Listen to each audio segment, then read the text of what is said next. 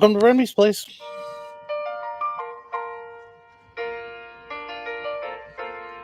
Making your way into LCS takes everything you've got. Taking a break from all your worries, watching YouTube a lot. Saturday at Remy's place.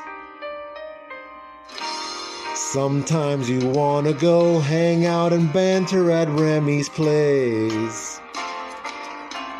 Come in and jump on lives today. You wanna be where you can see our grails are all the same. You wanna banter at Remy's place. You wanna go where people know we don't all collect the same. You wanna go hang out at Remy's place.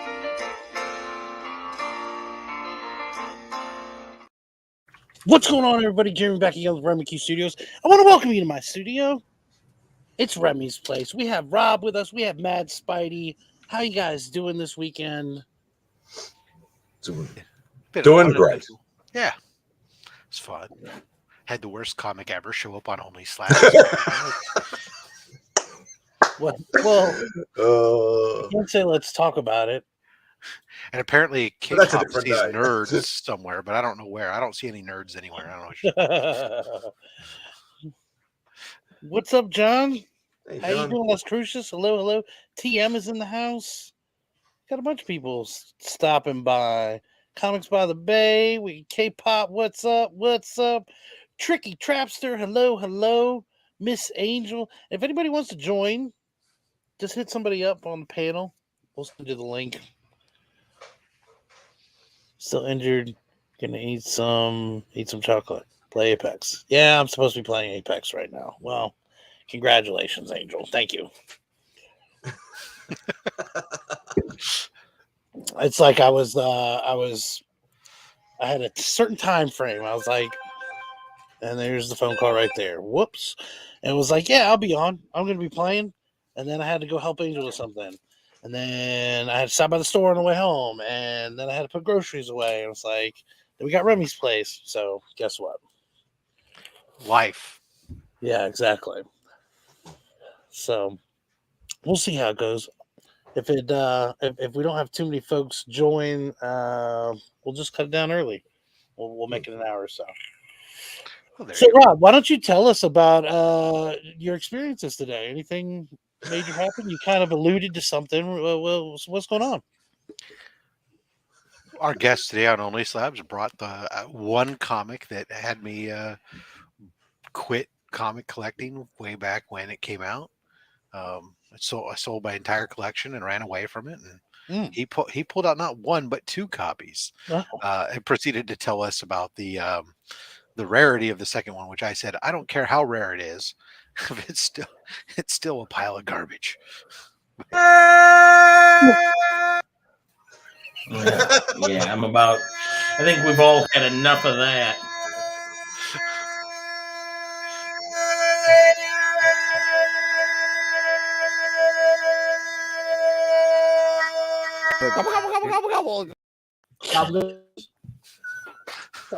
What a little boy, man. He's got deep lungs. That was a lot better. I was doing it at the same time. That was a lot better. Sorry for the interruption. Sorry. Oh, my watch out. gosh. Watch out. Oh, man. Watch out.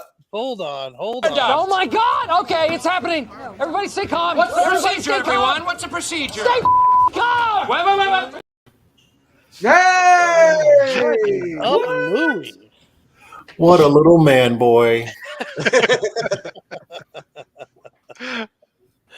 Oh, man. I know. Right over. All right. 1, 2, and I got it. There you go. Yeah, baby. He runs away. Hello. How's everybody doing tonight? Awesome possum. Oh, Even Travis made it. Yeah, that's awesome. Yeah, baby. Oh, shoot. That's my brother right there.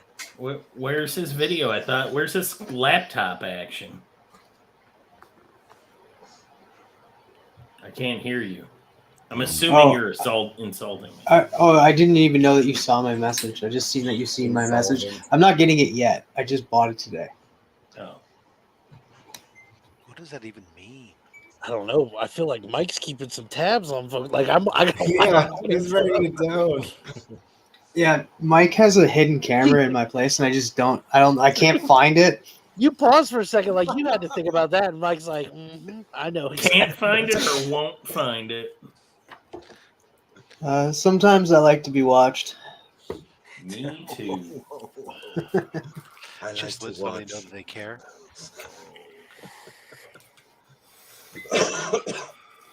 Nick, do you and Louie go to the same tailor? I wish. I mean, we have a shirt like that. I can't tell where one body won't starts fit and the others begins. Yeah, baby. Is a little bit more superior, if you get my drift. Oh, baby.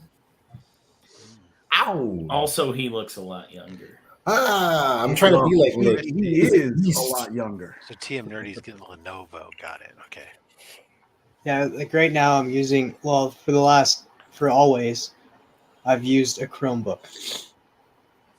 For a web-based browser, that's all you need. For how long?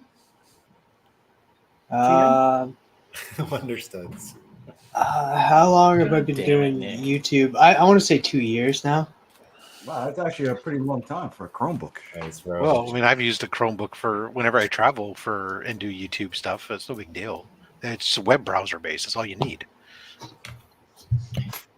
My camera doesn't work well. That's why it goes. Well- But I'm glad that I can actually connect to the internet, because a lot of my videos are fuzzy, and it's due to connection issues.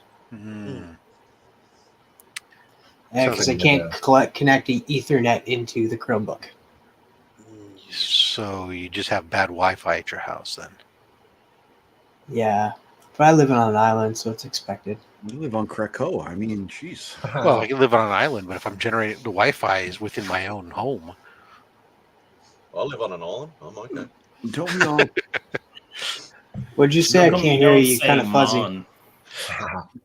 It sounds fuzzy too. Are you in Prince Travis? Edward Island, my friend? If you live on an island, how come you don't say Mon instead of man? Instantly, You call Mom. yourself an islander? You're doing a terrible job at it. Hey, Mom. How do you know it? How did you know?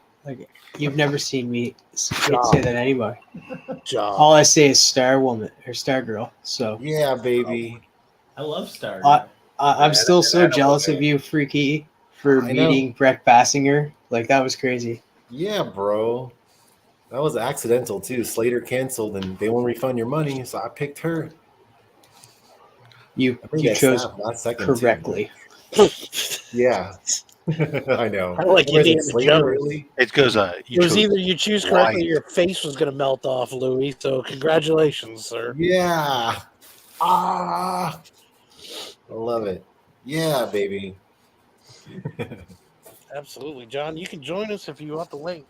John had a good time last night. I had fun watching John's show last night. Congratulations, John. Yeah, that was awesome.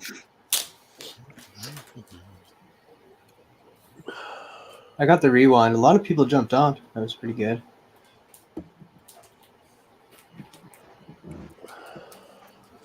I just last night, Spidey, I bought a page out of this. Yeah, I remember him mentioning that. Yep. Oh, nice. So Is that good. big oversized book? Oh, Yeah. you've not read it yet? You got to read it. It's really good. Unfortunately, a lot of the art to issues 2 and 3 were finished digitally. And the page I wanted from issue 1 had already been claimed by Jeff Lemire. So that guy's dead to me. Yeah, I saw that. Oh, come on now. Well, yeah. Okay. Can't say that about Jeff Lemire. Come on now. Speak up, When boy. he takes art from me, I sure can. If he starts collecting new Warriors, we might have to rumble. Yeah, he has taste, so I highly doubt he's going to do that. Ooh. Shots fired. Would you like me to do it, Mike? There you go. Thank you. Boom. Taking out the trash. Speaking of the new Warriors, this I've got your back. omnibus arrived this week. Yeah, boy. It's the Nova Richard Rider. Oh, nice. I went with the That's a B really cover. cool cover too. Mm-hmm. And what is Filled with that? Nova What, goodness. yeah, what issues are contained within said omnibus? Well, let's find out. Usually says on the back, doesn't it? I don't know. Usually says Just collectible. okay, we got Nova 1 through 25, Volume 1. ASM 171. Defenders 62 through 64. Marvel 2-in-1 91. Marvel 2-in-1 Annual number 3. Fantastic Four 204 through 206. Oh, wow. Also Fantastic Four 208 through 214. Annual number 12. Thing issue 34. And What If number 36. You even have a what if on there? Yep. Now, is that a new one? Something that just came out? I don't know. I'd seen it in one of my new Warriors groups, and they had a link to one of those cheap omnibus sites. You mean there's more than one New Warriors group? Don't worry, Mike. I got this one. Thank you. A A lot of haters out there. That was worth it. Oh, I don't have issue 36 of What If. I have 37. Mike, was their first appearance on Thor?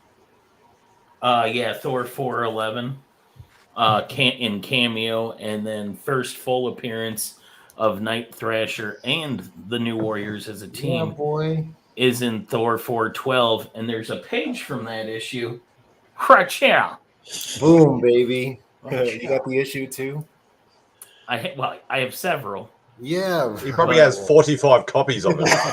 That's my boy. Wait No, and more see. like 13 because I'm not obsessed. 100. Yeah, I think Not I like those nerds in the New Warriors.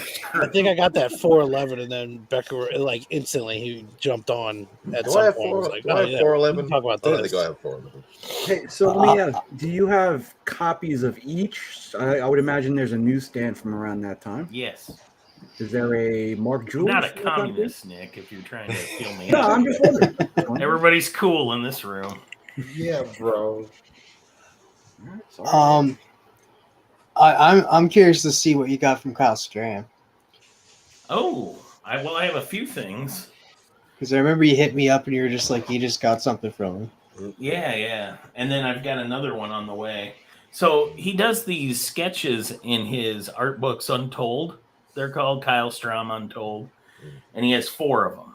And if you buy one for $20, he does a sketch in the back. And the first one I got, I had him do what the hell did I have him do? Salacious Crumb. Oh. And yep. And then last week I had him do a Jabba. And then this week I've ordered Bib Fortuna. But I have Jabba and I have Salacious. Rest in peace, Bib.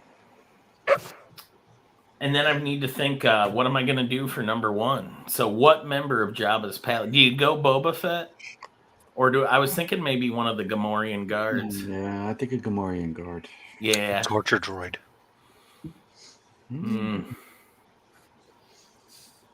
Is that? There was just a story about the droid getting tortured in Jabba's palace, that one shot. Oh, that's right. Yeah. Or, of course, we can always, don't forget, I mean, there is always Max Rebo Band. There's some dancing Twi'leks. Hell, there's even some slave girl named Leia. Whenever I have a chance to get a pig in a loincloth, I Well. go pig in a loincloth. Sounds like a party to me. Yeah, bro. Get a couple of guys dressed up like the Rancor keep around there, and all of a sudden there's a pig roast and it's a luau.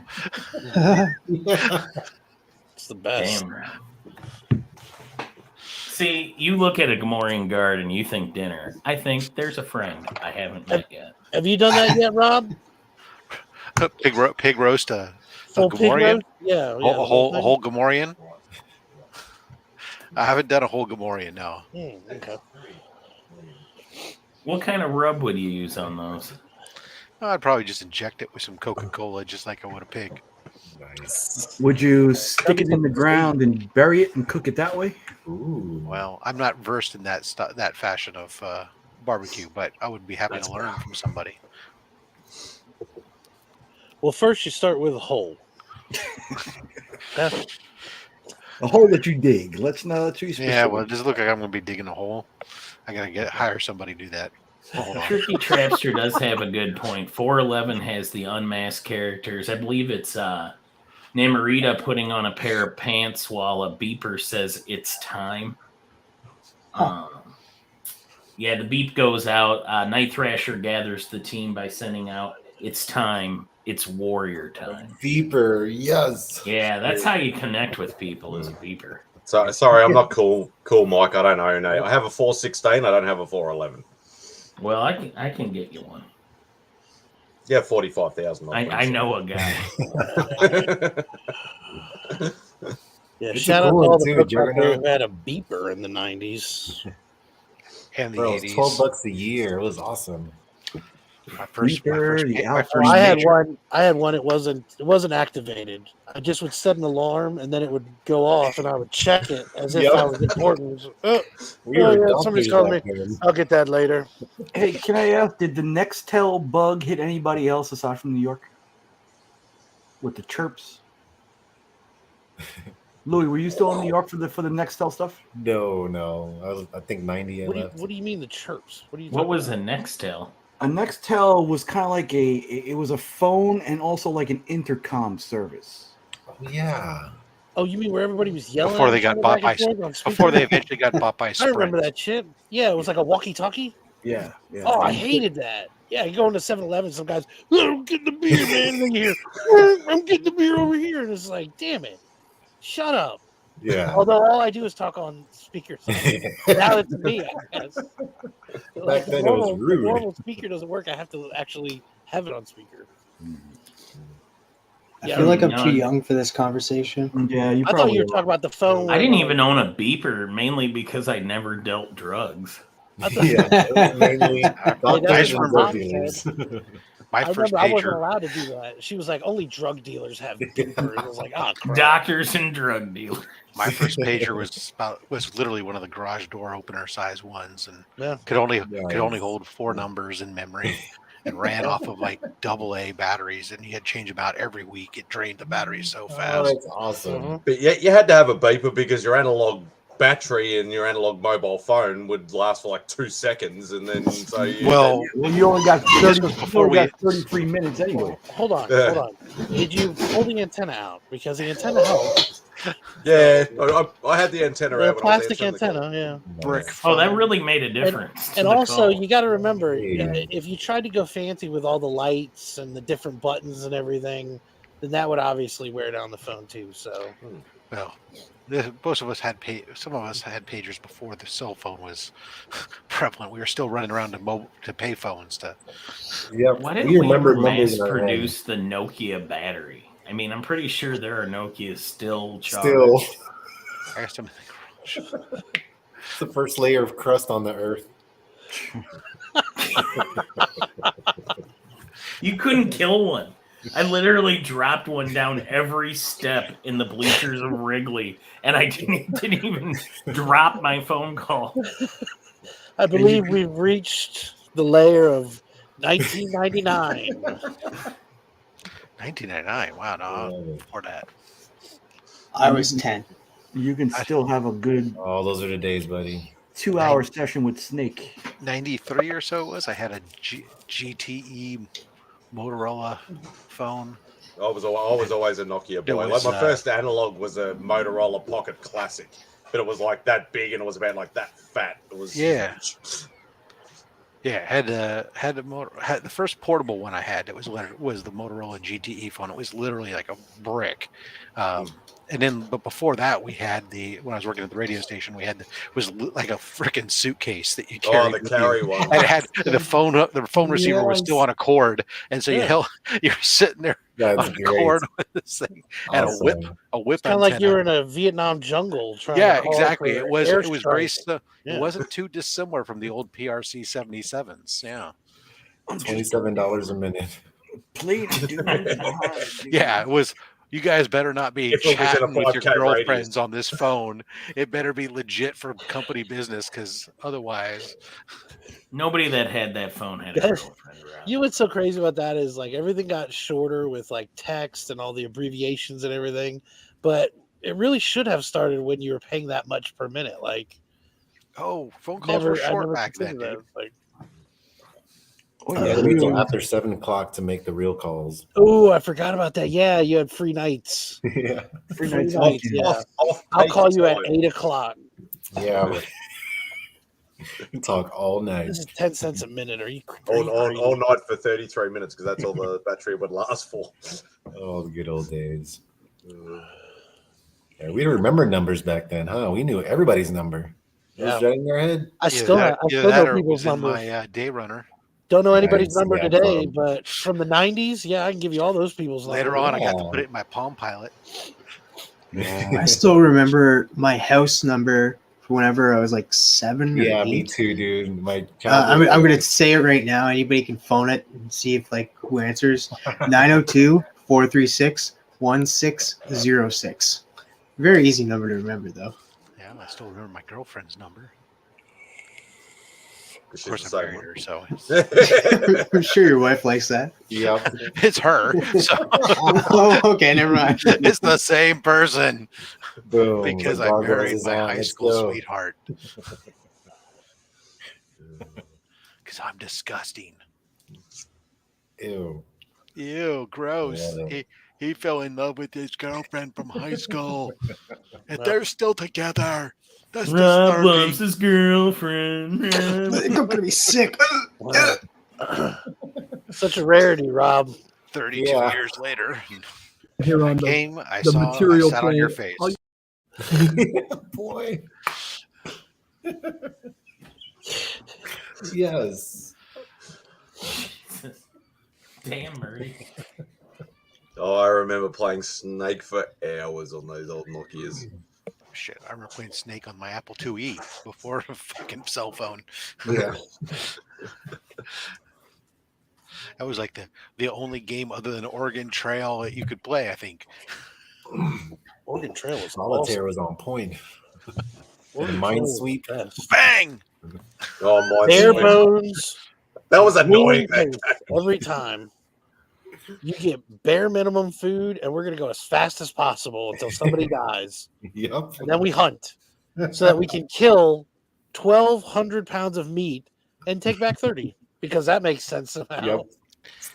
Yeah, you had the long cord in the kitchen. Dude, I the made kitchen difficult phone, man. decisions on the trail, and I don't appreciate you trivializing it, man. That was I the let my best. wife die. I can't tell you how happy I was when I would pass by a headstone and then I would see who it was and I could look at that person like, hey, right here, found you. I think about it You're a every day zombie, because I don't know if I've told you this, but I ride the Oregon Trail to work. Like Yes. I'm on the road that has little markers and stuff in Awesome. Kansas City. Nice.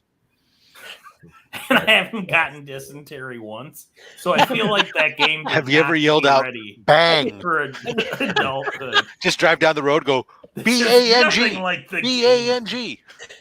Have you ever had to cross the river, though? That's what I want to know. No. I You did ever have had to float to across wait the for river? some aggressive bum selling flowers one day. My buffalo died. I've never had to take the Your wheels wagon off my wheel. car and turn it into Son of a a raft. bitch. Let's Damn go to the fort and trade for some Oh, I food. love it. This is bullshit. That game was full of crap. Nice. Yeah, I didn't have that game at home. That was a school-only game. Yep. We had to wait in line. And you would only have so long to play because it was Mhm. like during computer class. So, it was, I Same. don't know, 45 minutes or something. It wasn't ever long enough to finish. You could never beat that game. No, we had it at home, but at school we would play like lemonade stand. It was like it was a game where you had, the weather today's would be like this, and you had like, well, I need to make this much lemonade, and I'm going to need this much supplies, and then you go out there and like this clouds would come out. Oh, you didn't sell any lemonade. You're a loser. Oh, you run out of money. We had one that was like a turtle that would draw a picture. And by What was the picture, I name mean of like the- a square. Like you would put in coordinates, and then the turtle would like Oh, you draw got the like a line. pinwheel and stuff. Yeah, I remember. That. Yeah. Was So there a it's- game with monsters and math? Was it called Number Crunchers? Was that a thing? Sounds familiar, dude. I do know what you're talking about. Like And they little jumped. pink- You had to yeah. jump the monster to the Yeah. right answer of the equations. Yeah, that sounds crazy familiar. I liked that game until I figured out I was learning. It's like, wait a minute. What is this sorcery? Oh, TM. Speaking, have you read Kyle Strom's work, Spread Image? No, I think we're going to read that after Unearth. I won a trade paperback last week. Spread. So There you I already go, owned bro. the issues, but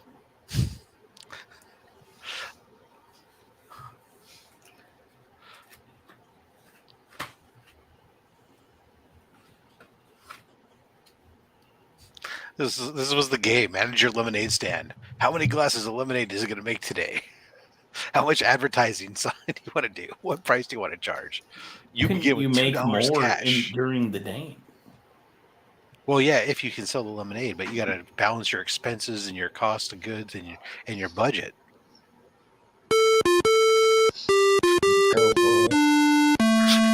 Hell yeah.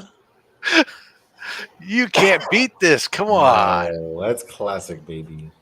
The graphics are amazing. Yeah, That was the There you go, Apple Mike. II, the Apple II computer game Lemonade Stand. Here's your number crunchers. There it is, Hey, bro. there it is. There it Yeah, is. monsters and stuff. Oh, I missed my special math class. Because computers are going to be the future. Mm-hmm. Never. I don't think they're gonna last. I know give what's them funny, 2 though? years at most. So I hear they remember got the doing, internet on computers now.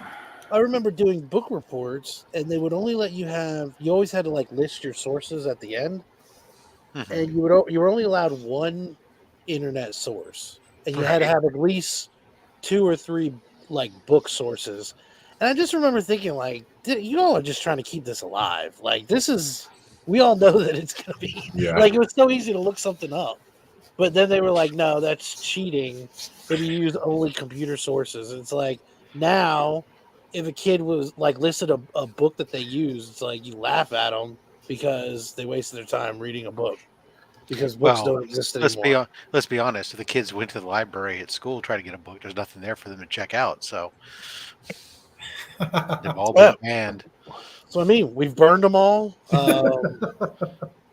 Fahrenheit 459. Yeah, You can't The fire of you can't look at that 2007. book. I remember There's it. two boys in that one book. They might look at each other. Look at each other. That's the devil. We're gonna burn these books. You should read this book, which is filled with murder and mayhem and rape and pillage and everything else. It's called the Bible. Really, it may not be appropriate talking about it around comic book folks.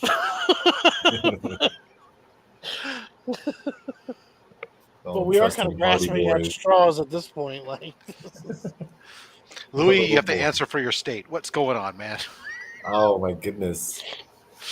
I It's did crazy town. I did like the I think it was a bold move to now allow everyone without a license, without training, without anything to conceal carry loaded weapons. Yeah. That's a bold move, Cotton. oh yeah, Let's see how that my one kind works. of place. I'm moving, It's like, baby. you just keep going. It's like, you know what? Let's see what else we can get away with. Hell yeah. We just keep going, like just to keep tipping the bar. I guess we're going to open up. They say they don't want to. There's nothing about you can't have an abortion early, but late term abortion via gun death. That's wide open, guys. There you go, bro. There's gotta be a balance. I've got this general rule. If I'm ever lost on the road, I always head south, and I know I'll be good. Well, just think if this had been in effect back in the day, Jose Canseco never would have been notorious. Yeah, boy. Oh, that's awesome. That's throwback, people.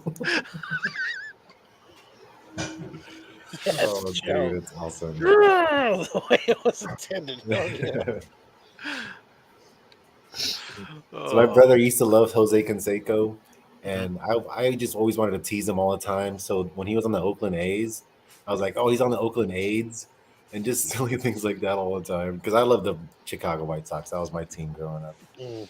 Oh, But so you were hurt, glutton yeah, for big punishment hurt. as well. Yeah, Okay, that's fair bro, that enough. was my people. Those are the days. I'm glad I was watching the A's this year. Rough, man. We're losing games double digit points like every game. It seems like it's like I looked at the game the other day. It was 6-0, and I said, I don't know if I want to watch this. And I tuned into the end of the game. It was, oh, you lost 17-6. It's like 17. Ouch.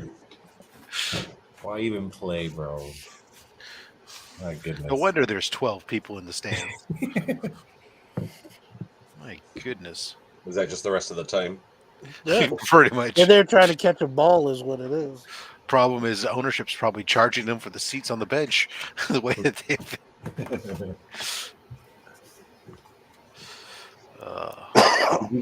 Did you guys see the Jang Voices Spider-Verse cover, bro? This thing is sickening. Oh yeah.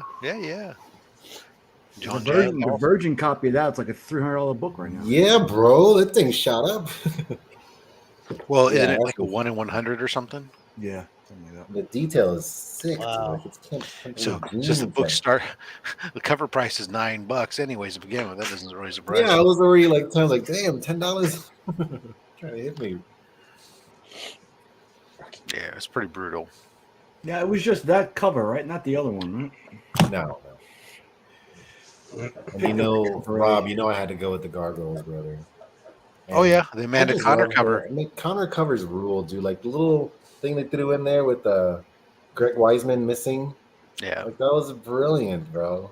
yeah. No, I love Amanda Connor's covers. Yes. Oh yeah, always awesome possum. That's all. What a little boy, man. Yes. That's right. What a little boy, man. That was the best. I remember when you All said right. that instantly, I was like, no, that's a classic. Here's Lou. I'm going to send you a picture right now.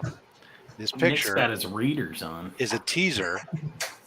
I've told everybody that this Monday's mail call is more epic than the most epic mail call ever. I'm going to send you a picture that's going to prove that, and you just have to sit there and either tell everybody without telling them what it is, whether yes or no, that this is going to be an epic mail call worth watching. I already know what it is. Yeah, the fact that you're sending it to Louis already makes me believe it's an ASM book. So, And you don't have many left. Yes, a million times yes. Wow. Oh, that is sick, Louis. Thanks for sending it to me. Yeah. I thought it was just the hidden You said camera. send it Oh, nice. all, and I don't think you meant to do that, bro. That's Mike's got a beautiful. hidden camera in Trav's That's place, and Trav's beautiful. got one in Louis' place. Yeah. I cosplayed one of those, Rob. It's pretty awesome. I'll guess which one. I think I know which one it is. The other one would be a little bit more difficult. But Yeah, a little bit. That's excellent, my friend. Dang, dude. That's beautiful. Clean When our details. ASM brothers get stuff, we just grow in power, all of us. I agree. I had something else in the works still too, actually, which is crazy. Yes. Louis, let me ask: Did you do any filming at MegaCon? No, I did none, dude. It was so insane. And I had so many missed opportunities. I really wanted like all the groups to say like live from Newport, Saturday Night Louis. That would have been awesome, or just something. And Roscoe, he filmed me dancing with an R2D2. I didn't know he was even there. Like I didn't know he was right in front of me. I can't see through those eyes. So a little bit I had Roscoe. I didn't know he was in front of me, and he was great, dude. Like at least So I got there's Roscoe and I got No Puff. footage? No, dude, like none. And it was really tough because your phone, the internet, all that was, you couldn't call anybody, you couldn't use internet. It was just all crazy. Like, was it 50,000 people in there? It was a lot of humans. It was a city of people. So it was really crazy. And I had 2 photo ops. So I had to stay in one area just to make it for both times. and I had different costumes to wear. It was a lot of stuff going on. But I don't think I'll do a Saturday again. Like if I'm gonna try to meet people, Saturday is not the day. There's too many people in the way. See, that's how you do it, folks. He's got multiple costume changes. Like, Yeah. that's the real deal Plus right full, there. full backdrops and all sorts Yeah, of baby. I don't play. Roscoe said it was packed there, and it was so hard. But he said like the easiest person to find was you. Yeah, baby. Come on. Well, who else is carrying around their own backdrop? Right? I got Moxie. I come with construction walls and supporting beams over here. Yeah, luckily my brother was there. He helped me a bunch. If I was there by myself, half the stuff I wanted couldn't happen. So I forget, like, I can't be doing this by myself. Like, I'm lost. But yeah, man, I did get to see Puff too, Sean from Puff Comics 84. That was awesome. I know him for like 4 years, and he's a Florida guy, and he's always trying to invite me on their comic crawls. They do comic crawls all over the state, and I miss it all the time. But we're gonna try to meet up soon because Sanimation 05 from Sweden is coming to Florida, Amsterdam, of all places. Yeah. Netherlands. So yeah, dude, very excited. I know, I never know. I don't know. I was like, oh, it's not America. I don't know. But yeah, dude, it's like Florida, really, honey. But it's all right. She just wants to see us. I don't hate on my state. I don't care. Absolutely right. not, sir. Yeah. Go by and visit everybody and buy a gun and walk around with it. Hell yeah. Boom, bro. You get it. Sounds like when you walk American in. me right there. It's automatic gun as you walk in. Hell yeah. Hell, that's the land of fighting alligators off with frying pans. You have to, bro. They're trying to eat your dogs. Like land from the plane and you get off and they're like, what would you like? Pistol, rifle, assault rifle. Yes, sir. Try to eat your dogs, but eat you instead.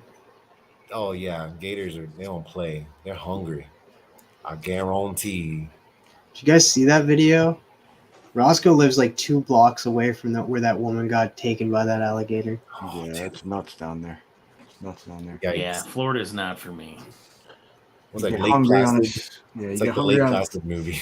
you get hungry on a Saturday night. You go to Denny's. There's a couple Lambos in front of the Denny's. Who goes to That's a Denny's bad on move. purpose? Denny's isn't a destination; it's where you end up. High Yeah. school kids after prom. But, You get free hot but chocolate. much better than Waffle House. Again, where they cook food with their feet. You better shut the Throw fuck up. chairs Don't at get you. hurt. She catches chairs. Did you just say Waffle House is worse than Denny's? Yes, Waffle House around here, they cook the food with their feet. See, they grip it with their toes and they flip the eggs and sausage and everything with their feet. Everybody's barefoot. It's disgusting. It's disgusting. They have ratings here for fast food restaurants as well. Do you guys have those? Yeah, that's Like we have ratings like out of 100. from the. Oh, And the Waffle get- House, instantly it's a 75. It's disgusting. It's they made it easier rarely for you us. see under a 96. They're 75 every time because they cook with their feet. It's like ABC. It's like high school. It's A B C D E F. I don't know what to say about that. Like, we've got a pretty upscale Waffle House here in Lee Summit. Oh, Like no. everybody's got their GEDs. I'll go by. Hey. Good. Let me. It's like blue. I'll dig Waffle up one of House. my Corona masks and I'll go by there later and I'll live stream so you guys can see it. But I gotta wear a mask when I go in there. All right, we're all going to be there in about 2 months, so we'll check it out. Yikes. Yeah, boy. To the Charlotte might have hospital. a little bit better, but yeah, around here now. I don't know. All I know is Charlotte can't get that damn World of Beers. Can't be bothered to freaking follow through on an email to save their lives. Guess what? They're gonna be surprised when we all roll in there and be like, "Hey, we're Dude, here. I'm trying to get the. Clear it out." I mean, they talked to me. They were supposed to send me the menu. So, I I'll go by early. I go I'll by and I just- ping them, and I get no response. What the hell, Rob? I'll We're go only by a few months early. out. Why don't you have this set and they'll up? say how many, because and of I'll them. say 50, and they'll be like, "What?" And I'll be like, "Yeah, we emailed y'all bitches. Give us this whole." I place tried right scheduling with you. I tried booking with you. I tried to get you. Yeah. were supposed to send me a menu. You didn't send me a menu. Yeah. Your now. restaurant is I'm gonna have a ours now. picture of you, Rob. I'm We're gonna the say cat. this guy with this sinister mustache is about to arrive in the next 3 hours. Get it set up now. What's the name of the place? World of Beers. Oh yeah, this place is good. He is. Oh shoot, Nick, you didn't make it down last year. No, sir. COVID That's right, hit, you were going to, COVID but hit you the didn't make it last house. minute. COVID hit the house last year. Yeah, that's right. That sucks. Well, I think it's awesome you guys got Tyler coming. That was really nice, and you did that, Remy. That was great for you raised that money for Tyler. Fuck that. Yeah, it was all me. Yeah, you know, yeah, it was me and me alone. You know, it's no big deal, but In the arms of... I didn't click that. I didn't click that. I actually forgot we had that in there. I need to get rid of that now. And Rem, what was the final total on that one? I think it was like $160 that I have to give back to people now. Flat broken. I got to come up with. Because it wasn't a money $160 issue to for give him, was back it? to people. No, it wasn't money at all. And I didn't think anybody would donate, and they did. And now when I see them at Heroes, I have to be like, "Here is money." Well, I have to say, Were you a victim of a fake? Hi, my name is Yeah. Erwin R. Shyster. Yeah, I was the guy that called you up and like, "Hey, do you want to donate to the local police department or whatever it is?" Like, The policeman's ball. there might be another, well, not a GoFundMe just yet. We're gonna put a sale together, or a couple of mystery boxes together to get my boy Panda Yay! Heroes Con. I don't think he's coming. No, I know he said already that he wasn't, but he's been down in the dumps lately, and I think that'd be Yeah, he's got some stuff going on. a pretty nice surprise to at least get him into the state of North Carolina, and then we'll figure out what to do from there. yeah, Well, step one IHOP is would get be number Panda one. to show up somewhere. Step 2 is get Panda to get a hold of Nick's credit card. Step 3 is order drinks. Step 4, profit. Yeah. Oh, Florida is America. IHOP. There you go, Joe. There's the place. Yeah, IHOP's where it's at. Pancakes with some boysenberry syrup. No, I'd rather have Denny's. Denny's is my spot Miami. What's that? because they put everything on one sandwich. Oh, French, French over Miami. I love French it. toast, bacon, ham, sausage, Grand cheese. sandwich. Yeah, boy. Moon's over my hammy It's too, every yeah, time. that's too many. There's too no many reason flavors to of- order anything else. Yes. I still, everyone knows. you know what though? When it comes to Yeah, damn. sandwiches, I'm still an advocate for the KFC Double Down. Yes, No bread, just chicken. Chicken on Just chicken. chicken on either side. dude, that Yeah, is the boy. best sandwich ever. They've had The that. sandwich is They disgusting. brought it back in limited time. It's back right now. Oh, it's always boy. been on this. It's also been on the secret menu because they have a sandwich that's just a single piece, but they put it on Hawaiian bun or whatever, and so King's you can Hawaiian. order it. At some of the places, they'll sell you off their secret menu. Essentially, they just get rid of the bun, put two KFC in is there. disgusting. The best Right, sandwich I I've had ever Popeyes had last night. Much better. was from an Arby's in North Carolina. It was nothing but bacon, Woo, baby. candied bacon on a bun. Candy. That's about right. Beautiful. Yummo. I've never eaten Sounds at about right. Popeyes. Can I get a sandwich with just bacon? Popeyes is solid, dude. But you got to get the spicy chicken on the bone. Don't get no freaking tenders. Don't get that. Just spicy chicken on the bone. Do you guys have I don't Gus's? like bone though. You take the bone and Yeah, you'll what? like it. It's in the bowl. Do you Episode guys on have my Gus's comics. fried chicken? I like that. Gus's? Yeah. I think gas station in Atlanta, maybe. Uh-uh. We have mountain fried chicken. That's pretty It's good. a Gus's is a chain, and they always have like the whole thing is it looks like they bought the furniture at a yard sale because none of the chairs match. It's Church's chicken, right? Yeah. It's good though. Churches, we I like got to go in there and get a full set. Like you go in there early and you collect a full set, put it on one table. Now we match. It's Yeah. like hot chicken though. It's good. Bobby, if you've never heard, a secret menu is basically most restaurants have something of this sort, at least fast food places, where it's essentially food items that don't actually exist on their menu, but they've either they're But if past you know a items guy or and knock right on the back door. Yes, but essentially it's stuff that they already have anyways that they can make. It's sometimes Yeah. old menu items, You're like, sometimes just popular cult items. I that want a make their number way around. 3, but I want you to add ranch and bacon to it, and then all of a Yeah. sudden you have the bacon ranch sandwich. Yeah, I'm surprised Bobby doesn't know a guy in Kansas City and be like, yeah, I know a guy. I know multiple guys that do shit for me. I'm surprised Bobby doesn't know that. Bobby does. He just doesn't say it out loud. It's just, Doesn't it's need just like to. out here, notorious. You can go to In-N-Out, where In-N-Out Burger only has like 3 things on the menu, but there's a laundry list of things that are on their secret menus, like fries, monster style, and Never all been kinds to of an other stuff. In-N-Out burger. Oh, I don't care for In-N-Out Burger at all, personally. I'm like the one Californian who is like anti In-N-Out Burger, but All right, this guy's here. I'm out. well, then we Yeah, traded up. boy. How you doing, Mark? Doing a lot better when I saw TM leave. I hate to see him leave, but I love to watch him walk away. Yeah, boy. I got the memo. It's Spider-Man T-shirt night. Yeah. Only if you can Crikey. look like them. That's it, boy. The surf. He's Annoying on there. as He's just hell. not full of it.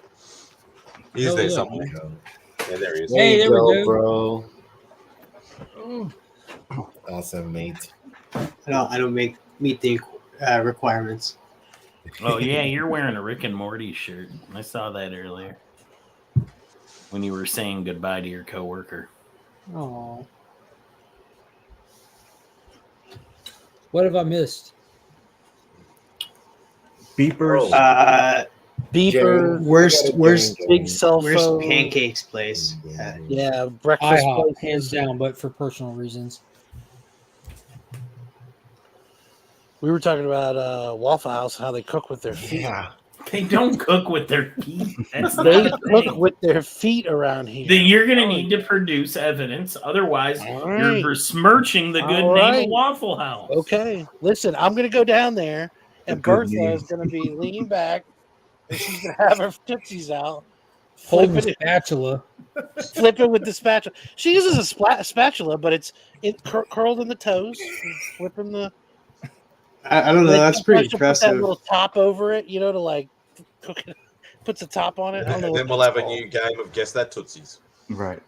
Waffle I House. could cook with my feet. Guess those Tootsies.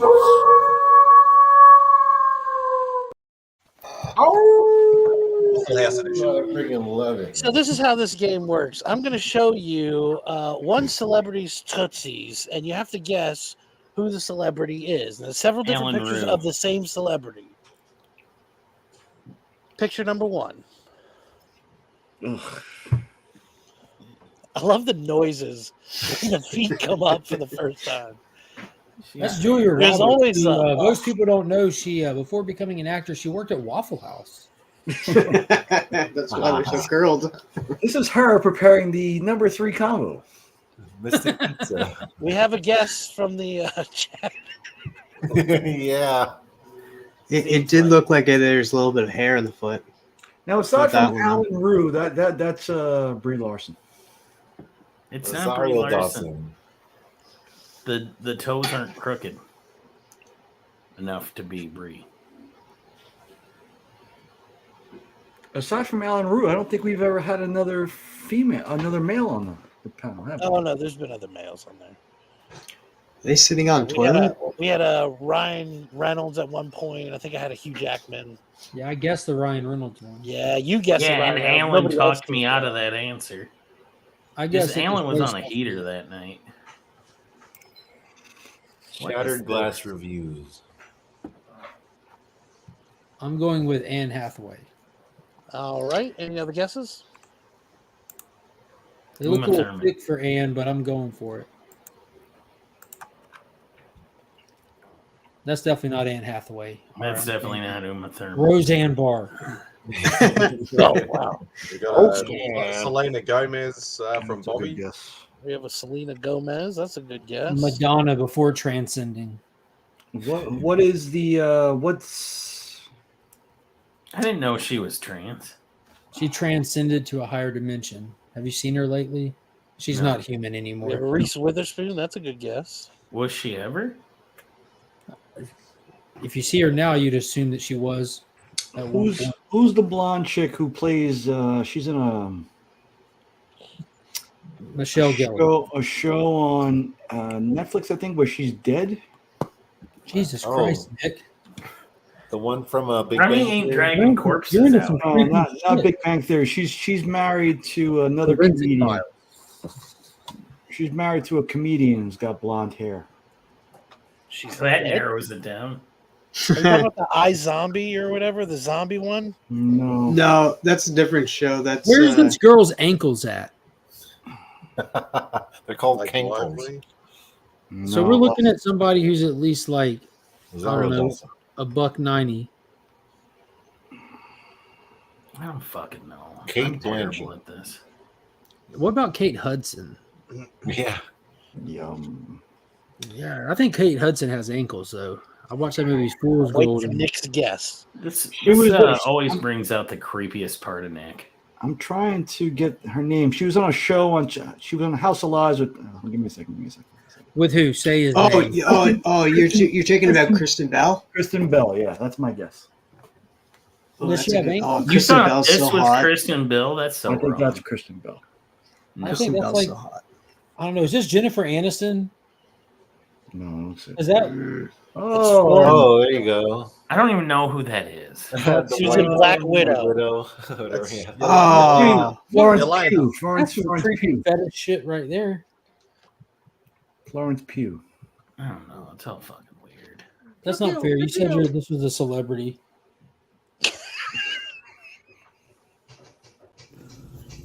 Guess those tootsies.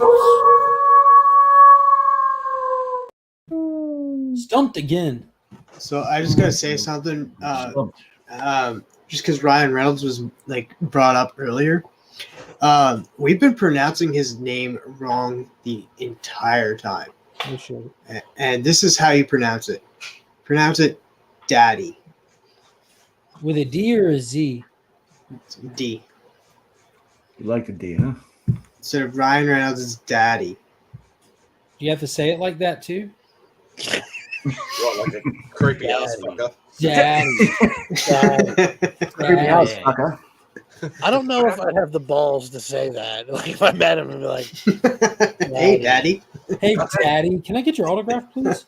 Thanks, Dad. I think he would actually laugh, to be honest with you. Yeah, he seems like he if is I was good. in Florida,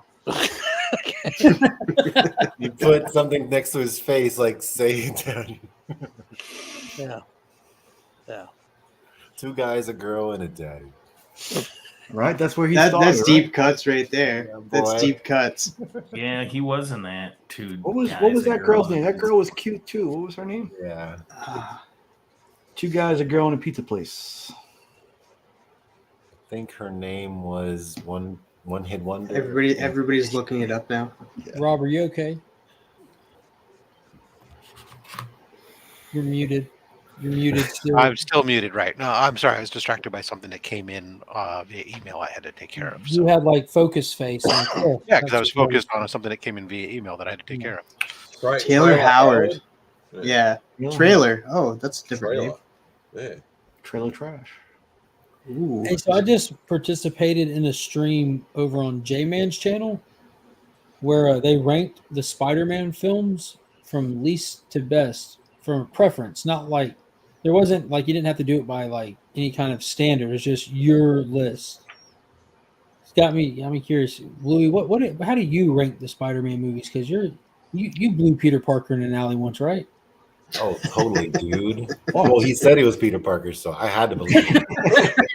And he shot his webbing everywhere. Yeah. It's No, organic, too. how did the what is it like 9 movies? How do they stack up for you? From because- least to favorite. Man, it's tough because I love the adventure. Like the first You're one was like you're on so the happy spot. to be You're on pumping. the spot. What's the shittiest one? Let's go. The third one Oh, of the, the first shittiest. franchise. If I had to, dang it, man. Yeah, I guess the third Spider-Man from the Toby. For me, So you're saying that the Spider-Man 3 has less rewatchability than the fucking one with Mysterio and Night Monkey? Oh, I love the Mysterio Night Monkey one.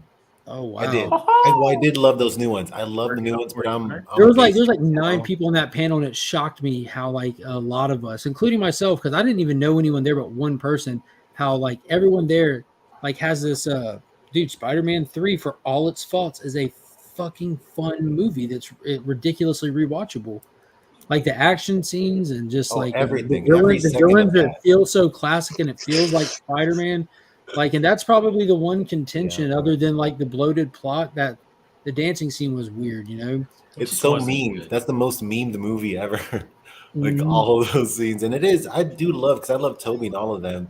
But I think rewatchability, and I wasn't mad at it. I mean, kind of, but not really, because it just felt different.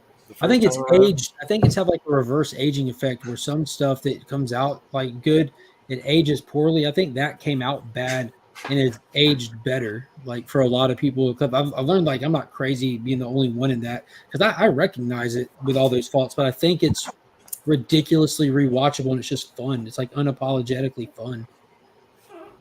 It is. It doesn't care. Like it's like they all, you can tell all of the actors too are just like, we don't care. We're just gonna do this and we're getting paid. And I can tell, but I love that. And like, oh, our little Gobby's crying. Like he was, his Dark Peter was, every line was, I don't know. Maybe I do like that one better. Kristen Dunst Harry was already getting getting her Titanic money. You know what I'm saying? Like Harry getting a complete arc and everything. That scene. Yeah, that was really cool. And when he was friends again, I did like that. Yeah, and like it was better. We kind of talked about it for a minute. And one thing I had to bring up, and I hadn't thought about it since tonight, like really getting to dive into these movies and talk at them in depth with so many people, like with so many different views. Like when Harry stepped in front of Venom and took the spikes to the chest, and it cuts to Peter, and like Toby's actual reaction, how fucking raw that was, how you felt that, how these people have worked together for however many years with the same cast, the same crew, the same director, wearing the same fucking costumes, over every single movie. Like you actually felt it. You felt the emotion and like, you felt the weight of this film. Like, even his microphone doesn't believe what he's saying right now. Yeah. I was gonna say, is that just my headphones? Or? It's true. When Harry was falling and he's like, Harry, like that hit you freaking hard. And It the was whole like death scene, he's like, we're still friends. Like, oh, dude, he did halfway great. Poor through Franco. Mark's review, he joined the witness protection program. Oh, the microphone fucked up? Yeah, it's going in and out. I wonder if it's on the microphone or if it's through the computer. Well, TM's got a Chromebook for sale if you want it. Yo. Yeah, what's your problem? What's your top? Is definitely number 2. My number top 2 3 Spider-Man. No, what's your least and your greatest? The greatest is the first Tobey Maguire. I'll do the top 3 and the bottom 3. Tobey Maguire 1 and 2 are my 1 and 2 spots. And 2 might actually be 1. Yeah. All day. All day. Yeah, I'll flip them. And then 3 is the Garfield first one. See, that's my exact top 3 list as well. I ended up writing them down. And the Garfield and the first Toby flip-flop for me depending on what day of the week it is, kind of thing. Okay. Now, my bottom 3, I'm not a fan of the third Maguire. I hated it. I hated it in the theater. I've held a grudge ever since. So that's bottom. I'd put, boy, it depending on the day of the week, it'd probably be the Mysterio or the second Garfield. So my bottom 3 are Holland's first and second, and then Amazing too. I liked the first Holland enough to not have it be in my bottom 3. And then the mashup is probably in front of the first Holland. What's the mashup? That's what I call the third Holland, where they combined worlds. Yeah. Yeah, that one's number 4 on. Number 5 on my list. The third Holland's number 3 on my list because of like my love of Toby and Andrew. Like the third one being so good was contingent on those 100%. Yeah. That movie doesn't hold up. The story's not there. The plot's not there. There's no rhyme or reason to any of that movie happening from the start to the finish. It makes zero fuck all sense. But the fan service I is didn't so know you were goddamn- representing somebody in court on this one, but I can't ever imagine being that passionate about any of those 9 movies. I'm not being passionate. I'm just giving you my take on it. Yeah, I This don't dude really- is fully I'm giving you my take, and I'm giving it to you like this, and I'm going to lay it out.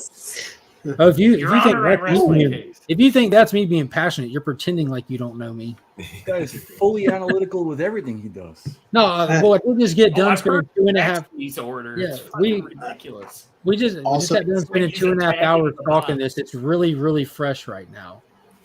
Also, I think you're looking at America a different way than I'm looking at it. It kind of looks laid back right now, so I don't see him lunging at us. Yeah, I'm sitting here leaning on my hand.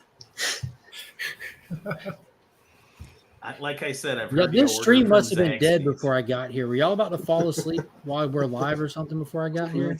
Talking about Well, there was beepers hope in and joy, though. 1990s.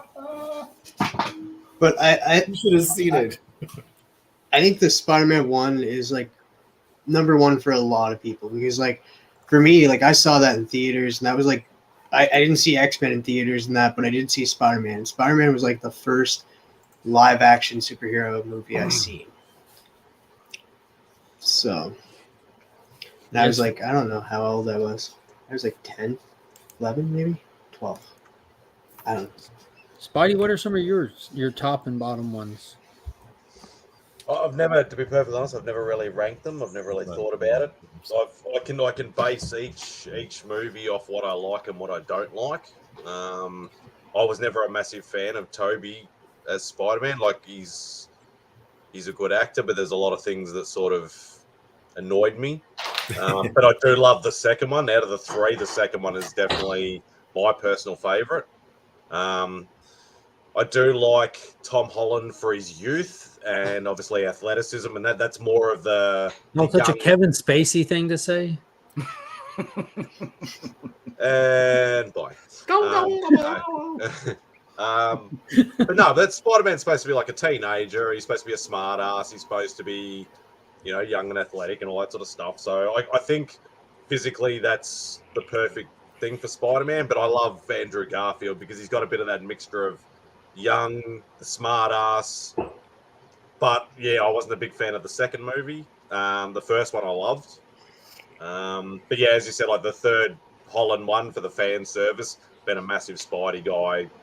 I just love the fan service in there. But I can see a lot of plot holes and a lot of crap that if you analyze it, I can see where people are coming from. But I just love the fan service side of it. And that's what by the rose-tinted glasses I'm watching it with, basically.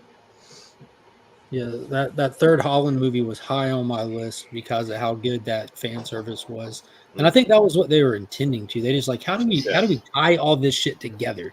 It ain't gonna make sense. Fuck it, it doesn't need to. Yeah. And that's perfectly fine. Like they completely let go and said, let's just do this instead, and it worked flawlessly. But it makes it hard for it to like that first feelings I had watching it in the theater. I still get some of them. Like I can't watch Andrew catch MJ without tearing up. I cannot. Like that is insane. But like a lot of the other stuff just didn't hold up. Where would you put Into the Spider-Verse in that? Into the Spider-Verse comes right after that. It's my pivot film, Dead in the Middle. Dead in the Middle?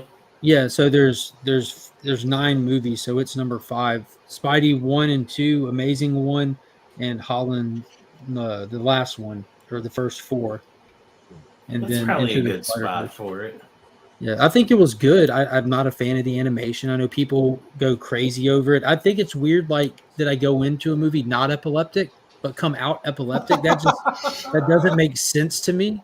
Like let's make some shitty animation and that way and say it's good and let everyone just pick up the ball and run with it. Like, this isn't revolutionary or good. It's choppy and fucking weird. The story was cool, but for me, I think what got me over so big on Into the Spider-Verse was its timing.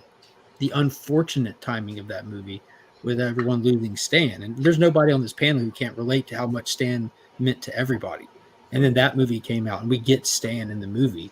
And then there's that tribute at the end, and that movie is a testament to that man who left a legacy for everybody. And that movie itself is about legacies. His biggest character passing the torch, and it's like a universe inside of a universe. It was huge.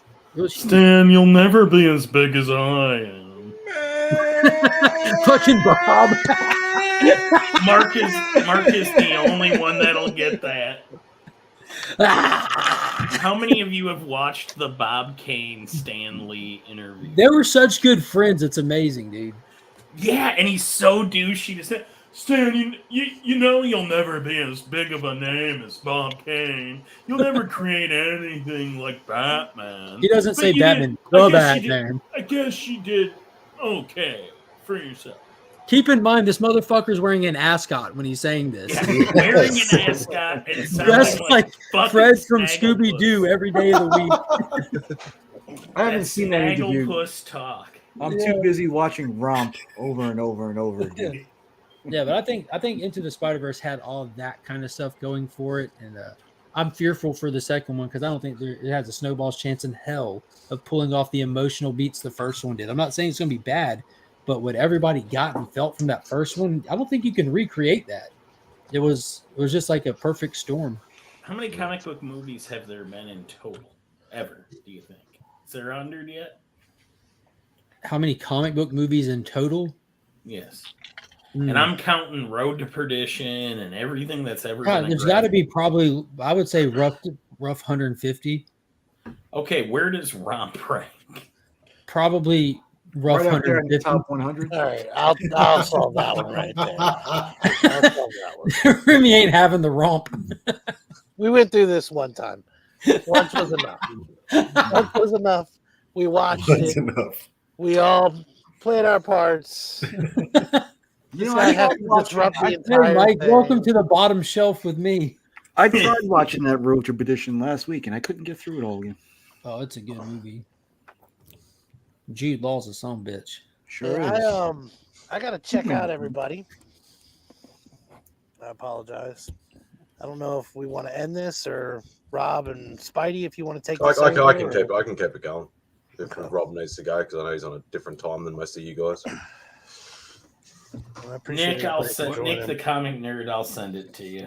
What I'm really disappointed to hear, though, in all this Spider-Man talk, is that you completely left out the ones that got me into it, which is the 1977 Spider-Man, the 1978 Spider-Man Strikes Back, and the 1981 Nicholas Hammond. Dragons Challenge.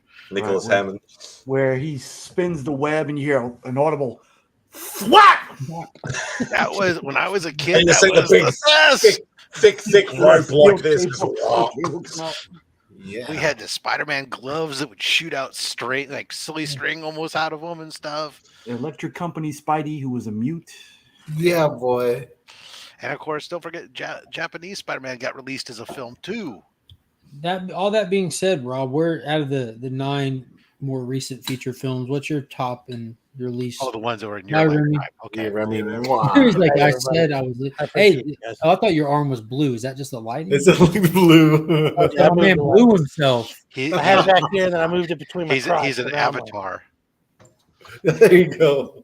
Don't get him started, Rob. Avatar 3.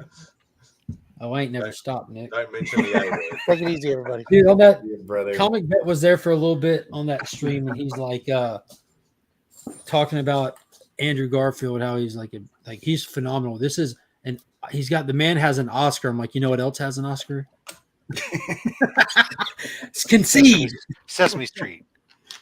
Exactly. But yeah, Rob, what's your? I'm excited to wonder what's your least favorite and most favorite. You know, This isn't written in stone.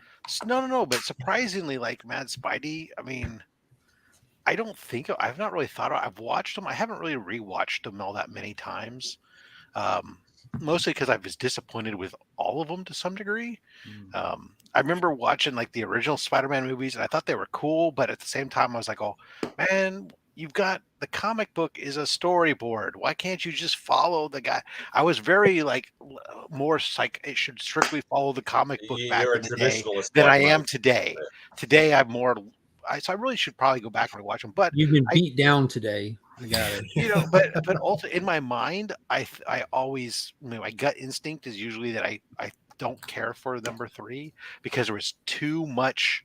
They tried to do too much in too little time. I don't like movies, like they shouldn't have had to introduce Venom at all into the whole thing. It's like, okay, you could introduce Black Suit, but you didn't need to introduce Venom into the thing. You could have left it at the end of the thing, and they find out that Venom's this is a symbiote. And then now I want to see number 4 instead of trying to squeeze it all in. I thought it was just too much. The Garfield movies I can barely remember, but and the more recent ones have been like fun, but it's not. I get hung up over the fact that it's not my MJ. It's not my MJ, my Flash, my Peter, my May.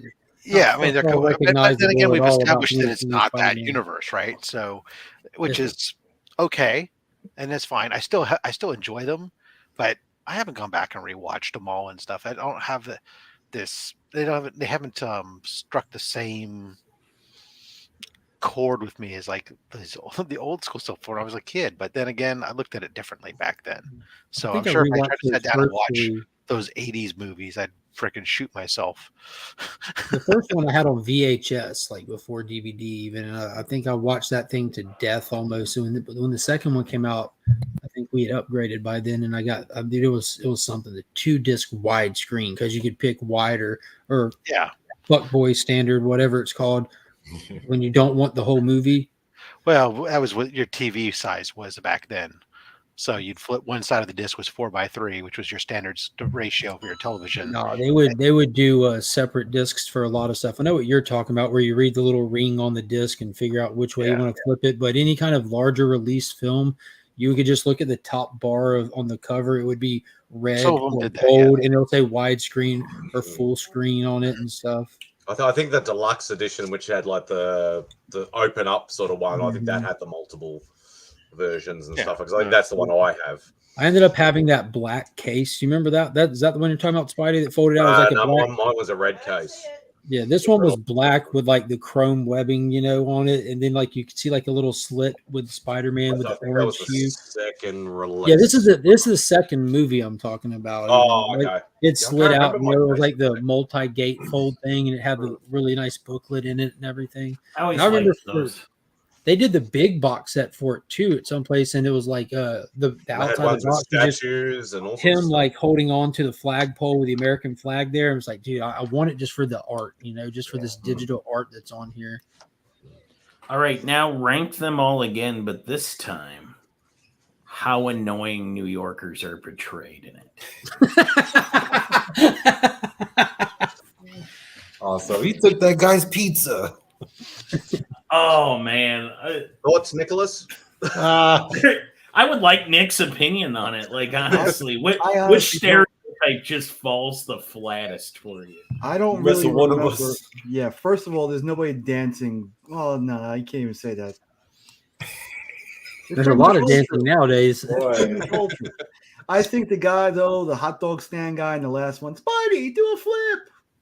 That guy was pretty annoying. I think the Tom Holland's probably win because isn't he the one that says, "Hey, I'm walking here," something like that? Like, doesn't he do that gag at one point? I can't remember. Awful. And then the best one is probably the Spider-Man 2 with the subway, where New York like protects Spidey. Like, no, but honestly, that's actually badass. Like, you have the people in the rail. That's what I mean. That would be from worst to best. That's peak New York. Like, I think the second peak, and that's one of the things that's so strong with the Garfield is you have C. Thomas Howell call in his people from work because he recognizes, like, this is a guy that saved my kid. We don't have a clue who this is, but I know he's a good dude, and we're going to have his back.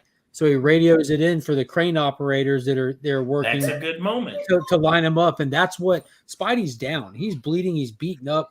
He knows that he has somewhere to be. He can't get there, and that gives him that fuel, that fire. Actually, the American flag's waving behind him, and he's like, "I'm about to run off this fucking building and get to work." I'm like, dude, that was a moment. At the movies, I did shed a tear a bit for that one because that was just an absolute moment. It's so Spider-Man. Yeah, definitely the subway, like the train tracks one in the second Tobey Maguire, and that are two things that I easily teared up with. The first What one too, about, when they save him from Green Goblin, it's like you Yeah, mess by with one of throwing us, you a mess with fucking all of apple. us. Yeah, Where'd I was they trying get to all the remember fruit that. though? You know what I'm saying? Yeah. They all had Full fruit. of junk. What about New Stan York. Lee's Marjorie? How's your mother? That is Yeah, 100%, Yes. 100% accurate. Yes. People yelling out of windows at Yeah, each he's other. trying That to get to happens. work. That's a thing. Hey, you've never seen that meme where it's a tourist. She's like 25, 26 years old. She's going, I can't believe it. I'm in New York. Hello, New York. And you hear somebody go, shut the fuck up. That reminds me of the first Coming to America. Yes, Coming to America. Yeah, and he's like, Yes. I'm in love. Fuck you too. Mike, I'll tell you, honestly, there are signs on the subway that say, give up your seat for a pregnant lady, unless she's wearing a Boston Red Sox shirt. And in that case, let her stand. Yes. 100% accurate. 100% accurate. Yes. But I had problems with each of them, I think. Like, I haven't watched any of the first two series in a long time, but for me, Toby's Peter was too simpy. You know what I mean? He was too much of a nerd. And he was Garf- obviously 30. Garfield was too cool, too good looking to be Peter. Like him, he could be Peter in his late 20s, you know, when he was Yeah. getting all the chicks. For me, Holland is kind of like the good mix of it all. So I Holland disagree. I wasn't think enough Toby of a would have been smart ass, perfect for the role 10 years before he did it. Yeah. Toby had the character. He was just too old to be taken believable. I mean, costume. Which series did Dane DeHaan play Green Goblin? That was the second one. That was Amazing Spider-Man 2. Yeah. See, that was terrible for me. I mean, the dancing scene in 3 really ruins the whole trilogy for me. I mean, that really just takes me out of it. So, I mean, the last 3 were pretty good, even though they all have their flaws. And Spider-Verse, I thought, was pretty good too. Toby fumbling over his words to talk to the iceberg, to me, nails the lack of confidence. That and the whole face he makes when he's holding the train together. I mean, even though it's You get all my references, I'm trying Mark. to do shit here, Becker. right, even though he's a legendary meme now with that face, I don't like To talk to the iceberg. So I have a theory that in whatever year Titanic came out, Kristen Dunst was in every fucking movie. And she actually played the iceberg in Titanic and the asteroid in Armageddon. Deep Impact. She's got range. She's Not got range. Armageddon. It was Deep Impact, Becker. Yeah, it was Oh, Deep but- Impact. You're right. But that whole kiss in the rain thing, she was so sexy. Amazing. Yo, and think of what happened before that. Like, you had the people try to follow her to attack her, and Spider-Man came down with that, without a mask, stayed in the shadows, beat the shit out of them, and had that wicked scene where you just see them just get yanked back, and it cuts, and you see him up on a light pole with just his feet dragging those motherfuckers like angrily, and they're just getting like, dude, into the shadows too. You're like, that what? Like, that was an amazing scene all around. Yes. But and to echo Rob's sentiment, I would love to have a perfect red-headed Mary Jane, the prototypical Mary Jane, Yeah. So not the iceberg. not the iceberg. As much as like Kristen Dunst, I liked her in the first one because of the sole fact that I had a crush on her since Small Soldiers. Super hot. When I seen her in Small Soldiers, I fell in love with her. Not so much anymore. I've gotten over her. I've gotten over her. When she tears that ship apart in Titanic. What an actress. Never seen that movie. Nick, Me what's your neither. top? What's your That's top? the best Spidey? part. What's your top and your least? Least is by far 3. You know what? I haven't seen them probably in about 20 years, and I have no desire to watch any of those older ones. They hold up well. They do. Yeah, and I'm gonna have to watch them again. I guess when my son's ready to watch them. He hasn't really wanted to watch them just yet. Has he seen you wear that shirt? I haven't worn it in a while. I only brought this out in Louis' honor. Hey, if you walk around wearing that shirt, he's like, Dad, we need to watch that movie. Yeah, boy. I want to see your movies, Dad. He's gonna fucking laugh at me and keep walking. They're all gonna laugh at you. Yeah, well, I think like there's this really cool phenomenon happening because I was perusing the onlines and I saw a post and people were legit praising the Green Lantern movie on a post. Like some bigger website posted it and said, "Is this movie? How does this movie the stand? website Ryan Reynolds? How does this movie stand up today?" And people weren't delusional. They weren't in the comments like, "Oh, that movie was good." It did like, dude. To be honest with you, I enjoy this movie a lot these days. I watched it recently. It wasn't as bad as I remembered it. It's still bad, but I think what's happening is like because you're seeing it with a lot of older movies. Like people are watching older movies that were bad. They were not well received, but they're and fondly remembering them or having fun watching them kind of thing. Like it was just a different era of movie making that I don't know. There's a different substance to older movies that's different than today's movies. That's lost on today's movies, and people are enjoying going back and the stuff they took for granted. Like because the shit we're getting now, like let's be honest, like the quality of the superhero genre across the fucking board is down, way fucking down. With exceptions along the way. They say Guardians is tracking real low now too. Yeah, we're about to open. Like it's tracking the lowest pre-sales for anything yet. Like that's crazy. Yeah, I mean, for me, Green Lantern wasn't that bad. Like Mark Strong as Sinestro was spot on. Amazing. Michael Clark Duncan. Skarsgård. Perfect. Skarsgård just pissed me off in that movie. Yeah, he was a whiny little bitch. Yeah, his voice, something about it. Yeah, they dropped the ball with Parallax. We didn't need the cloud thing, but I know they wanted to do something to set Sinestro up versus just do Sinestro.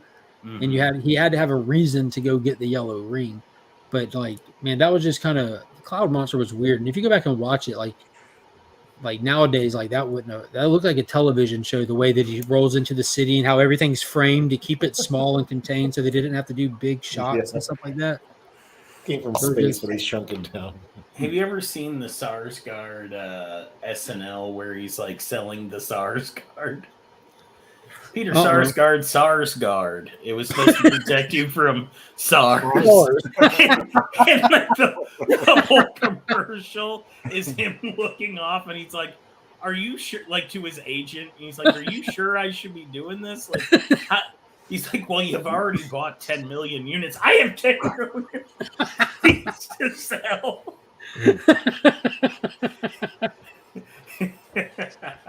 I still think one of my top favorite, funniest sketches from SNL is the Mad Scientist Summit, the evil scientist summit with The Rock. Like, hey, I'm Bob, and I made this robot. They're like, you did what? It's like, oh, I'm sorry. I thought we were doing evil stuff. God, I don't even want to say it, but Louis, I'll send you that clip if you don't know what I'm talking about. The I know what you're talking about. You sent me I sent you that the wrestling promo one a while back. Oh God, where he's like, yeah, just tearing him up. You're in a witch, your kid. You. The mind game. I catfished you.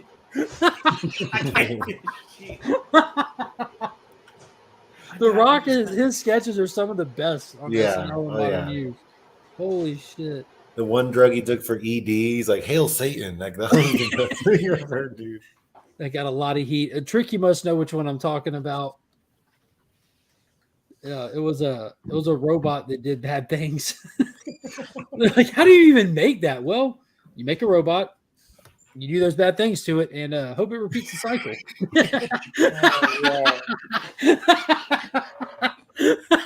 Oh, that's awesome. And that guy's like, that's insane. He's like, yeah, you get it. No, I don't. Like, don't associate. This guy gets me. No, stop saying that. Ryan Gosling's SNL is really good. When he loses it, it's hilarious. When he cracks, it's funny. What is the restaurant they go to? The Italian restaurant. Yeah. I want to say Gugino's, but that's because all I can think about is It's Always Sunny. What about the chef, Luigi Marinara? Is he a fake? So you mean to tell me you got my fiance and I here? I'm getting a little confused, a little upset. Are you sure? Because you got it exactly right. Toronto's or something. What is it called? What is the name I can't of that remember. All I can restaurant? think about is Guagino's, man. What a great. You looked directly at the camera and said, yum, yum, good.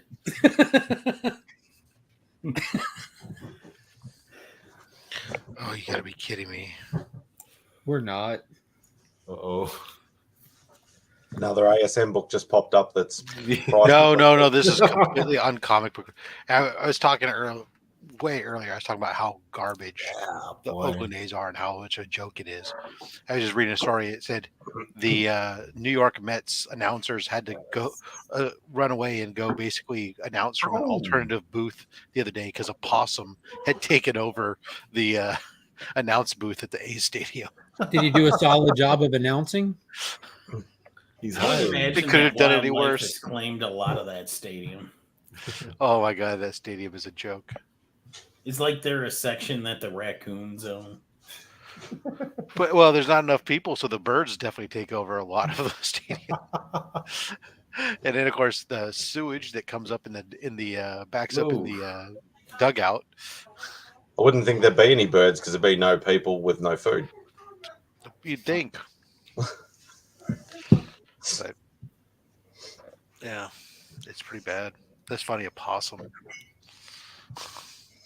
And your possums are scary, as we've all. Yeah, ours are mean-looking little bastards. Not cute like our ones. No, like our They had to do things to get to America, Spidey. They're the hard knock life possums. Yeah. Our Makes possums you look like they'll shady rip and your face desperate. off, and they will. Only possums. Ugh. All right, bros. Well, I'm gonna call it. It was awesome hanging out with you guys. Finally, all my peoples. Yeah, boy. Louis, Talking it's Spidey. been Come on, I love it. fantastic. Yeah. Like we Remember don't see when him. Toby Maguire's like, I beat an old lady with a stick for this at Thanksgiving dinner? That's the first movie. Like his lines are insane. But I love you, goons. You know how we do in the house of Lou, baby. Love said. Love you, With a bro. little Boop. boop. I really feel like we could stay I didn't around and say a boop. lot more. Oh shit. What little boy band? I can't believe you would think Stan Lee is as relevant. Bob Kane. What a little boy, man. Like, could you ever go? I think I sent you the picture after we talked about what Bob wore to the premiere. Yeah, just a goofy guy, man. That Yeah, he cape. was living it up. Yeah, he was living it up. Oh, Nick's family must be getting home soon. Nah, Louis gone. Well, that's sad. Yeah. Well, my family's coming home or Louis going? Both. Both, yeah. I'll cheer you up. Boobs. Today's sponsor. Big shout out to Boobs. Oh, I saw that. Somebody had that on their channel today, right? Oh, and my family's home. I'll just leave it up then. Boobs. And so will Nick. I got out of it. I can't get rid of it. There we go. There we go. It's all right. We could have left it up. Yeah. Holy shit. So saying you went Spider-Man, I've got an interesting one for you. How would you rank the 4 different Punishers? Favorite one, Warzone. Right after that, Dolph Lundgren. Or what do you mean 4? There's only 3 movies. You're talking about and the show? Yeah, I'd include John Bernthal in there. Oh, Okay. so now And you're more just the asking- actors and the parts Okay. they played. So Warzone, Bernthal, Lundgren, Jane, and I like all four of them a lot. I was gonna say I kind of feel bad that you put Thomas Jane at the No, bottom. I just think that his movie, the movie script was the slowest paced out of all of those. Granted, one is a television show. All that you can really think about, though, when you think back on it, the highlights. So it's really hard to put Bernthal in there. But I fucking love John Bernthal. But Warzone is untouchable for me as a Punisher. There's so many like gaffes and mistakes in the Lundgren Punisher that I'd probably just go that one at the bottom. If I don't know, man. He literally fishes for hobos with remote control liquor bottles. So like, and I get it, but I more mean like the really cheesy part where the microphone boom drops into the. But what about when he's like doing naked yoga in the sewer without getting hepatitis? Who says he didn't get hepatitis? I'm saying he didn't get hepatitis, but even though he did look like you've it, looked at him lately. Then yeah, no, dude, that dude clearly got hepatitis in that sewer. But I he think looked, hepatitis got Dolph. You know what I'm saying? That dude still got it. but he really looked the part, sort of thing. Like I know, like you're looking at stuff that's sort of what. Like 2000s, basically 2000s. Because I think Thomas Jane was early 2000s, was it? Yeah, you're right. It was based on. You're looking at like 20, 30 years between Dolph Lundgren. No, and Tricky all the rest. Trapster said the same thing. Yeah, like don't get me wrong. Like I love the Thomas Jane one as well, but he just for me didn't really look the part. Too Australian. No, to a Punisher. Yeah, dude, I have no problem. I don't know. But I still enjoy the movie. Placing the movie in its context of time. You know what I mean? Like I don't look at that one for the cheesiness of the mic coming down or the fishing for hobos kind of thing. Like none of that takes away from the movie for me. Like I think it was cool that the way that they did like the minimal makeup on him, like to shade out his face. Like he was dark right here on the sides to kind of give his actual face the look of like, you know, the Punisher skull even at times. Like it was really well done. Four of them. About all the custom knives he was leaving at crime scenes to tie them all back to himself. You think he cared? That Punisher was much like Thomas Jane's Punisher. Like this is Death Wish Punisher. This is not Frank. Like I have a mission beyond this initial kind of thing. He's just doing it till he dies. Like all of them are good. Like in my mind, I don't think there's been a bad interpretation of Punisher. There just hasn't been. And that Warzone movie, Warzone felt like a Punisher. Like Warzone was the Marvel Max era. Yeah, that was 100% Marvel Max era Punisher, all the way down to the opening scene when he hangs upside down on the chandelier and spins around. Like that shit was nuts. He's Australian too, isn't he? Ray Stevenson? Yeah, I think so. I didn't think he was. I think he's British. I can't tell the difference. Yeah, that's literally the same thing. I'm pretty sure Canadians are the same as Americans. They want to be. We're different. We're the same they as want to be, but not saying they are. Well, yeah, isn't that how it is? You guys want to be British? TM said, we do not want to be. we want to segregate ourselves from that as much as possible. Stevenson is Irish.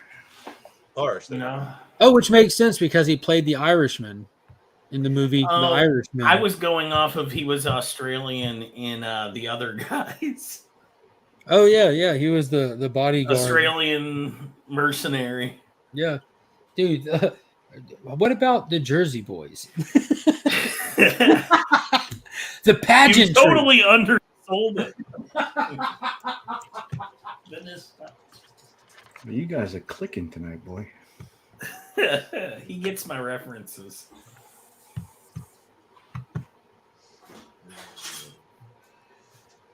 We talked a lot about. When are these pages turning up, Mike?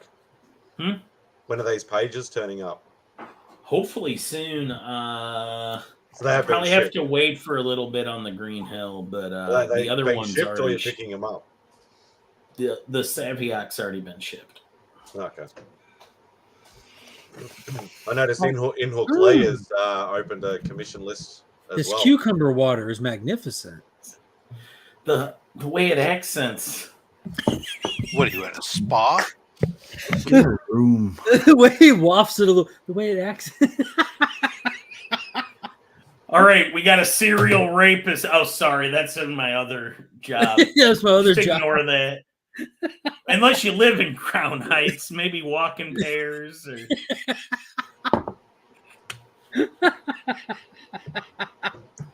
She gave them a little bit more time. Yeah. We Y'all know perk a lot up. of the same. Perk up over here. I know you've seen the other guys, Spidey. You watch a lot of movies. I have actually never seen it. Oh my Surprisingly God! enough, I've go never watch seen Treat it. yourself. Treat yourself. Are we Aim talking for the the bushes, animated Spidey. movie?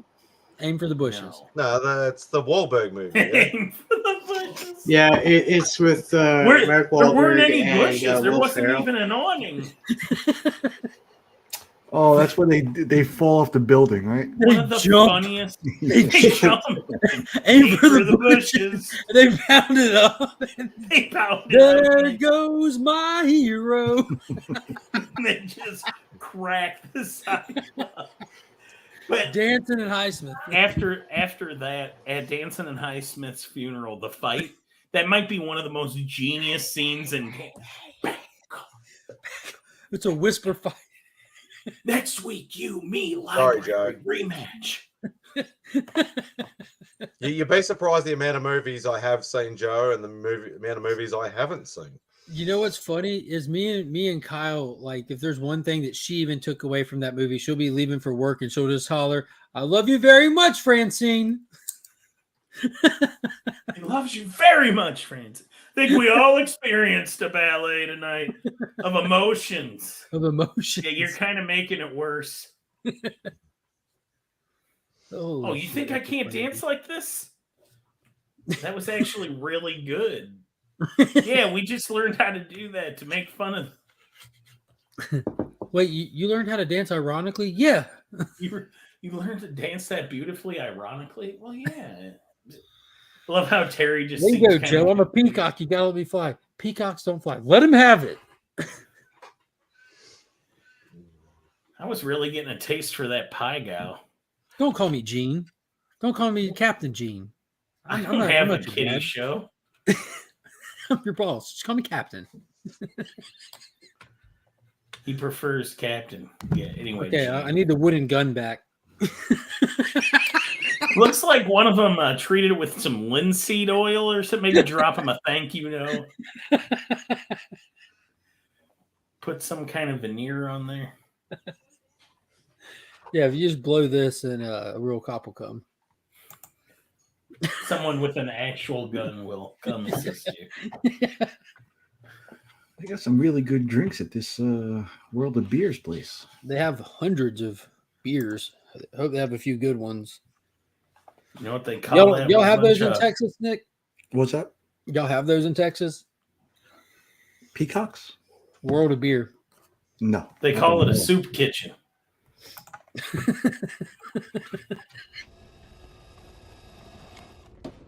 How about no? Okay.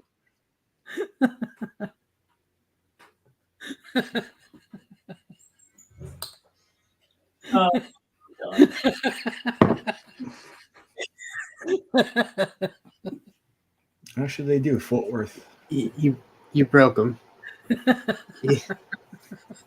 He just went to the conclusion of the joke with that one. Is that a deer vagina?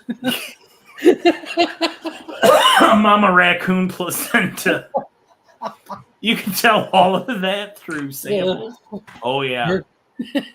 And don't worry, everybody involved in that orgy was plenty willing. They left a note. Thanks for the F Shack. Thanks for the F Shack, Dirty Mike and the boys. Rub your penises on the car as you run away. Scram, boys. You're embarrassing me in company. Oh my god. Holy shit. Oh my god. I turned the fan on. I'm sweating from laughing too hard. Sweating. Sweat to the oldies.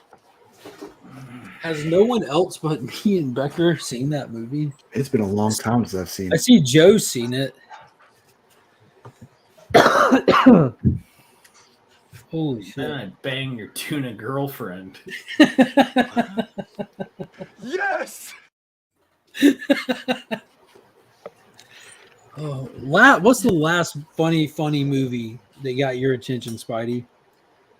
Oh God. It doesn't have to be new. Just like the last thing you watched is. I actually pulled out a copy of Delirious the other day. I know that's not a movie. That's a movie. It's got an opening. It's got an opening. It's got an ending. But actually, I hadn't watched it in years, and I've got it on DVD, and I was just like, I just felt like watching it. DVD. Yeah, Joe, hang on.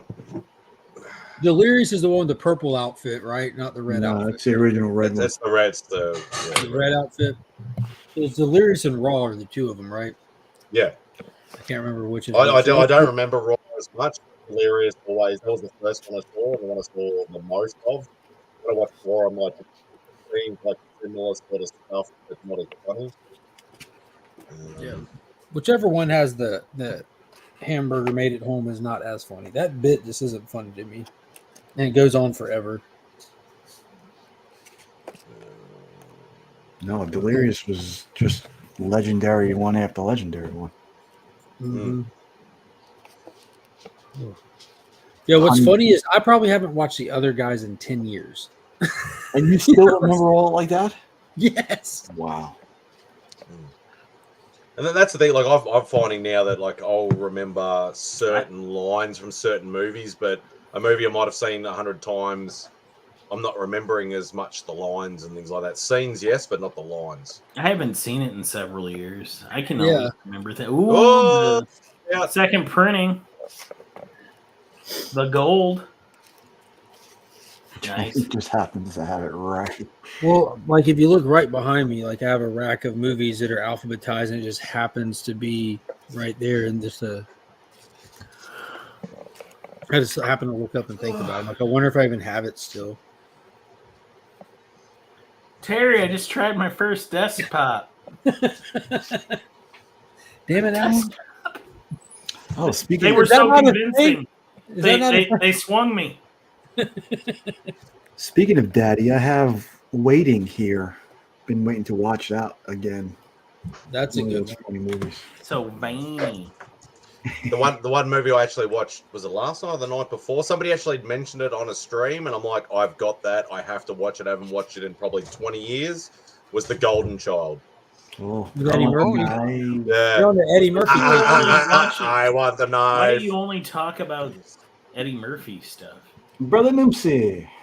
Yeah, it's only because like that's what I've watched Talking recently. Dove. What is that? What is this box going on back there? This is the giveaway box. Rob was giving away $40 books today. This is just the. Rob. Oh, why Rob. couldn't I have won the New Warriors Nice. book? That'd be my first ever New Warriors book. What? I have Shut solo your stuff. damn dirty mouth. Mike, did you watch the short I posted today where I went to Dead Media? Because I watch your content. I gave you a shout out in there. You might want to watch this one.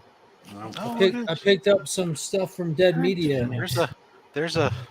You're so high, man. Ooh, banger alert. Well, I figured I'd make shorts. If it's relevant to you, I'll make a short because I know your attention span. You gonna make it in your shorts? Is that what I heard? I already have. Mm-hmm. I'm serving it up at this point. Done and done. Yeah, I have plenty of singular sort of solo stuff, Mike, but I don't actually. I looked at my CLZ. I don't actually have any New Warriors. There's an okay homage. That's nice. You want to hear something funny? I do have some New Warriors. I'll be right back. Rob, I'll That see your doesn't seem homage funny to and me at raise all. you. I'll see your homage and I'll raise you one. And that was Hulk 34, right? Oh, watch out! Shit's about to blow up. What's this? There you go. That's in the giveaway box, Mark. What you got? Oh, nice. I just picked up a copy of that today also. I think I'm going to read Identity Crisis again. Hey, Rob, I also have another one right here. Nice. That's weird. Your giveaway box is just laying around my desk. Oh, look at that. He's Joe, what's up, baby? There's a Star Wars What's number going on, 3 in homie? the How you giveaway doing? box. What? Can you hear me? Yes, sir. Yeah. You're a little bit quiet, but compared to my voice, Are we normal now? Everybody's Yeah. quiet compared to your voice. you have to speak the fuck up, Spidey. Save your chest. Huh? What I is like it? the set. Your voice is soothing though. You see what I'm doing with it too, right? That's all shit I got to give away except for the EXO and Torox. I'll probably throw one of those Torox back out. About time you start giving people a value. Yeah, that was the cheapest book in the whole bunch. Cheaper than the Turok ones. XO Zero. What? They didn't have Darkhawk in there? We need to throw one. I didn't look for Darkhawk. What? But I would have grabbed it. And I was just trying to grab some fun like keys just to have. Cause I'm almost to the 2,500 subscribers, and I want to do something not massive for a giveaway because they're kind of coming fast because of the shorts. You know, doing so much of the work. Yeah. But I just grab them. How's everybody else doing today? Not bad, yourself? Doing all right. I'm tired.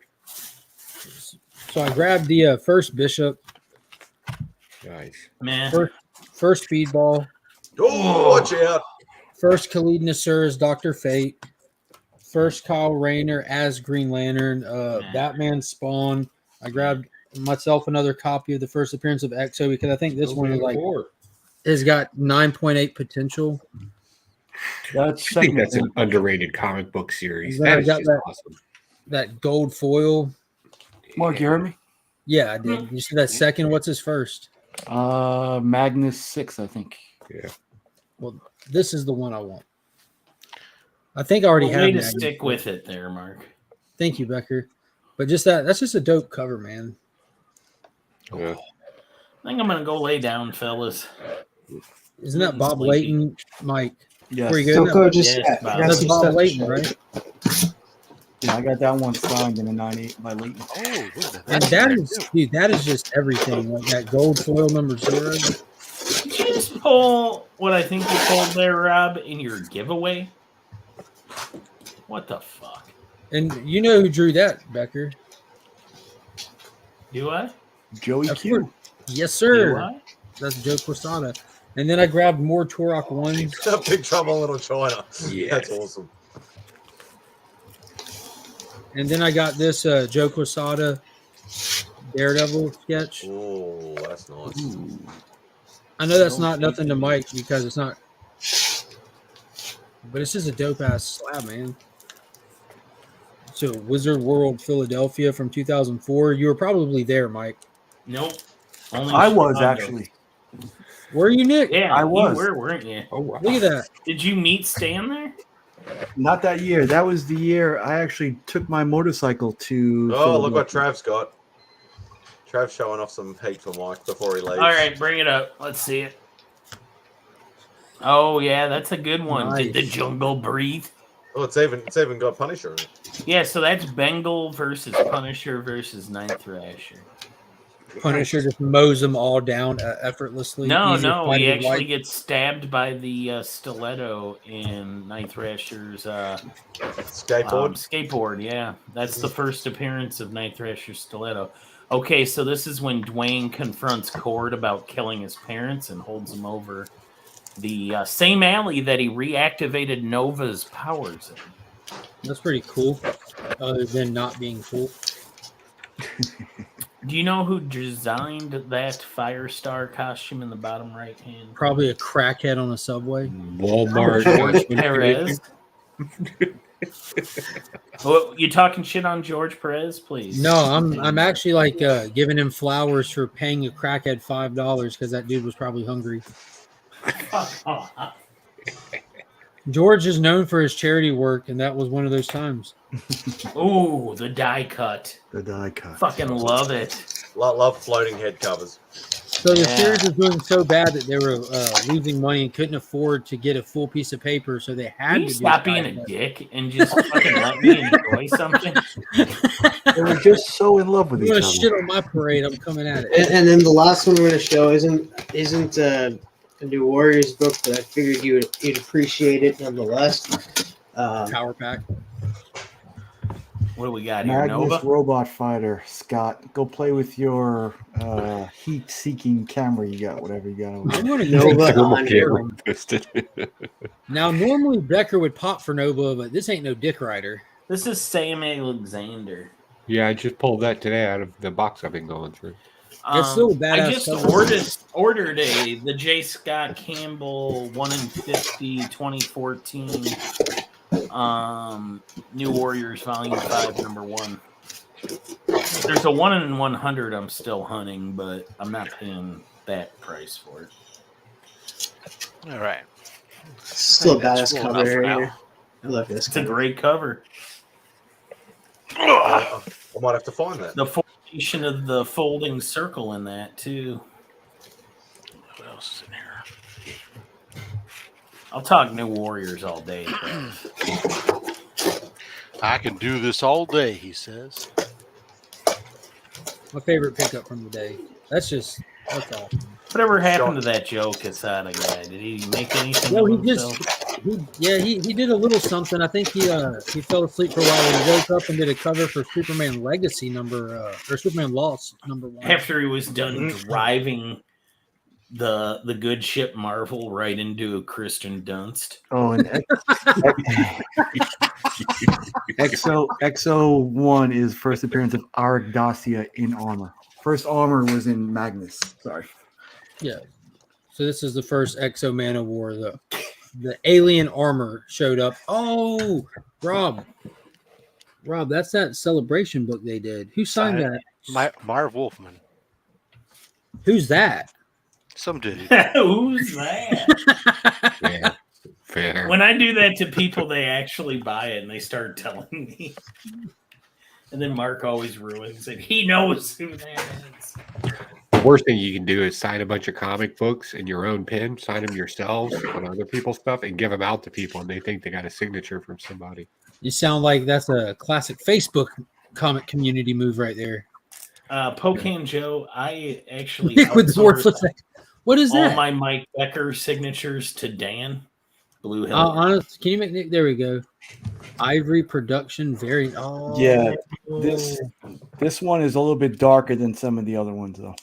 And that one's literally silver or ivory. Like this is the gold one. This is completely different. No, the gold is the retailer incentive, isn't it? Well, that's what I'm saying. Like this completely different color. Stop making me work here. You're doing good. See, this one is the non-ivory version, straight gold. But that art is insane. That it really pops with that chrome. Is anyone else reading the current EXO series? Holy shit! That first issue. Probably just Nick. Really? Shit. Joe, did you pick it up? I did not. They didn't have it at the LCS, and I was like, I'm probably going to get it digitally here in the next couple of days. Yeah, definitely, dude. It'll look beautiful digitally. It's 100% Liam Sharp from cover to cover. Oh, nice, dude! It is a treat. That book is thick as fuck. Look at the way he bites his lip as he reads. That's how you know this man loves comics. He's just looking at that dick and he's getting excited. Yeah. It even says Richard Rider on the cover. So you know exactly what you're getting. That might as well be a parental advisory. I heard that book was banned in Florida. Nothing's banned in Florida. You can do what you want down there now. I'm a little boy, man. Not read a book is Rider. read a book is All right. I think you can read a book. You just can't read porn to children. There's a vast Yeah, difference. there's a big difference. I think big- you're in school you can't have books. I've been trying to leave here for 10 minutes. This seems like a great opportunity. I think their point See you is school later, is for fellas. school books. Party's Bye, just everybody. starting. Don't go anywhere. Joe, damn it. Hey, tell me about this stiletto skateboard. No, He wasn't here for that. All right. Now he's here for another hour. All right, Travis, I'm going to need you to open up your comic book. Yeah, The open it up. Punisher one. Do you have the one before? Do you have the first part of that series? Because I think that's where he stabs him with the skateboard. I think. Give me 2 minutes. I'll go grab it. I just Yeah, put it let's away. get this. Take as long as Thank you for your willingness, Travis. Tricky. So which one was it? I'll just grab the case. No rush. No rush. Issue 7, maybe. First volume of EXO was pretty good. This volume of EXO is pretty good. Everything else in between is terrible. No, legit. did you read two that people have last said I need to volume make before this. this newest one? Yeah, it didn't make any sense. I don't like him street level. Got you. I didn't read that one, but I don't know if that's even the one. But Ryan, he went through a run of EXO. I can't remember. I think if it his was the Acclaim when the Acclaim Comics had him. Okay, so you watched his little review. Like he was like really impressed with it. You got it? Is that the one, Mike? This one? Well, unfortunately, I think you're in the issue after, but let's go. But nope, go back to the first one. It might be in there. Let me see. I'm reading 7 right. Yeah. So here it is in issue 7. That's the issue before what you have in your hands, or 2 issues before. So I grabbed this for nothing? Yeah, sorry. Yes. So Joe, you wanted to know how the skateboard stiletto works. Yeah. And god damn it, pop-ups on Read I Comics. tried looking online. They only have like one picture of it online. It's not a very good picture. That's how it works. Well, let's Even worse. And this is a stiletto skateboard. yeah. See the button he's pushing on the side? Yeah. That's making a blade. I'm just gonna send you a picture of this. That'd be on the side of the trucks then. Can you send it to everyone on the panel, please? Yeah. One at a time. Don't put us in a group. Yeah, No, I the don't God, want to be please in don't put us in a group, for fuck's sake. I don't want to watch you do it on cam. I got the group getting started right here, right now. And I want you to We got Rob smile while Fat you're Stacks, doing we got it. Matt All right, Mark. If we end up in a I group, don't this care. is all TM's fault. And you don't need to send it to me. I don't care.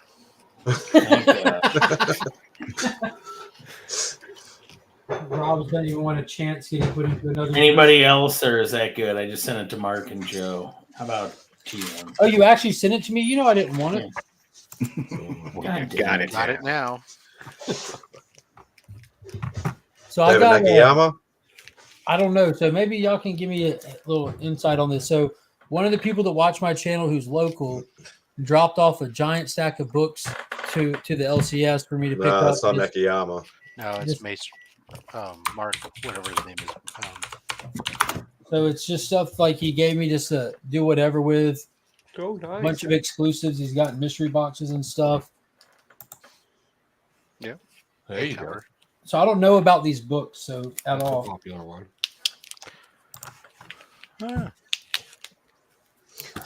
This one will be up Rob's alley. It's a Rescue. 2020. It's not 2099 though. No, it's 2020. Here you go. Here's a good one. I think it says Tony Daniel. Ooh. I like that one. There's a Radiant Red Goosebump homage. This is a Bird City comic exclusive. Bird City. Looks like all giveaway fodder to me. Yeah. Oh, Captain Mark Marvel. Brooks. Mark Brooks. Love Mark Brooks. Sneakerhead. He's an artist. Yeah, he is. That's a Nakayama. Yeah, that's David Nakayama. I don't even know what book that is. Star Wars High Republic issue 3, I think. So that's what that is. It's either 2 or 3. 3 Jokers. And here's another David Nakayama. This one's pretty lit with the it looks like an Indian Ghost Rider there.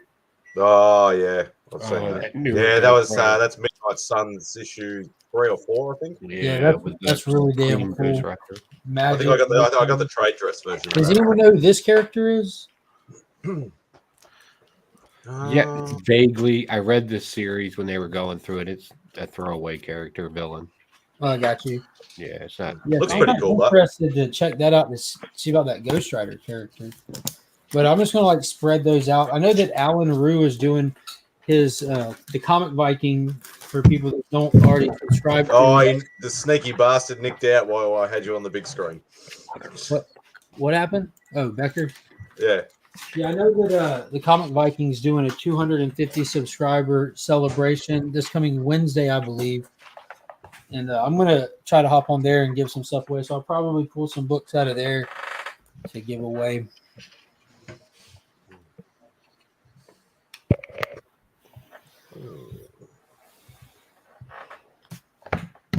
So you got any projects going on at the moment, Joe? Was testing some rocket fuel today, making rockets. I thought I heard somebody say something about you were making your own rocket fuel or jet fuel or something or other. Yeah, I did a reel on Instagram when I was testing some different chemicals. Looks like we're going with potassium nitrate and powdered sugar. Interesting. I'm going to MacGyver the shit out of this thing.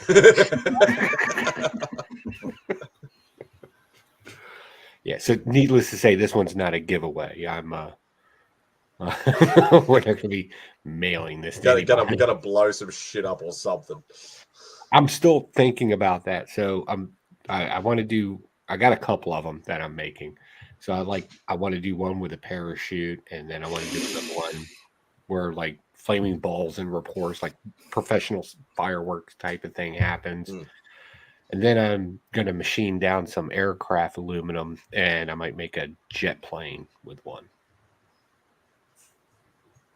Like a rocket plane, rocket jet. I don't know what you would call it. A winged rocket. I don't know what the term is, but it would be cool.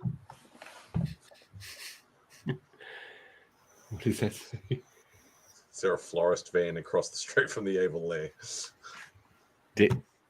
Yeah, probably. No, they just wave as they go past Mike and just go, yep, Joe's at it again, and just wave and just keep driving. He's got a YouTube channel. It's okay. He knows what he's doing. There you go, Mike. Tricky will do you a nice speedball. Oh. Tricky's phenomenal. I just watched the Rocco video.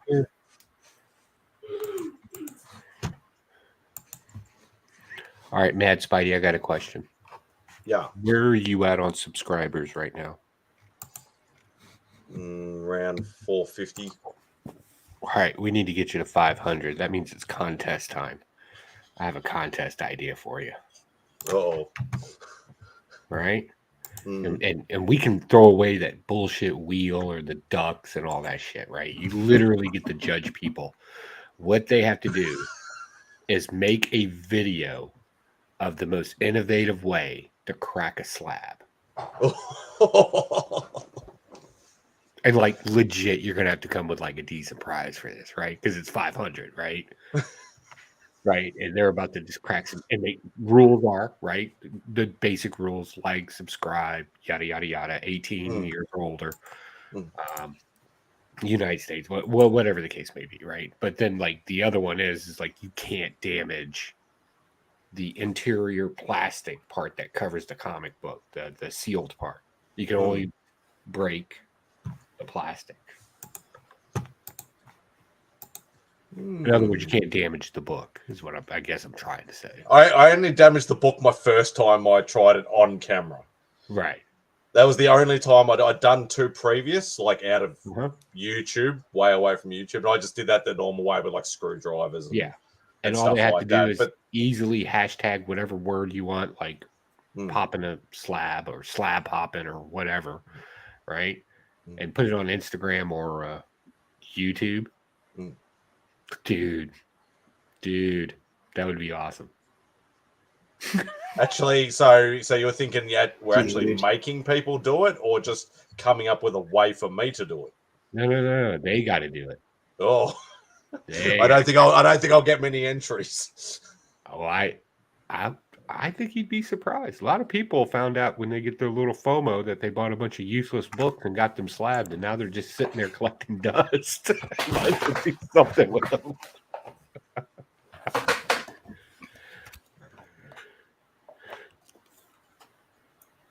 Nah, that doesn't count.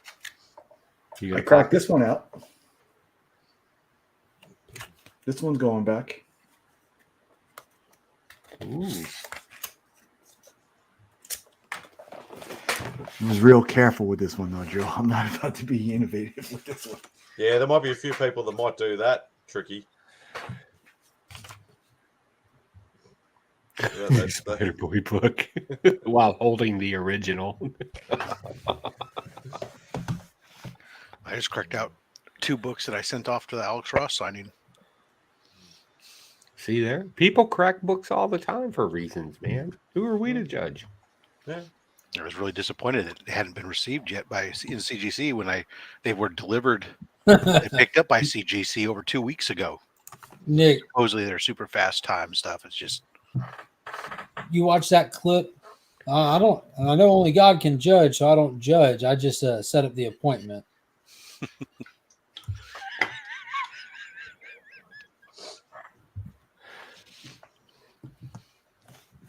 I missed that one. Which one?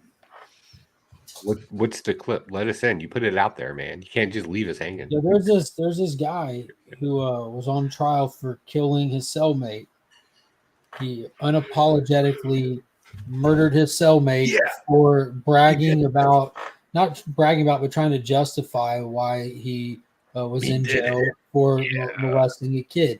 And he told the dude to shut up, and the dude wouldn't shut up. So he said he was bigger than me. So I got down off my bunk, hit him a few times in the face, and wrapped the cord around his neck, and I took his life. And then he went back to trial. Like he didn't apologize for it. He didn't try to hide it. He said, I did it, and this is why I did it. And years later, he went back in front of the judge for a hearing, and he's like, I don't feel any remorse. Yep. Maybe for his family or something like that was innocent, the whole thing, but that has nothing to do with this guy. And I know what y'all are thinking. Who am I? I'm not a judge. Only God can judge. And I didn't judge him. I just set up the appointment for him. I'm like, holy shit. Stone cold. I saw that clip. That dude. Yeah. God. Just saying.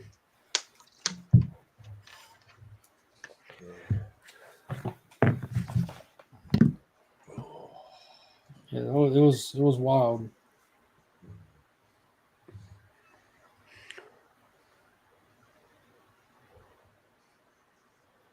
That's crazy. How excited are y'all for Heroes Con? Not at all. Not at all.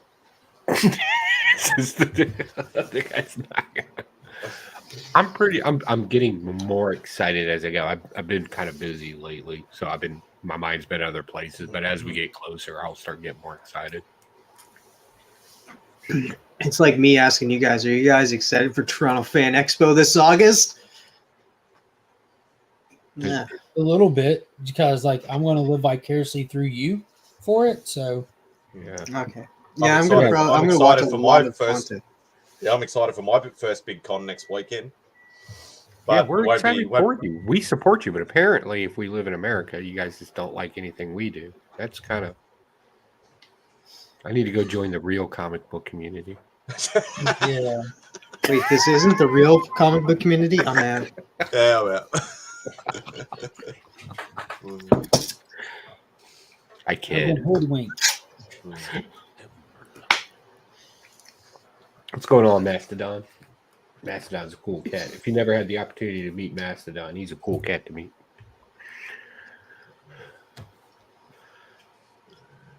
well. I'm excited to because I won't be watching an open at night now, but I got Drac in. If I can get Chris the comic vet in, if I can get Chris from Retro Rocket and whoever else, I want to set up a time where we can all go to the movies or something and go see Blue Beetle. And be able to go see it in a great theater in Toronto. Yeah, I don't know the trying to watch a movie while at a con. We did that at a Planet Con, and to be honest, after traveling all day long and meeting everybody and eating all the food, and Shazam wasn't, I don't think, a bad movie, but I fell asleep through half of it. I was just exhausted. It's so rough. I think a lot of people are trying to plan to see the Flash Thursday, really before the con, for the people that get there early. Yeah. We saw it on a Thursday too. Yeah, I get it. But after driving all day long, I'm just flying. Yeah, I'm gonna go. I'm taking a half day of work that day, and I'm gonna go watch the Flash that Thursday, and then head to Heroes Friday morning. Yeah, that makes sense. When I get into town, the first thing I'm going to do is smoke a cigar because I bought a membership to a cigar bar there. So I'm going to go do that. Go get my money's worth. You're not allowed just to go in as a commoner? No, you got to. The membership's like $10. That's steep. That's steep for a cigar bar? I don't know. I've never been to a cigar bar, Joe. Well, it was right You're across not from. supposed to judge. We just established that. Well, I'm not judging you. I'm just disappointed in you. So, right where World of Beers is, right downstairs at the angle, was that cigar bar. Me, Circumstance, Southpaw Brad. Oh yeah, I'm familiar with it. I remember it from last year. It was nice the way it was set up. I just don't smoke cigars. Like I feel like I Yeah. look super weird doing it. I just don't. I don't find like the same pleasure in it. Yeah, it's not an attraction, but the seats are comfortable in there. Yeah. It's like I go for the seats. Yeah. When you get at my age, a nice comfortable seat becomes very important. I go for the seats. Well, Rob knows. Rob knows about a comfortable seat. Rob knows comfortable seats. Hoorah. Anyone talk to Chip about it yet? Recently, at least. I mean, I talked to him while he live streams. I catch most of his live streams where he's playing games. He played some golf early this morning. It looked fun. Is he doing it on his original channel, or did he set something else up? I think he killed his original channel altogether and just set up a new one. Chip Getler, same logo. Okay. Because I mean, I remember I think I was like his third subscriber on his current channel. Because like it had been up for a while before people started like sharing it or pointing it out.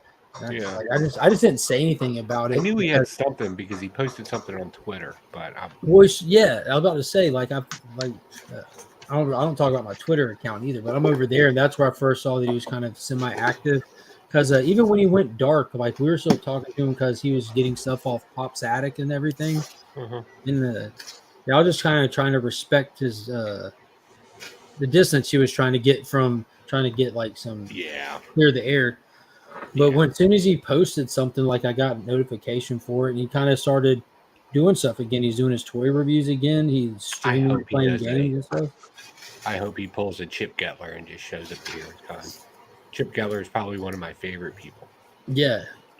And last year that was like me, Chip, Jim, and John kind of went and ate every meal together and had breakfast every day together, and kind of want to make sure that that's still there. Like that was like a fond memory of last year. I want to do that again. That was the sheer fact that he's texting me. I'm driving, and I'm like midway through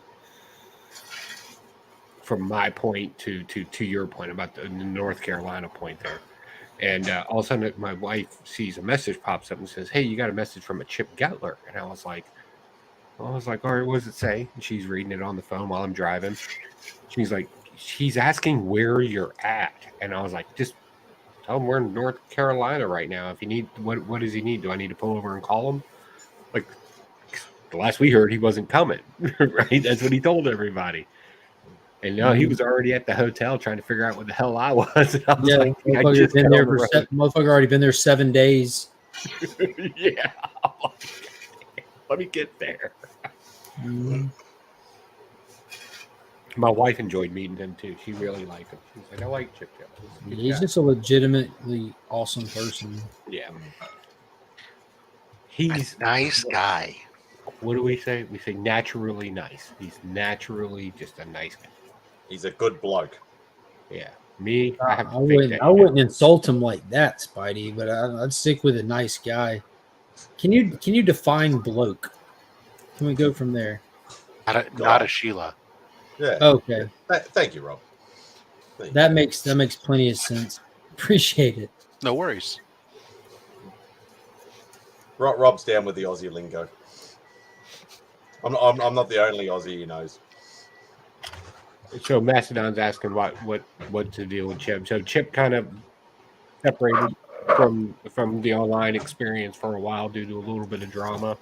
I believe because he's part of a couple of communities here on the YouTubes. Yeah, I don't think it was the comic community. It was the toy community, I believe. But I could be wrong. He's into toys, games, and comics. Yeah, and active to different degrees in all three of those. Yeah, I never got the full story. I just noticed like his channel was gone, his Instagram was gone. I reached out to a few people and they just said, look, he's all right. He's just taking a step back. Something, he's had enough for the moment, wants to take a break. Something else obviously happened. I don't know anything about that, and that's none of my business. But But And I'm just trying. something directly might not have happened either. You know, like Chip. Yeah, and that's right. Like a lot of people have taken. That's why, like, I reached out about E-Man because I just noticed that everything, he took everything down. I was just like, maybe he just doesn't want to do it anymore. Let's take a break. People just do that. People just leave. You know what's funny is he has more than one account, and a different account he's still posting on. Yeah.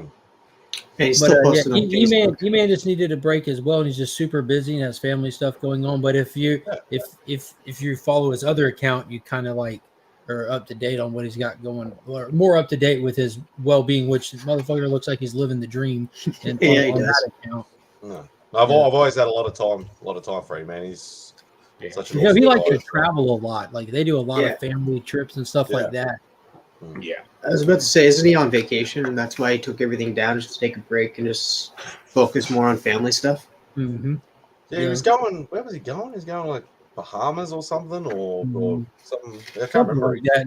He was posting pictures of him on the beach, doing his Jason Momoa thing. Yeah, We've got a secondary account where it's like the whole goal of the account is to get Jason Momoa to follow it. That's the entire goal of the account.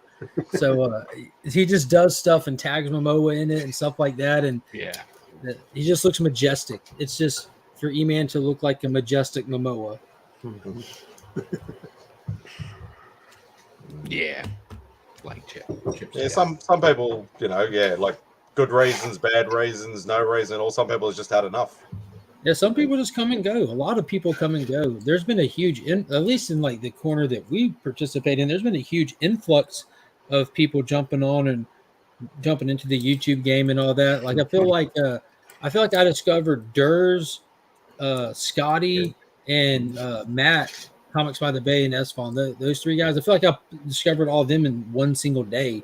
And when I discovered we already had like they just popped out of nowhere. Had hundreds of subscribers. We're already like balls deep and everything. And my dad just messaged me. He said, just finished Top Gun Maverick. Fire, fire, fire. Yeah. So they just got upgraded to a 4K TV, like a 70-inch, new sound bar, new 4K player. And he said we bought Top Gun Maverick in 4K to test it out. So I'm going to have to call him. There you are. That movie's a 10 out of 10. 10 out of 10. I'll say it eventually. It was good. Talking about 10 out of 10 movies, like Mario is still like getting a lot of people going in to see it and stuff. Like three viewings today at my theater. One sold out, two were like packed. Oh yeah, it was a solid, good movie. So this is just as like I'm pumped now because it's definitely going to get number 2. And I'll be honest with you, I can't get that stupid song out of my head. Peaches, peaches, peaches, peaches, peaches. I'm over here making moonshine right now, popping peaches in it for actual Dracula. Yes, Mario. I opened up a jar of peaches earlier today. Nice.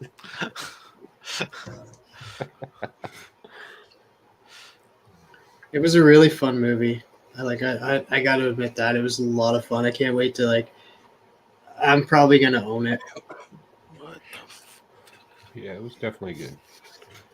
Jack Black's performance in that, or his voice or whatever, acting, so much better than Mandalorian. I'm sorry to say that. Yeah, that was bad because I went and saw the movie and then after that he was shows up in that. I'm like, oh no. God. But nobody talks about Keegan-Michael Key. If you didn't know that he was playing Toad, you wouldn't have recognized him at all. So that just goes to show you how awesome he is. Yeah. And who voiced Donkey Kong? Seth Rogen. That's right. Yeah. And Seth Rogen is Seth Rogen. He's the same guy in everything. Yeah, but now he is Donkey Kong. He makes it believable. He's Donkey Kong now. Yeah. And Chris Pratt, for everybody who's not watched it, Chris Pratt actually did pretty good. I thought so too. People were like, why Chris Pratt? I'm like, why not? It's just a voice on a character. Let it happen. Let's see what happens. Yeah, I think I'll just wait for streaming service for that. Sacramento takes game 1. Those are playoffs already. Yeah. What was the score? 126, 123. Who's in the playoffs? Obviously, It's Sacramento. Sacramento versus Golden State, the Knicks versus Cleveland, Boston versus Atlanta, Philly versus I can't remember who. It's almost going back to like a '90s sort of thing with like Philly and Cleveland, and or not necessarily Cleveland, but Yeah, except the games aren't like 84-76 anymore. That's like the third quarter score. yeah. I think everybody's averaging sort of like, in the sort of 110, 120s, 130s even. And I'm surprised Golden State actually made it because they always seem to make that sort of race to the. It looked like they're not going that well through the season, and then all of a sudden, they're in the playoffs, and then they end up winning the championship. Yeah, the West has always been rough. Mm. Yeah, I haven't been really keeping track of it. Oh, and Dr. Disrespect is courtside. Like if Charlotte made the playoffs, which will never happen, I might actually pay attention. Nice aggressively. He just put down that Jack Black apparently is filming something near his town about Christmas and Santa and Satan and play on word. That's pretty cool. I just saw them earlier on Mark Rebelay's show for Amazon Prime. And they all show up like Tenacious D. It's all a bathrobe thing. They start drinking whiskey and they start vibing to music, and just how talented that guy is. Yeah. We all think of him as the comedian, but musically, yeah. And the other guy in Tenacious D, the Kyle Gass. Yeah, that guy is phenomenal at playing a guitar. Like he's legit good. Yeah. I actually saw them. We went to see Foo Fighters here probably maybe 10 years ago, maybe a little less. Massive stadium, and there was like a lot of like local support acts and that. And Tenacious D came on, and then just everybody just exploded. Yeah. It was they put on a really, really good show. Yeah, after the movie Pick a Destiny, their music stuff just went. Oh yeah. We actually watched that Studio 666 movie thing that Foo Fighters did. That was so horrible. Yes, that was. It was so horrible. It was corny. It was horrible. It was like everything you expected it to be from the trailer. Yeah. It really was. I was actually hyped to see because me and the missus, we love Foo Fighters, and it's like this should be called just a nostalgic feel, if anything else, even if it's a bad movie. And I'm just like, Yeah. oh, that was so terrible. It was one of those things that's so bad it's good. Yeah, Like it's meant to be bad. It's good. It was good. Hey Nick, have you gone to go see, or do you plan to go see that Air movie? No, I know that whole story. It didn't really appeal to me. No, I'm hearing great reviews on that movie. Yeah, I'll wait for it to play Prime, I guess, something like that. I wouldn't go see it though in the theater. Yeah. Business movies, I hate going to a movie theater to see it. Even Wolf of Wall Street. Like I saw that in movie theater and I was like, but so good to watch. Business stuff, I just kind of want to sit at home and watch it. Like that, Moneyball. Yeah. Good movies, but I don't know. I can't bring myself to. Yeah, not really movie theater quality, I would say. Yeah. What about? Have you guys seen the trailer for Hypnotize? Yes. That looks sick. I want to see that. Yeah, that looks pretty good. I got stuck on a thing the other day where on one of my other accounts on YouTube while I'm playing and working, it had like suggestions of nothing but movie trailers. So I was just going through movie trailers all day long while I was working. I'm exactly the same method on with Will Ferrell. I can't stand him. In small doses, he's funny, but not full movies. I'm exactly the same. I can see that. Yeah, we still haven't got up that far. We're only up to I think episode 5 or something, 4 or 5. Even though Mark spoiled like the whole last episode for us on the Hangout. You know what? He didn't really spoil it. When you see it, it's gonna trust me. It's totally different. Yeah. Yeah. because there's the way Mark explains it, and I love Mark. I'm not talking bad about Mark, but there's the way Mark explains things, and then there's what reality is. So,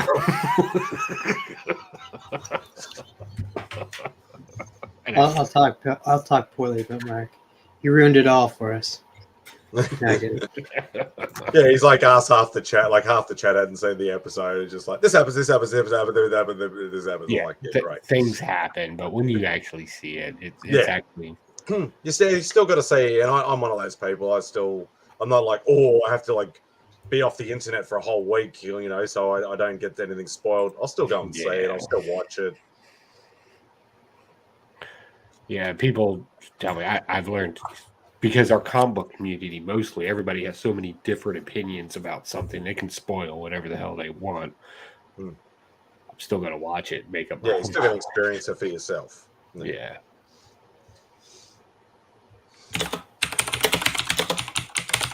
Who is doing right on typing? Who is slamming? That's always the things a less clunkier keyboard. I got a Chromebook for sale. I swear, that's how you know somebody can type. That they just slam their fingers into this key so quickly. He's got like one of those keyboards where the keys are like, you know, good like, you know, 10, 20 mil bloody high or whatever like that. It's just they're on shock absorbers. I spent $200 on this keyboard just because of the way I liked it sounded. It sounded to me.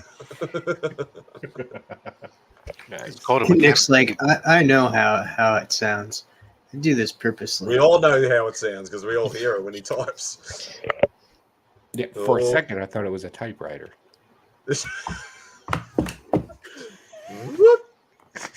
Clink, clink, clink, clink, clink, clink, clink, clink, clink, clink, clink, clink, clink, clink. I don't even know what the fuck that Cleon bullshit is. Put that. I'm ready. I got 32 more minutes of work. You karate chopped a keyboard and sewed it back together. The keyboard's better that way.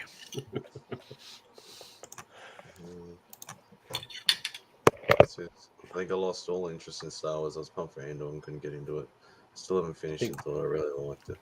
Yeah, a lot of like I know Rob liked Andor, but he's a big Star Wars guy. I think I haven't watched it. I think a lot of people were like it dragged on or it was too informational, not enough action or something. I don't know. I haven't seen it, so it gets action. It's smart Star Wars. It's political. It's political Star Wars, like espionage. It's also one of those things you have to watch in its entirety as an individual piece. It's not. You really think of it more like a movie that's just been broken up into pieces. And when you watch that story that's been broken up in these pieces, it doesn't come across well until you see it all at once. If you binge watch it all, it's better. Except that you wish that maybe if they had done it all as one movie, you kind of wish they would have done a little bit better editing. But overall, I love it. It's great. Yeah, so it's better as an entity than its individual parts, sort of thing. Yeah. It's a spy movie. It's pretty cool. Because I really liked Rogue. Well, I know it's the story up to Rogue One, and I really liked Rogue One. So, not only that, or Rogue One. So yeah, leading up to Rogue One. Yes. Yeah. So I'll eventually watch it. Not only that, it gives you so much information of like you get the real bigger feeling of like why there was a real rebellion, how the rule is under the Empire, and that you don't really get that through other sources of media like the movies and that. This really goes into deep, and you can really see like what they do. The building of the concept of trying to build a unified rebellion, and that means that some people got to do some shady shit in order to make everybody else wake up enough to go, oh crap, we gotta do something. Yeah, and then Mando turns around and says that it was all bureaucracy and it's all garbage. It's the most conflicting two shows that Disney has right now.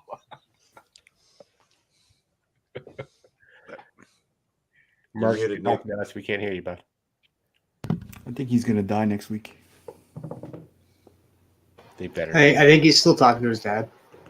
Oh, he's still talking to his dad. Okay, I wasn't sure. Either that, or you could just fill in the blanks with Superman's the best ever. You should watch it. You should read it. Nothing but Superman.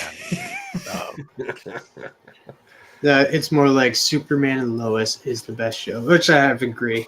It's been a fantastic show. We talk about Stargirl. Oh, Stargirl was fantastic too. I liked Stargirl, but I like Yeah, Stargirl was awesome. Yeah, Stargirl was good, no doubt.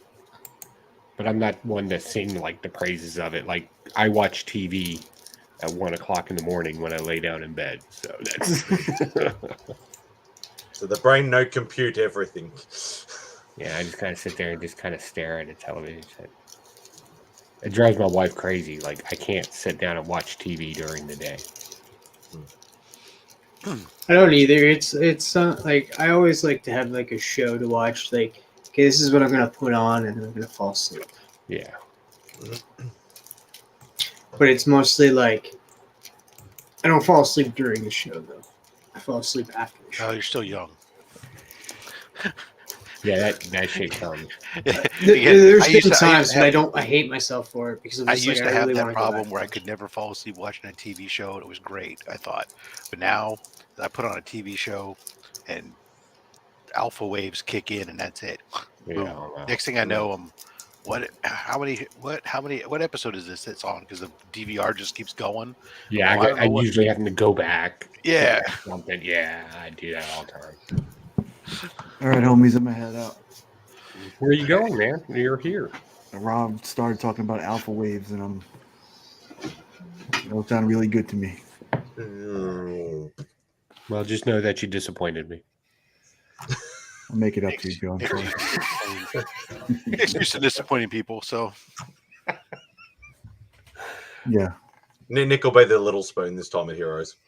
Take it easy, man. Good night, chat. Love you guys. Later. See you, Nick. What's going on? Has K-pop been here the whole time? What's going on, K-pop?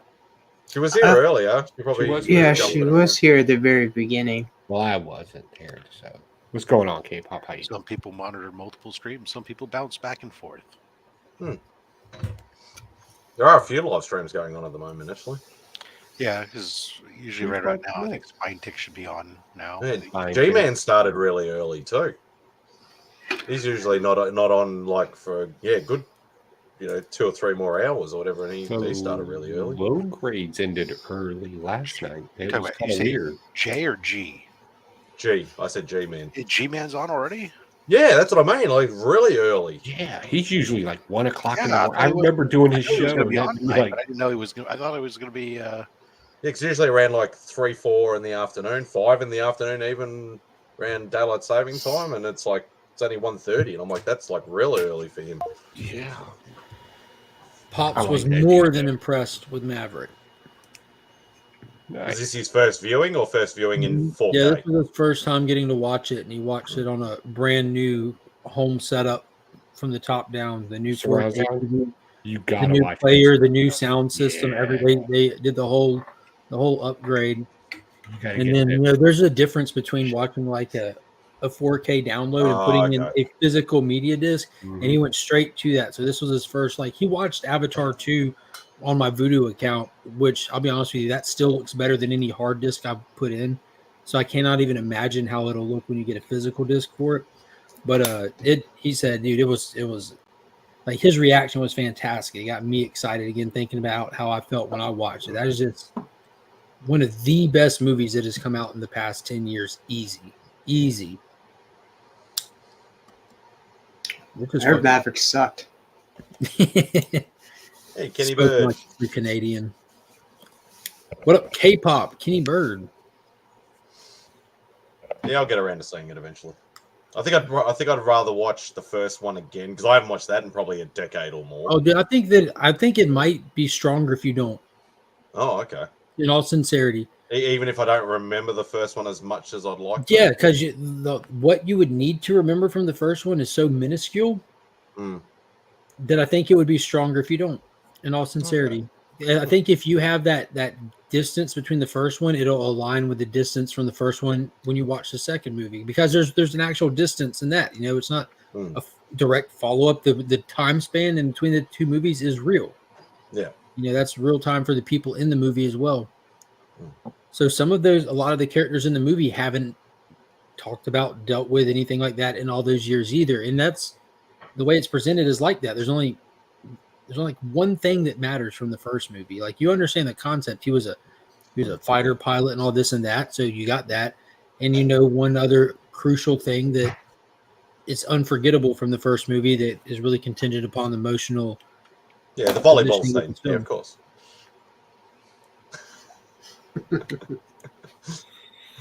Exactly, Bobby.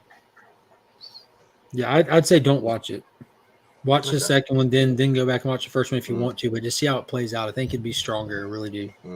It's more the fact that like I'm at that point now where like especially like all these Disney and Netflix and whatever series, sometimes there's so much distance in between that you start to forget stuff. Oh, this ain't that situation. I get what you mean. Mm. This ain't like some MCU movie or Netflix series where there's all this to remember. No, they know what they're doing when they made this movie.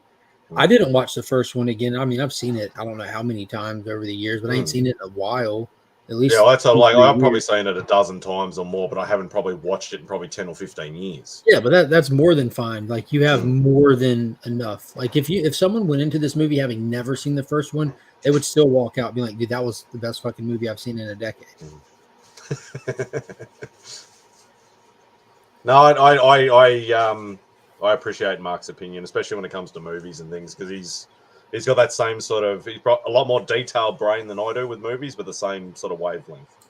Yeah, I'm not saying don't watch it. I'm saying I think I would honestly think that you'd have a better experience if you watch this one with just what you have already. Yeah. Because if it hasn't been a while since you've seen or been inside the Top Gun world, let this be you going back into it. Don't warm up. Don't get primed for this. Just go in and cold open to this. Yeah. Let it blow you away. Yeah, it's on my list of movies that I still need to catch up on, still need to watch. Yeah. I think it was easily, like not even a question, the movie of the year last year. It really has bled over into this year a little bit too, I guess. A lot of people are still just now seeing it and stuff. Yeah, well, now that it's like available on a lot of streaming services and stuff like that as well, it's So people it's like, the well, I movie can't of 2 afford years. Yeah. Still got to say John Wick 4. That's what I'm still really missing out. I think we missed the boat on Shazam altogether. I don't think it's even on the movies anymore over here. Yeah, we still have it in theater here. It's available. You know how they do that Fandango at home kind of thing? Like it's not the regular pay $5 to rent a movie and have it for 3 days kind of thing. It's pay $20 and rent it for 3 days because it's still in theaters.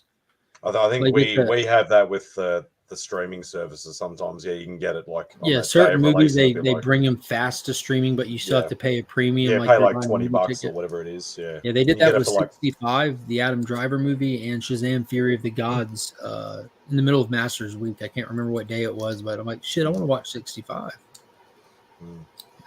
I can't stand Adam Driver. Maybe he gets eaten by a dinosaur and it'll be worth your time. It's quite possible. It is quite possible. Did I hear there's another new Predator movie coming out? I thought I saw somebody post a picture of something about another new Predator movie. Fuck, I want a new Alien movie. Yeah, I know they're supposed to be. Aren't they working on a series for Alien? Because I know now, like they're rocking and rolling with Alien, Predator, and Planet of the Apes, like moving full steam ahead with like a new era for those movies. Yeah, I could have sworn I saw. Which one, Kate? What are we hating on? What you say you can hate on it?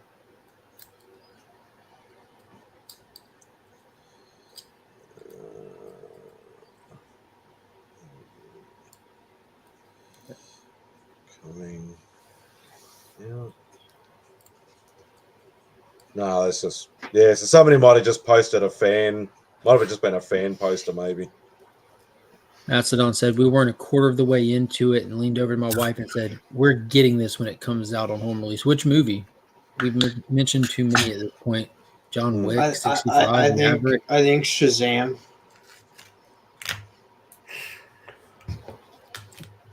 Yeah, I about ordered 65 and Shazam. I'm like, dude, I'm not paying that for a rental. I'd rather just wait like a few more weeks and I can pay that same price to own it on digital. Because I rewatch a lot of shit. So if I'm going to Maverick, Maverick, God damn, that movie is amazing. Dude, I told my dad when Yeah, you can't say anything.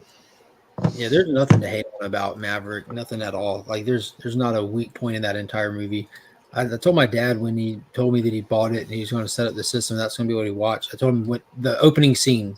By the time you're finished with the opening scene, you're like, "Fuck it, this I'm in. I'm all the way in." Like, No. you're sold. You already get it. You get the vibe. We can realistically, let's be real for a second. There might be something. I mean, No, they got Gen 5 aircraft, but they also have an F-14 just sitting around there. yeah. Why wouldn't you? It's an airfield. Why would you have an F-14 if you got Gen 5 aircraft? Why would you expect that everything at an air? They do that all the time in the military. Yeah, there's multiple. There's multiple If I planes drive on by the airport over here, the private airfield, Yeah. even like I've never seen an airfield with just one type of. No, I know, but I'm saying is they don't need something that's from. They wouldn't keep operational 1960s designed aircraft that was operating in the 70s when their air forces obviously got Gen 5 aircraft as part of stuff. You would say, yeah, maybe they have Also, Gen keep 4. in mind that airfield that they found that at was clearly not the little shabby airfield where the Gen 5s were coming and going from. That was a little shabby airfield. That's true. That's true. The whole thing's a training facility. They would have older aircraft there. Yeah. Yeah, and that was also, again, that was a little shabby, just closest to them runway that they blew. But those Gen 5s were something unexpected that they didn't even account or know would even be there. So they clearly came from a different, bigger operation than that. Yeah. Hell, they still keep A-10s running. Like that's well. I saw Wright Brothers fly. That's only because there ain't nothing to replace the goddamn there is nothing to replace an A-10. You want some burp. There you go. Ain't nothing better. Yeah, I think 65 looks really interesting. You know what you can't do is you can't make a tank fly. America said, "Oh yeah." The hell America was like, "The hell you can't." And y'all haven't seen the A-Team. I'm going to put a titanium bathtub in a plane, and I'm going to shoot that shit into the air. Did y'all see and the I would make it so fly when it looks like Swiss Liam cheese. Neeson? Yeah. Remember when the plane they were in was about to get blown up, so they all climbed in the tank, and they were just free falling in a tank. Totally, man. That's just that movie was off the chain though, man. It was hilarious. Like, are they flying a tank? I tell you what I was impressed with. They took the whole Green Beret idea, like 5th Group Special Forces guys, and they made them all Rangers. And then everybody was like, "Jory, weren't you a Ranger in the Army?" And I was like, "Yeah, not that. Like, not that. Nobody's. That's not how we work at all." Mastodon's got some more for you, Rob.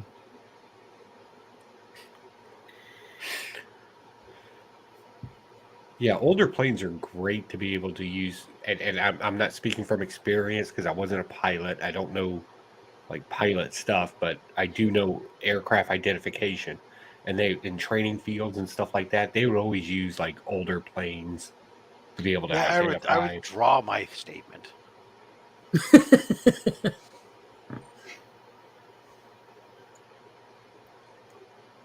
I don't know, man. The old F-15s, though, those were cool planes too, man. Like, you knew when those jokers were coming in low. Like, the ground would vibrate. It would just be awesome. Can't imagine. Oh, man. My brother was in the Air Force, and he was his job title was aircrew life support. And what they would do is they would pack cockpits. Like he said, one of the jobs is like if the pilot has to eject, everything that goes with them when they leave that cockpit, it's their job to put it in there all the way down to the firearm that's in there that they load it, and they're responsible for putting that in there and stuff. And he said they always knew when they would have to get up because their schedule was weird. It's when planes came in, they would like his team would have to get up and go to the hangar and do their job. And sometimes it's in the day, sometimes it's at night. It just depends on the schedule that things are working. And he said they would always know at night because you always hear them coming. because they're close. And he said one night, not a single person in his whole dorm bunk, whatever it's called, woke up. And they all had to get woke up. They all got bitched out for not waking up because they're like, for whatever reason, they're supposed to be ready kind of thing. And they all get to the hangar, and there's an SR-71 Blackbird in the hangar that nobody heard pull in. Well, that's pretty fucking cool. And those things, as far as I knew, were all decommissioned. But he said he actually got to work on the SR-71 Blackbird, and he said it's completely true that thing was sitting there just spilling, just leaking like a motherfucker. Oh yeah, Like, that's what I heard from my that's Air the Force coolest plane friends. in my mind that's ever existed. Yeah, that thing was the cause of more UFO incidences in I the bet. 80s. The triangle, yeah. Yeah. The triangle, that's it. Yes. I mean, it's not like the B-2 bomber or whatever it's called. The B-12, is it? Yeah, The stealth bomber. Stealth bombers. There was But that SR-71 all that stuff was way more fun than anything. I've seen a decommissioned one. I'm trying to remember what it's called. It's in Florida. It's Fort something in Florida with the Air Force Field, and they have tons of airplanes, like old airplanes decommissioned and stuff. That like you almost can walk around on the base and look at them and everything and all that. Dude, that Blackbird is super fucking cool. We're right up here by Langley, and so we have the aircraft museum up here, military aircraft. We also have the land transportation vehicle museum up here. And walking through there, you see the advancements of things, but you see like some things are just so solid and very much at the same time. And I just absolutely find that stuff. Of course, anybody would know I find that stuff just fascinating as shit. I'm the only guy that would look at a decent half truck and be like, "This is why this truck is solid." I loved when up in Seattle went to the Boeing Museum that's there on their place, and they have a bunch of aircraft and stuff there, obviously. Yeah. But amongst the aircraft, the one that I thought was the most interesting of everything, as much as I loved all the fighter jets and the spy craft and else, they have JFK's Air Force One there, and you can go through it and they and stuff and see, and you're to see even from that era what the inside of Air Force One was all set up like to do stuff. Stuff was extremely fascinating, I thought. Do they touch on? I know this is kind of like a little off the wall, but do they touch on any of like the security measures or the hidden features or there's some signs there. I mean, it's a passive behind it all. It's a passive display, and so there's signs all about that. So self-guided stuff. So there's some stuff that's talked about, but other things aren't going to be spoken about necessarily on there. Even though that particular aircraft is obviously long since out of sync with probably what's in today's aircraft, but still. Yeah. And they also we took Dave from Blast Our Stash at Me and Spider Grandpa. Like he was down here, and we took him over to the Navy base and some of the bases that we didn't record and stuff like that because he likes military stuff. And he was like, "Man, I would really love to go look at Skunk Works and see what they're doing over there." And I was like, well, "Okay." So we took him over to Skunk Works. And called up, asked for a quick tour real quick, credentials, and then we walked in there, and they kind of showed us around. And they're like, "Hey, cameras, phones, everything here. Pat you down." And they kind of walked us through, and you got to see like the engineering room, the electronics rooms, and the stuff where they kind of build a lot of the Skunk Works technology. And then he got to watch from the outside, but not hear. Like a team come together with a concept, a theory, and they're like they storyboard the stuff out. Like, hey, what if we could do this? What do we need? And he's watching. He's like, this is kind of boring. And I was like, I know, but this is where the coolest shit ever happens. Like, you don't know what's about to happen right now. This is about to be sick, stupid stuff. There was the other aircraft that was really dumbfounded me actually was just by the pure size of it. Was obviously out here we have the Moffett Ames Research Center out here, and they have one of the 747s that's used for transporting shuttle back when the shuttles were going. They had it sitting there, and just you're walking up underneath this thing, how massive this thing is with the tail span and stuff for having the shuttle sitting between it and stuff. And you're just like, holy freaking cow, this thing is just on a different scale. I know. I just applied for 2 contracts, and I may be coming out to California here soon. I hope I do, because there's a little project that I'm wanting to work on the side. Kind of hope it works out for me, but And NFC chips on fighter jets. no, worse. NFC chips on stealth bombers. Yeah, out, no, I'm not out trying to here go is to half jail. a chance that it's airships. Not airplane. No, I specialize in naval. The only thing I had that's ever left the atmosphere is only 4 different projects. Only 4. And no, well, when I say my part in it, my part could be used for land or air. It doesn't really matter. They just put out a contract for a specific thing to be made because they're having trouble someplace. So I'll pick up those kind of tidbit contracts. Yeah.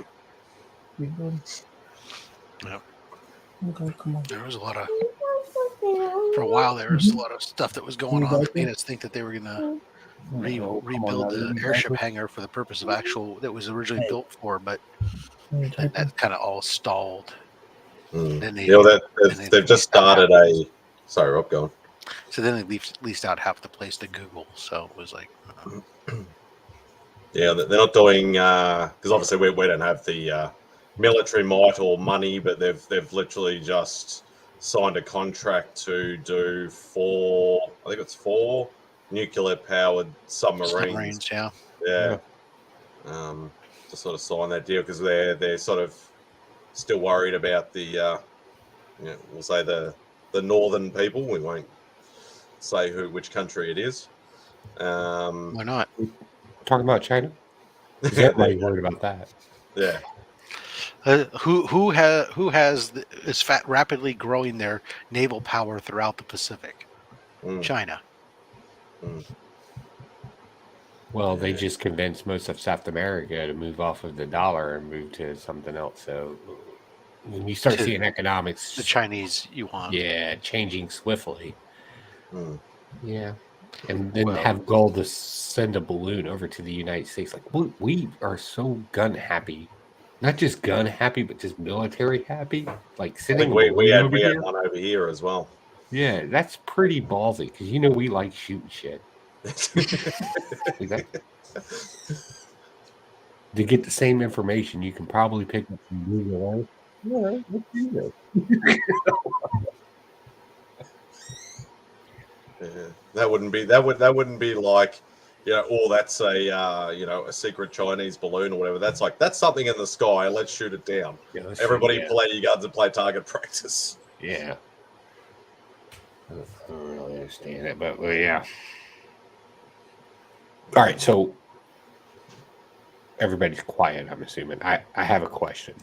I want a general consensus. So over at the Evil Air Project, right? So if you don't know, I hate like random, vague conspiracy theories. It's not something I consider to be a thing. So I've been thinking about tackling a couple of conspiracy theories lately and making them Evil Air projects. So like a Mythbuster type style thing, or no? I'm not going to bust anything. I'm just going to do something and see how crazy and out of control it can get through social media. Like do a legit UFO. Can you imagine me making a UFO? Like I want to know. I want to know what I would do. Or kind of like a Masonic conspiracy thing. So you actually got to build a UFO and fly it out, see how much traction it gets and how many Roswell nuts come out and all that sort of stuff. Like legit fly it into Chesapeake Bay. I am so confident that I can do it well that I'm putting it live right now on the internet and nobody will ever watch it. And will you turn any cows inside out in the process? The worst thing they would do to me is give me a fine. Got to find you first.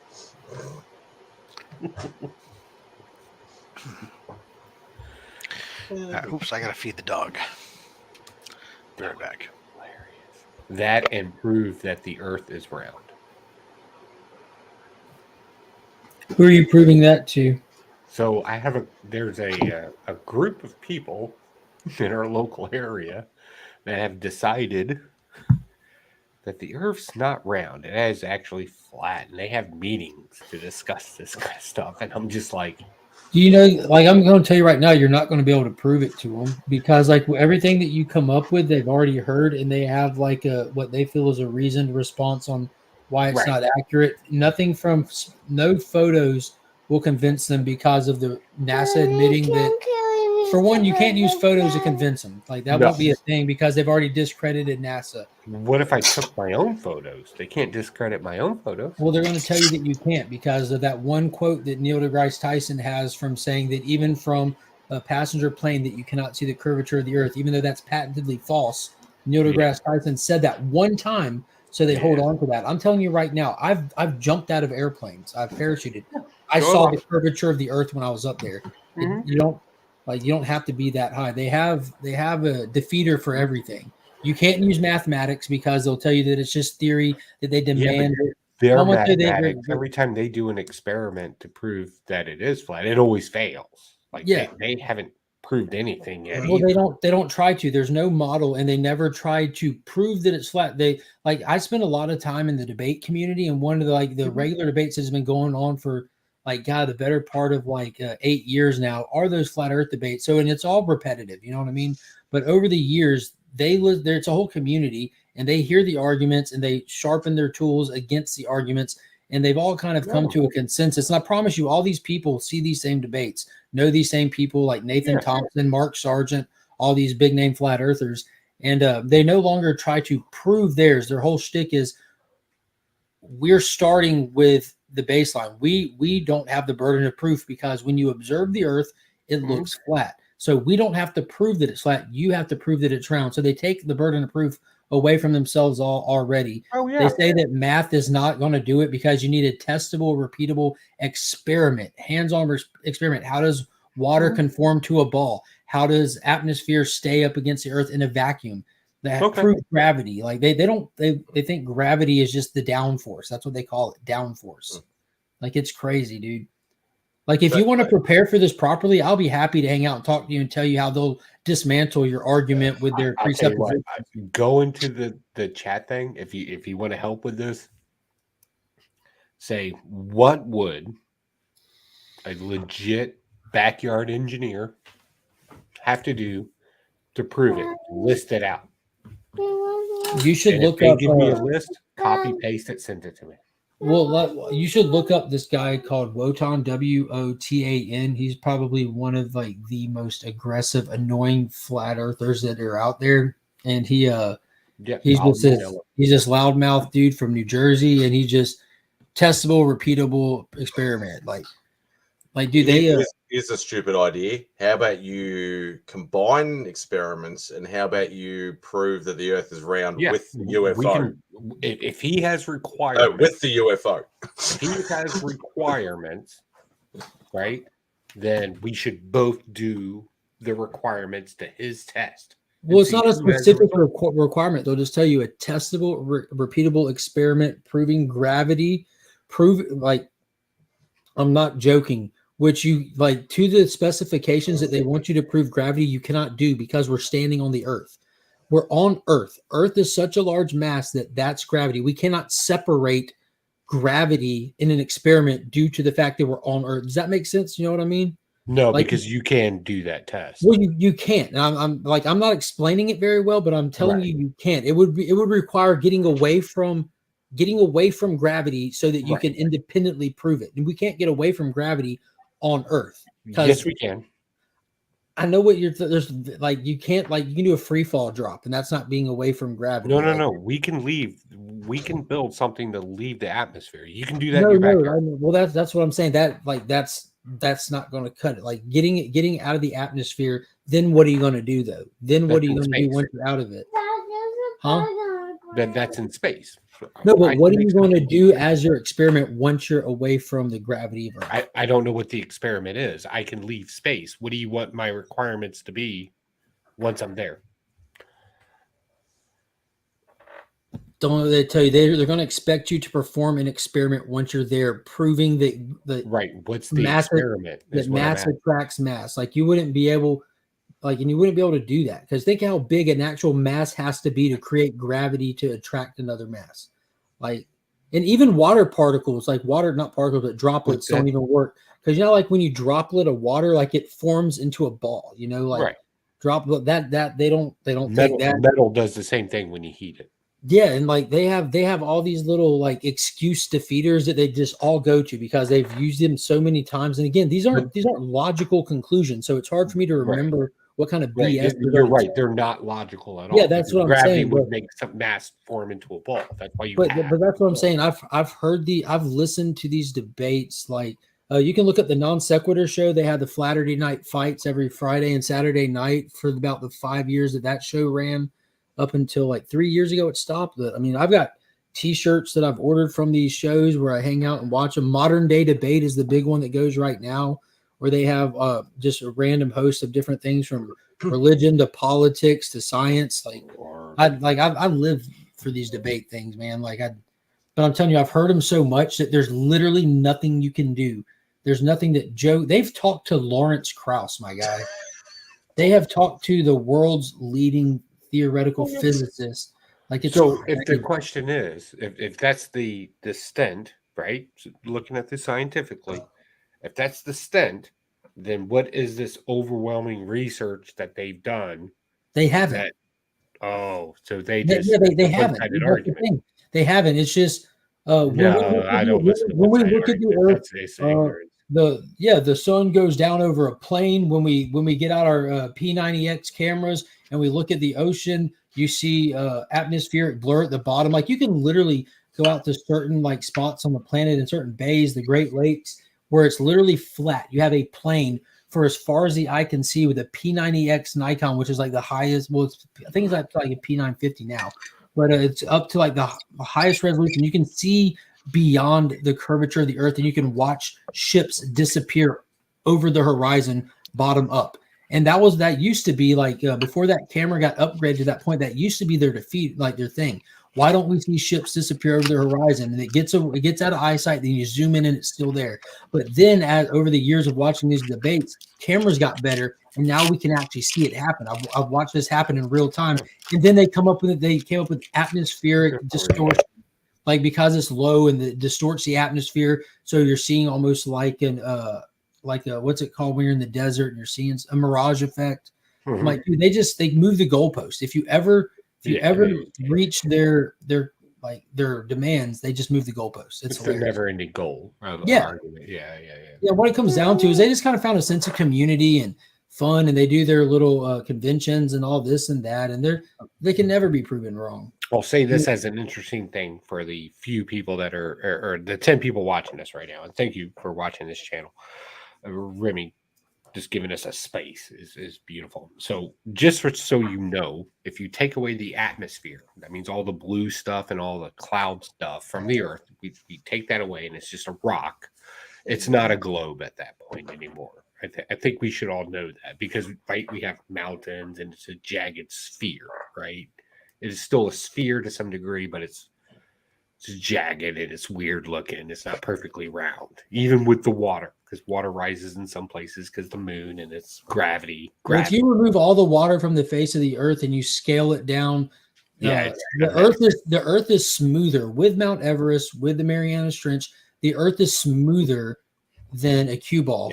Yeah, that's how actual smooth it is. I mean, It's not perfect by the term perfect, but you're right. There's no such thing as perfect in the universe. But given that aspect, if you're watching this right now, I'll give Rob that his mustache is. Yeah, that is perfect.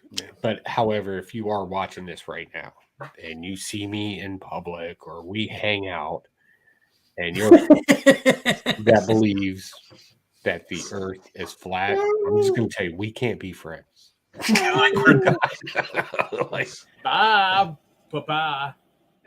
I forgot about that one. I'm gonna just leave now. Then no, I'm just kidding.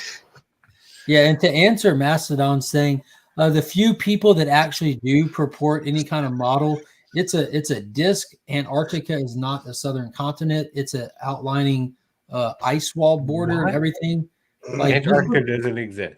So if like a somebody's lot been of this, to a lot of Antarctica, that this person's they lying. hinge on like biblical text as well, like with the pillars holding up the earth and stuff like that. The And they filament believe is what they're talking they do about, like, right? and a lot of these people go back to then what is the sky? They kind of lean into the firmament thing, like the Genesis description of what we got going on. And this isn't all of them by any chance, but the people that do purport a model, that's what you get. I mean, if it's flat, what is it? It's a disc. So how do we not fall off this? There's an ice wall at the end. Why haven't we been to it? No one's ever been to it. Because it's magical. Dude, you think an easy defeater would be flight logs? You think easy defeater would be like, why don't I just go look up some international flight logs and track? Because you can see where airplanes travel, but they don't. I'm kidding you not. You can't do it with airplane flight logs because they don't do that. They never just go around. It's the craziest thing. That was one of the things I'm like, dude, that would have been the easiest defeater. I don't understand how it's easier for planes to do this weird tic-tacking thing that actually would be what it looks like on that disc model, but that's what they do. It's weird. It's the coolest fucking story I've ever heard in my entire life. That's insane. Can I hear it again? Do you have time? Watch. Let's see. All right, so besides flat Earth, what are some of the other craziest conspiracies you guys heard? That our toilets flush the other way. Is that not true? I don't know. I mean, for you, it's just the right way, but there's a reptilian aliens that really run this planet. Yeah. Like the lizard people in V. Playing. Yeah, I've met people that legitimately tried to argue that. Yeah, that's crazy. I got you. Which ones are more exclusive? Like we have an international audience here. What is some crazy conspiracy theory in Australia that most of us wouldn't know? Like, I know you lost the Emu War not once, but twice. Emu War? He hasn't watched the cartoon. No, it's not a cartoon thing. It was a legitimate article that I read. So that was part of the Koala Man cartoon as well. Yeah, so the emus in Australia got so out of hand that they went to war. The military got issued to go out there and kill them. Oh, there's been culls over the years, yeah, with certain animals, because we've had a lot of introduction of like certain species to combat an existing problem, like the cane toads in Queensland, for argument's sake. Like they were introduced because I think it was a fruit fly or a mosquito sort of thing, and then the cane toads exploded, and they are an actual poisonous toad. So they had to have like a cull on it. So, but then there's been ones where they've culled like the Tasmania tiger, which is actually extinct. I've heard there's been rumors about that thing being spotted. Yeah, for years. It's like a snowman or bloody Bigfoot, like that sort of. Yeah. There's also been a so-called black panther spotted in the regional areas here in Virginia. They call it the dismal swamp cat. It's literally, they talk about this black panther walking around. But it's like, we might have one at a zoo, but that'd be it. Like, there's no big cats in our wildlife. But yeah, like the Tasmanian tiger, obviously extinct. It got to like really early on, like I'm talking like 1800 sort of stuff, plague proportions. They did a cull on it, and now it's extinct. So they've sort of gone away from doing that to just trying to relocate if they can certain ways and things like that. Maybe export some for zoos and things like that. But they've put a lot of species either in jeopardy, or they've actually had to pretty much like either try and make them not like endangered, like put them on a list, so you can't actually shoot them or anything like that.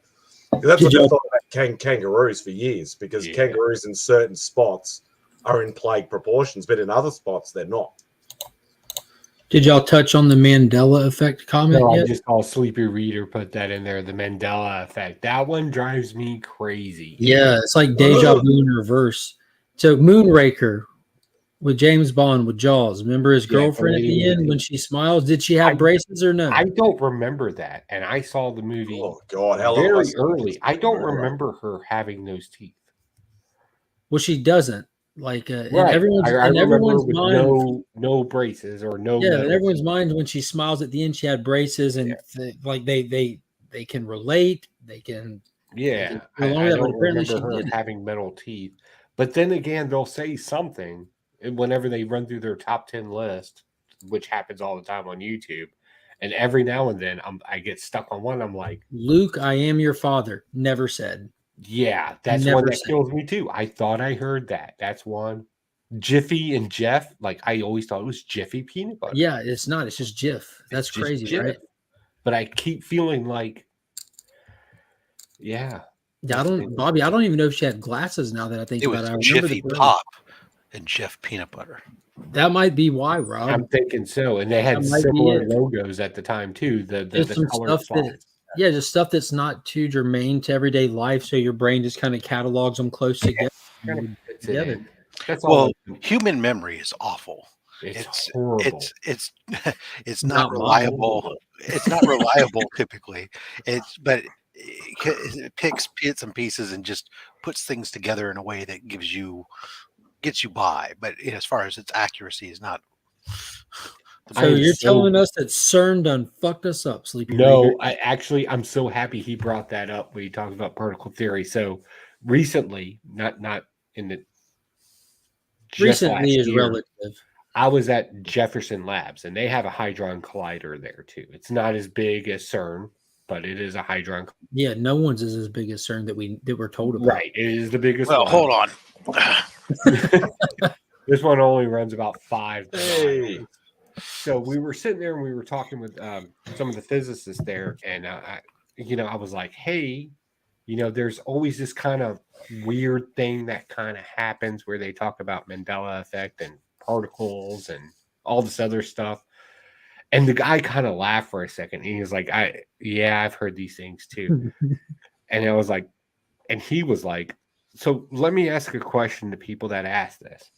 What two particles can we collide together to affect a person's memory? Like, I'm not sure what they're talking about. Do they think we're putting them in another dimension? Again, we wouldn't even understand that technology at this point.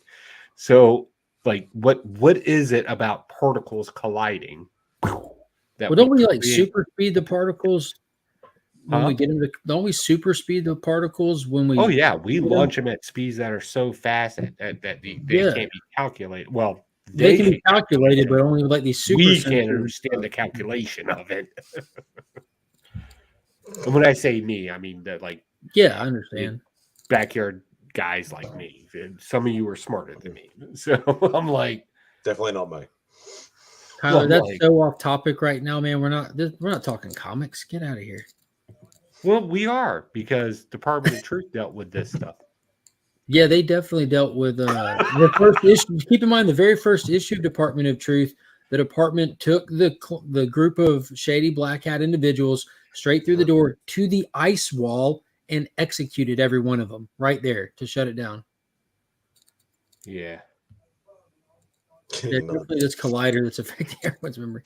yeah, right. I remember The guy thought it was so funny because his thought was the brain is made of chemicals and electrons that get ignited and blah blah blah, right? And I was like, okay. And then what we're doing is we're taking elements that are so small they don't even affect your body, and we're just slamming them into each But other. we assume they don't. And they discovered the Higgs boson by doing that. And keep in mind, one of the things, the key elements that's most interesting about the particle physics stuff that they're doing is these particles exist in a state of non-existence. For like they can exist simultaneously, like they're here and then they're not here, and then they're here again. But they have no way of reading or keeping track of where they're at when they're not here. So just hypothetically, like if they're here then not here, that means they're somewhere else potentially out of the collider. We would hope. who the fuck knows where, like passing through a random person walking down the street, then coming back here. Like that, it's crazy to think about. Like, Well, if that their is existence, right? So think of it this way, and this is how it was explained to me because I tried to break this stuff down as best I could when I was there on my little tour and everything. I go there once a year with the Department of Energy. And the guy was, and the people there were always really cool at explaining big brain stuff and small things. And we brought that up about something being here and not being here. Mhm. And it was like, look, this is how it works, right? Don't get overloaded with this because it takes years of understanding. But I'm going to try to do my best to break it down, which I love the people that do that. He goes, just because something is here and it is not here, or it is here and not here simultaneously. And I was like, that just blew my mind because technically that can exist in particles. Just because that happens doesn't mean that magical things are happening. all outside the realm of physics. Is just that it's not outside the realm of physics. It's just not. We can theorize on it all day long in physics, right? That's why we have quantum, right? The only deal that, right? Quantum the only realm. deal is we just don't have the technology right now to measurement this. Eventually, we will theorize. We'll know what to make, and we'll know how to figure this out. But again, technology and science works extremely slow compared to what we're realizing.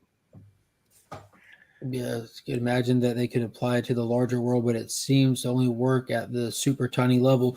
Yeah, to our understanding, like you pointed out, it's just we haven't got there yet. And there's a really cool thing when you start looking at like some of the tests that they've run on like particle behaviors, and I'd have to look it up, but in a nutshell, they took a couple of screens, right? They took a screen on a pole where they can measure the particles going through it, and there's a wall behind it where they could measure the particles sit there trying to see how it reacts going through different things. So they would shoot the particle through it, and they noticed that a fucking particle was going around it. And they're like, is this an accident? So they did it again. So the particle was intentionally avoiding the screen. So what they did is they made the screen wider where it couldn't avoid it. So what the particle did when they shot at the screen, it went away and came back on the other side of it. It still 100% avoided going through their I'm like, dude, that's fucking nuts. It shows. So let's talk about it shows two different things, like two different potentials. Like, does it? You guys have a good evening. I've got to tap out. This is too much for my brain right now. Sorry, man. Sorry. No. I'm glad you guys are having a fun conversation. It's been a long day. I'm tired. I'm gonna go sit down and rest, man. I always wanted to say goodnight. So it shows like, do they have like some kind of like potentiality of intent, or do they have like some kind of reaction to their environment? Let's define terms first. All right. So when we say particles, when we use the word particle, right? A particle is a fancy way of saying things known and unknown at the same time, and it can be very confusing. So let's talk about particles in that particular experiment you were talking about. We're talking about particles that are unknown, for one, and two, they're probably forces of energy. So think of them in the same way, right? You would think of gravity. There's super tiny chemical products. No, there's no chemical property to them. There is. No. Definitely. That's how they're defined. All right, guys. I unfortunately have to go. My wife has to work tomorrow. But if you go back and read the paper clearly defines the particles in that as unknown particles at that point, which means it's just something that's unknown at this point, which could be very well some form of energy or something along those lines. I highly suggest looking at it. I think it's very fascinating paperwork at this point. Yeah, I'd definitely read it. I would definitely do it again because it's fascinating. But unfortunately, I have to go because something weird's going on. I'll talk to you guys soon. Take a gun when you check on it. No, I got a baseball bat. So lesser sentence. There's a really fun movie. I hate that. There's a really fun movie that came out. It was a direct-to-video movie. It was called The Big Bang, and it starred Antonio Banderas and Sam Elliott. And it's like it's almost like a whodunit, but kind of like with a modern day private detective whodunit, but with the culprit having to do with a large hadron collider. And it was cool. Like you never kind of expect to get to like that being like the location of the crime kind of thing, and the whole it kind of leaned back on like when they were getting ready to fire up a real life Large Hadron Collider. There's tons of people pushing back on it, like, dude, y'all are going to create a black hole and kill everybody, kind of thing. But it's a super fun movie, and it's one of Antonio Banderas' way lesser known films. Definitely. Yeah, I've never even heard of it. Like, I like Sam Elliott. You know, I'm not a massive fan of Banderas. Like, I like him, but I'm not a massive fan. Unless you like start talking about like Desperado or something like that, obviously. But I'm not a big fan of his. But I do like Sam Elliott. But yeah, I'm not always. Sometimes certain premises of movies and things like that, especially if it's something, I've got to be in a mood for a thinking type movie. Sometimes I'm not always one of those. So I'm more of a brain dead movie watcher where I just want to watch and just enjoy without having to think too much. But in saying that, I don't mind, you know, a good murder mystery or you know, a suspense or a thriller or something where you do have to think occasionally as well. So. Mm-hmm. Yeah, like I actually watched Zodiac like you have like the shady damsel kind of thing, you know what I mean? That brings the issue to the private. It's really fun. This is I'd never watched Zodiac before. The David Finch film, the with Downey Jr. I'd never watched it. Yeah, dude, that's like a 10 out of 10 movie. And that was a fantastic movie. Yeah, I was like, why have I never watched this? Like the premise, you know, is intriguing to me, even though I only know a little bit about the Zodiac Killer and things like that. Like, I'm not a big, you know, guy on, you know, serial killer movies and stuff like that. But the premise sounded really good, so I'm like, I'll just chuck it on. And I actually really enjoyed it. Kept me really. Mark Ruffalo and stuff. Yeah, it was damn good. Sleepy says the particles are down at the level of subatomic energy pockets, millions of times smaller than electrons. Absolutely. A particle is just the smallest known possibility of mass. Everything has mass. Everything that exists has mass. Like, you know, that's like an atomic number and stuff. A particle is mass by definition, and there's nothing in the universe that exists that does not have a chemical compound, even if its numbers are simply one. So even particles are chemical compounds. It's just they're the smallest known pieces of them. Everything exists on the periodic table. Everything. There's nothing that doesn't. Oh my God! Dude, next level movie making. Zodiac is so goose. It is, dude. It was fantastic. That movie I don't think got nearly enough attention. I know it was longer and shit too. Yeah, it was a little bit of a grind at certain points, but it still kept me, you know, like, not on the edge of my seat, but I was just like, well, when is something going to happen, or what is this going to happen? What are they going to find out? How are they going to tie something together and things like that? And it was, yeah, like, usually when something's a long-ass movie and sometimes you have those real dry spells in between where you're like, can something just happen because I'm bored and I'm just going to turn it off? But it didn't. It almost got to that point, but it didn't. It just kept me enthralled. So, no, I actually enjoyed it.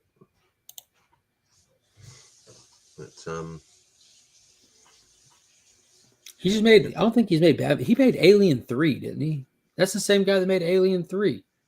And there's a few shots in that because that's obviously earlier. So my knowledge when it comes to directors and stuff sometimes is a little shady.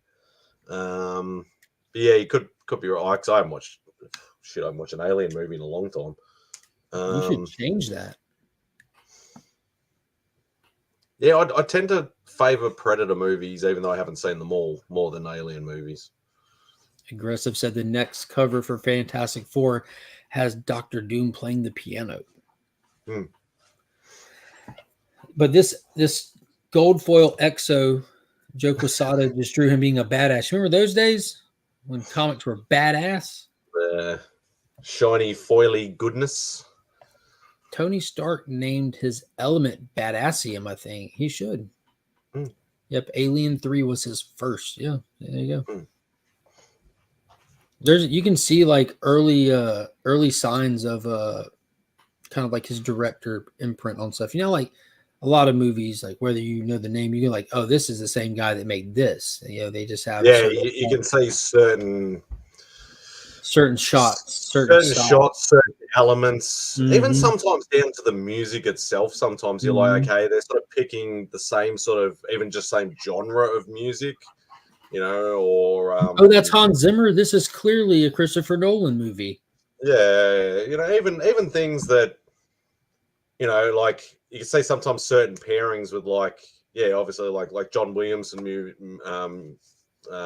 music and stuff like that. Sometimes you were like, this director always has that guy's music in that movie and things like that. And sometimes it works and sometimes it doesn't. But most of the time it's a hit. If they find a formula and they stick to it, that's the best way to go.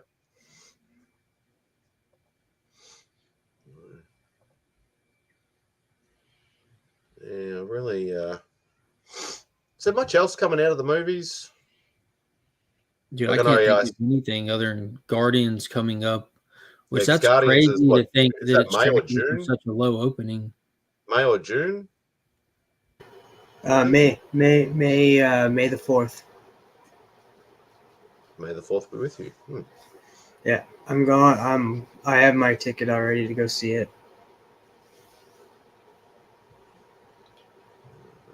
When like Mark, May 4th. Like Mark, this is probably going to be my last Marvel outing. So what's this Hypnotize movie you were talking about? It's done by Robert Rodriguez, and it stars Ben Affleck, and it looks freaking amazing. Oh, okay. What's it supposed to be about? Or it's like the whole premise is like nothing you see is like could be real, and it's just this guy Ben Affleck's character is trying to find his daughter, and reality is just kind of warped. And as he's trying to go after this one guy, I forget his name, but he's a good actor. I'm gonna look it up right now. almost like a Matrix. Hypnotic, sorry, not Hypnotize. Yeah, it's Hypnotic. Hypnotic, okay. I can send you the trailer. So is it like a Matrix sort of premise, or is it? No, it's reality. It's reality, but like reality distorted. Okay. Like, so like you, an Inception. You never. Kind of, yeah. Okay. But it's Robert Rodriguez. Makes some pretty decent movies. If you look past like certain movies, like Shark Boy and Lava Girl. Dude, that movie was fire. I thought that'd be one of your favorite movies. Welcome to the Thunderdome. Oh, William Fichtner. I don't know. He's going to be the protagonist. Okay. The name doesn't sound familiar. What time you going to the flea market? Do you even know what time the flea market is? When you see him here. This guy right here. Oh, yeah. Yeah. Hey! She's like, you're off the science talk. I'm going to jump on now. What's up? Wait, I clicked thingies, so my computer is trying to catch up. Stop clicking thingies. I did. Hi. I think it's the Red Barn. The Red Barn? Okay. This is the like synopsis, a little bit of it. A detective becomes entangled in a mystery involving his missing daughter and a secret government program while investigating a string of reality. You sound like right when not how early mom would get here. Reality bending crimes. Yeah, I'm gonna send you the trailer. Yeah, so it sounds a little bit more like Inception than a Matrix sort of style sort of thing. So what you been doing, Katie? My taxes all day today. Yay! Yuck. Joy. That I needed a break. My brain needed a break. So here I am. Hi. Yeah, there's been quite a lot of streams going on today. A lot of stuff. Yeah. Hey, Sleepy. Hey, Eggy. Hey, Bobby. It's also extremely freaking hot today, which is crazy because next week is going to be 40s and snowing. Oh, God. So what is it now? Like 80 something. It was like clear. It was almost 90 like all week. So I think that's late 20s, early 30s Celsius. I think. Yeah, that's. I'm not a fan of the heat. Yeah, and it's also like mega humid because we have like all the lake effect stuff, so it's crazy, wicked humid all the time. Oh, okay. Joy. Because I didn't think a lot of you guys sort of, besides Florida, obviously, didn't really deal with humidity as much. That's like humid, like swampy, depending on Mm. where you're at down there. Here it's like because we're Monkey surrounded saw me get out of the mailbox. Said, "That's for by me." lakes. We get the lake effects. We end up getting like a lot of snow, but I'd say like Michigan, where like it hits Ohio, they get more of it. Not for fun. But I am about an hour away from. Yeah, most of that. Yeah.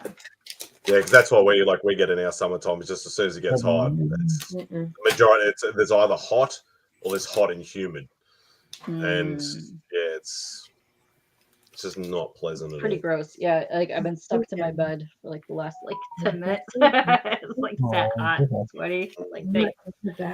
Yeah. No AC, obviously. I have AC, but I turn it off and I turn it back on because then it'll get freezing. So like I can't get a normal temperature. It's awful. That's what temperature control is for. Just sort of set it on like low fan and like a low temperature, but don't blast yourself with it. Yeah, it's strange. And I got them. This should fit her next year. These should Not that I can talk because I'm hot. I'm just gonna blast it at like the coldest, most possible temperature again. Yeah, it's weird. Like I like the cold, and I like having like pounds of blankets and hoodies, but I like the cold feeling. So I like. Yeah, I know what you mean. Yeah, I'm always kind of like I don't care if it's hot. Like I live in a hoodie. Like it just do. It's just comforting to me. So yeah. Yes. What up, Travis? Why you all muted or whatever? I've been editing shorts, so I'm like gonna have like 2 a day for the next until the end of the month. Yeah. Okay. So At least I got the whole month planned. I am. I'm actually wearing shorts too. Oh, thank you. Jorts. My dude in the jorts. Yeah, jorts. About the John Cena, everybody. Oh, Oh no! Oh, this isn't that show. Stream. Not a nut show. Wrong stream.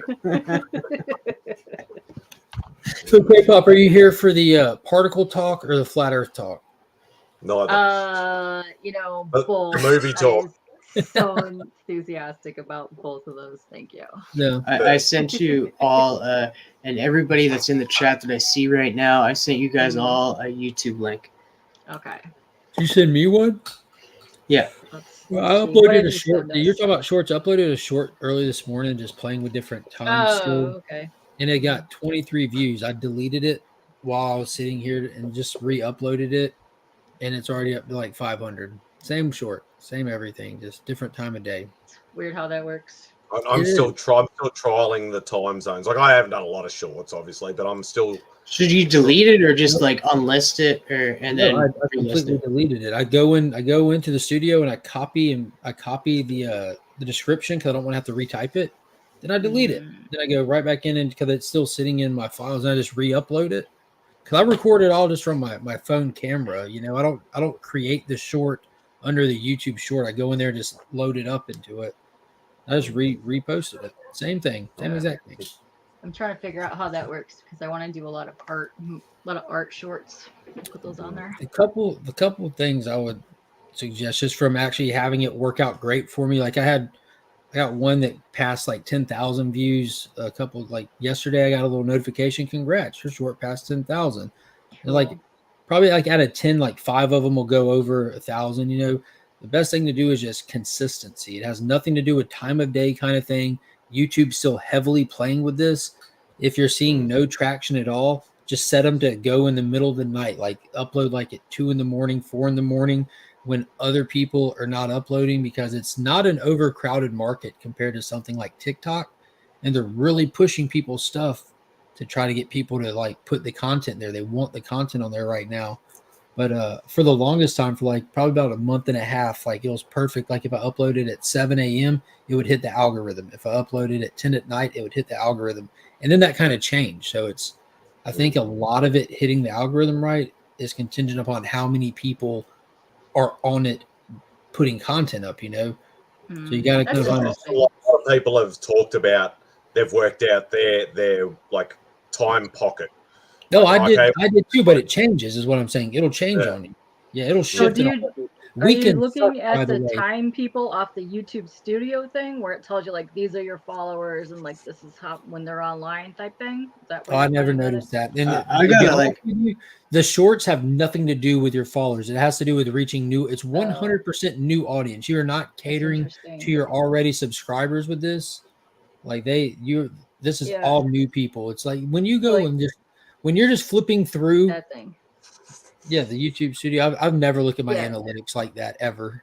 Yeah, it's just weird because I know for a fact that most of my people are a little later than that.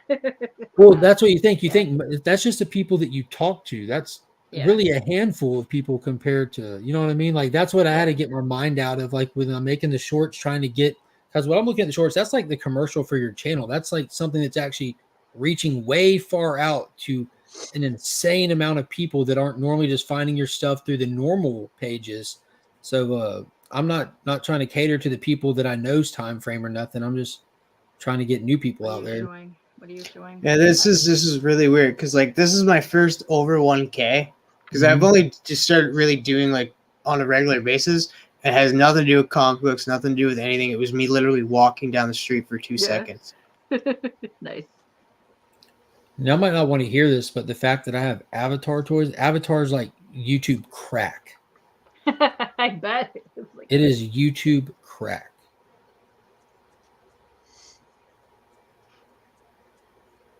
yeah.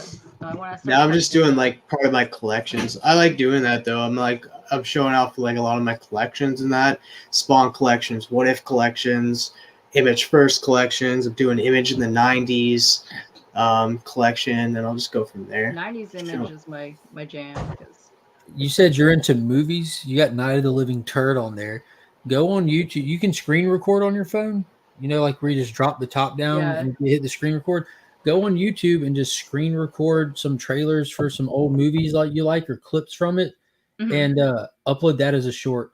And it'll just do movie stuff like that. Little like that. This little, just let me see if I can play that. Just that little clip. Just them dropping out of the Batwing that just dropped. Yeah. That's it. That's the whole thing. It's over. That hit 5,000 views in I think that's at 5.5 thousand views in less than a day. Just because little stuff like that, it's digestible. And movies stop people and they look. And as long as it's relevant to your interests, it's something like you're into, that you would be doing on your channel. If there's movies that correlate to it, that would be a great way of catching people's attention. And I'm shocked at how many people see a short, because then they have to see your short. They have to stop long enough to hit your name, look at your channel, then hit subscribe. So it's not like it's an effortless process. You have to convince them to do that. And you run like 10 subscribers a day doing these shorts and regular content.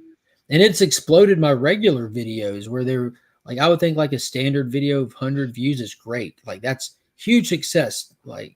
But now they're hitting multiple hundreds of views. I had my video from last Monday broke 1,000 and I only have like 3 or 4 videos that have done that. I don't make That's really content neat. for views. Yeah. It's just all my own interest, but I do want more people that like the same stuff I do to come over and hang out and talk about this stuff.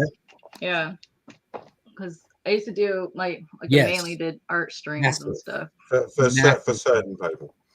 They'll lead there for everybody. And I'm telling you to stay consistent doing it, and that shit will pick you up. Because it didn't just happen for me.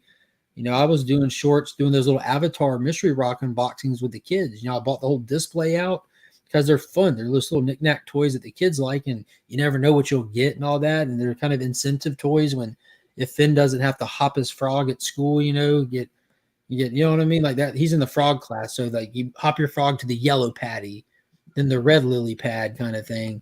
But if he didn't hop his frog, we'd open an Avatar rock and we just film it. And those would get like 20 views, 30 views. And that's what really started me doing it. Then one day, 1,000 views, 300 views, 200 views, 1,000 views again. I'm like, that's crazy. And it's just kind of stayed consistent doing that. That's really cool. TM's over there making a short of him head bobbing. He's living the life over there. They're a lot easier to make than you thought, weren't they, Spidey? Yeah, I'm not obviously doing anything. There's no special effects or anything like that. It's just I don't either. It's literally just especially from the doing it through YouTube itself, just hitting the plus button, hold it, selecting either 15 or 60 seconds, holding down the record button, recording whatever I want, go add music, pick what song I want, post, or not post yet, but then just put in a quick description, a quick couple of hashtags, hit the post button. It's the easiest content in the world to make. Yeah. It's different too, because that video that did get 1K, it literally went, I think, at least, I want to say a full day at two views, and then it just blew up after that day. Yeah, and you'll see I didn't that think it was gonna get if you go back. I bet if you go back in your studio and hit your shorts and look through them, I bet other ones have popped too. They might not have ran over 1K, but once they kind of got out of your eyesight, you know what I mean? Because I don't really track my videos out of my eyesight. When you look at your YouTube channel, you see the last 3 or 4 recorded videos and the last 3 or 4 live. And that's the only time I see what they do. And I didn't even realize I had videos that broke 1,000 or had 800, 900 views on them. I had no idea for as long as I've been on here. And I found that out 2 weeks ago. I'm like, are you shitting me? This whole time I thought I've been making 100 view videos. No, they have life to them and they get pushed later and after the fact and stuff like that. I'm like, you can go into thing and change it to from last 7 days to last 365 days. I didn't know that you could hit that button when you go and look at your videos. You can hit a button that says popular, so it stacks them by the I had no clue until a couple of weeks ago. That's crazy. Yeah. I just see Bobby's comment. Thank you, Bobby. That Buona Beast was a gift from Chris from Retro Rocket Comics. It's a badass comment. Was that a Beast Wars thing? No. Beast Wars. It's closer to being an Animal Man thing because he does show up in Animal Man. Okay. It's the same thing. The same thing. They're both shit. Yeah, okay.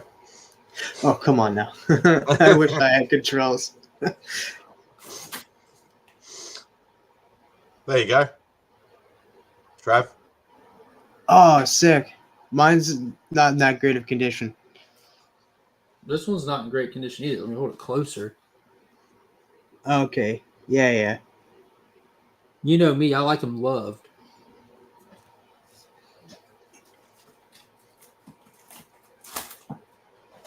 Another Avatar of the Red. Did you read that King Shark miniseries they did not too long ago, where it's a contest of champions, a battle to see who's going to be the Avatar of the Red?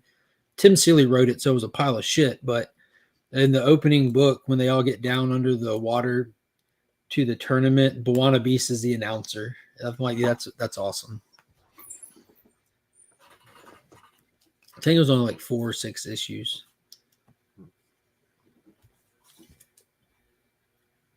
I'd never even heard of the character. He's no Turok. There's definitely no Turok. We don't need to be here for another hour. I picked up 2 copies not long ago. Then I picked up 2 more copies. Now I got to go put these with the other stack of them. I'm nowhere near where Southern Comic Geek is, but I'm trying to catch up. I only have 900 more to go to catch up to them.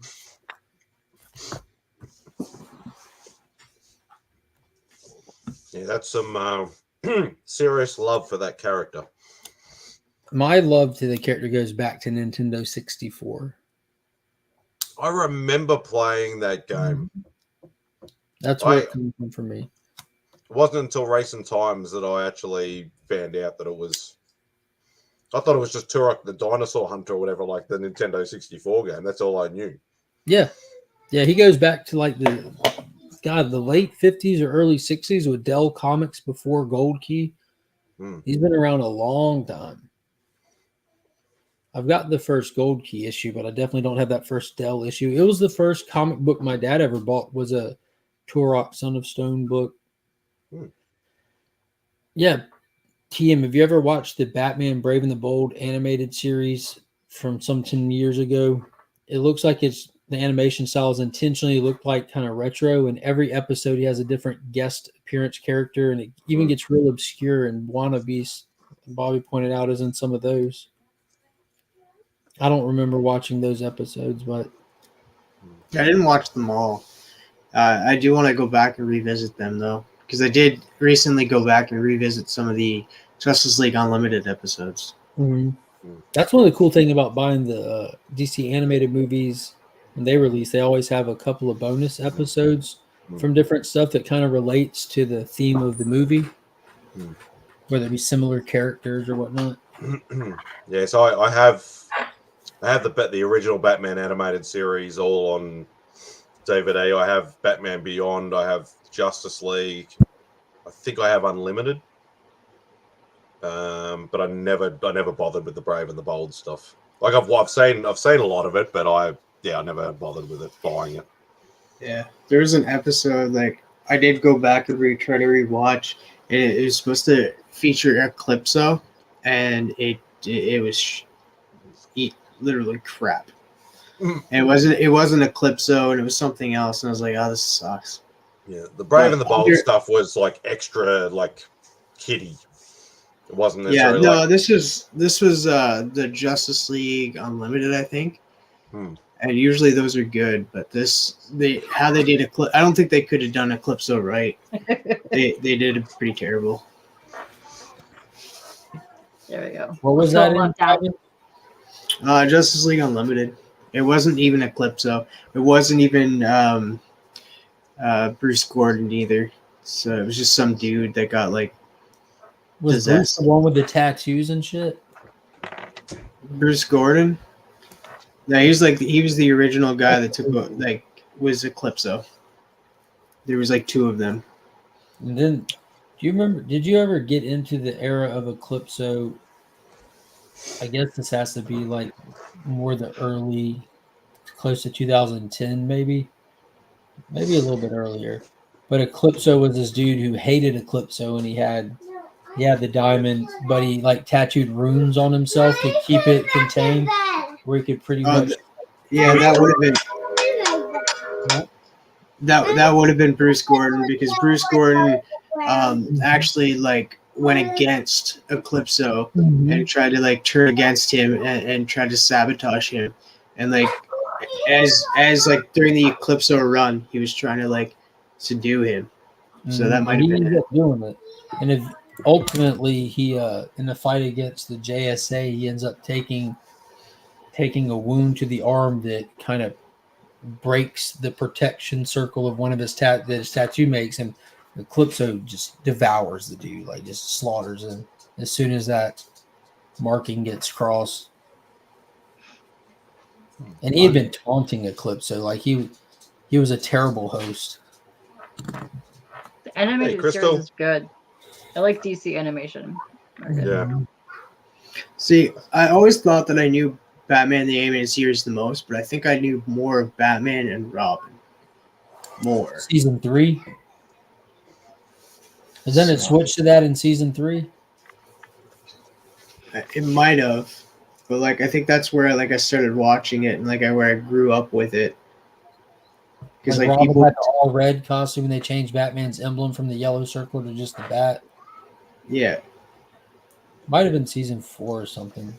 I remember I had more toys from that one than I did from the original one. I remember Robin came with his little red bike. It was like a little fly glidey bike. I actually used to own an original cell from one of the episodes. Oh, cool. I sold it a long time ago. I only bought it because I picked it up at like a closing down sale. You just what sold is it the art with behind you? So. K-pop. What is the art behind you? Sienkiewicz, X-Men. I forgot what it is, but it's a Chris Bachalo cover. 2 La Muertas, Soulfire, Tyler Kirkham, Darkness, and Wolverine. 2 Angelas, that's Silvestri, and Michael Turner Witchblade. That is a Akira, and that's a Castlevania piece. And this is a glow-in-the-dark Death Star. Yes. What Michael Turner piece was it? Switchblade. Yeah. I got a whole thing going on my walls. A lot of weird 90s and horror and original art over there. And I have a black and white like Universal Monster wall. I have like a horror poster, Lady Death Vampirella thing. What's your favorite Universal horror movie? Not Universal. character.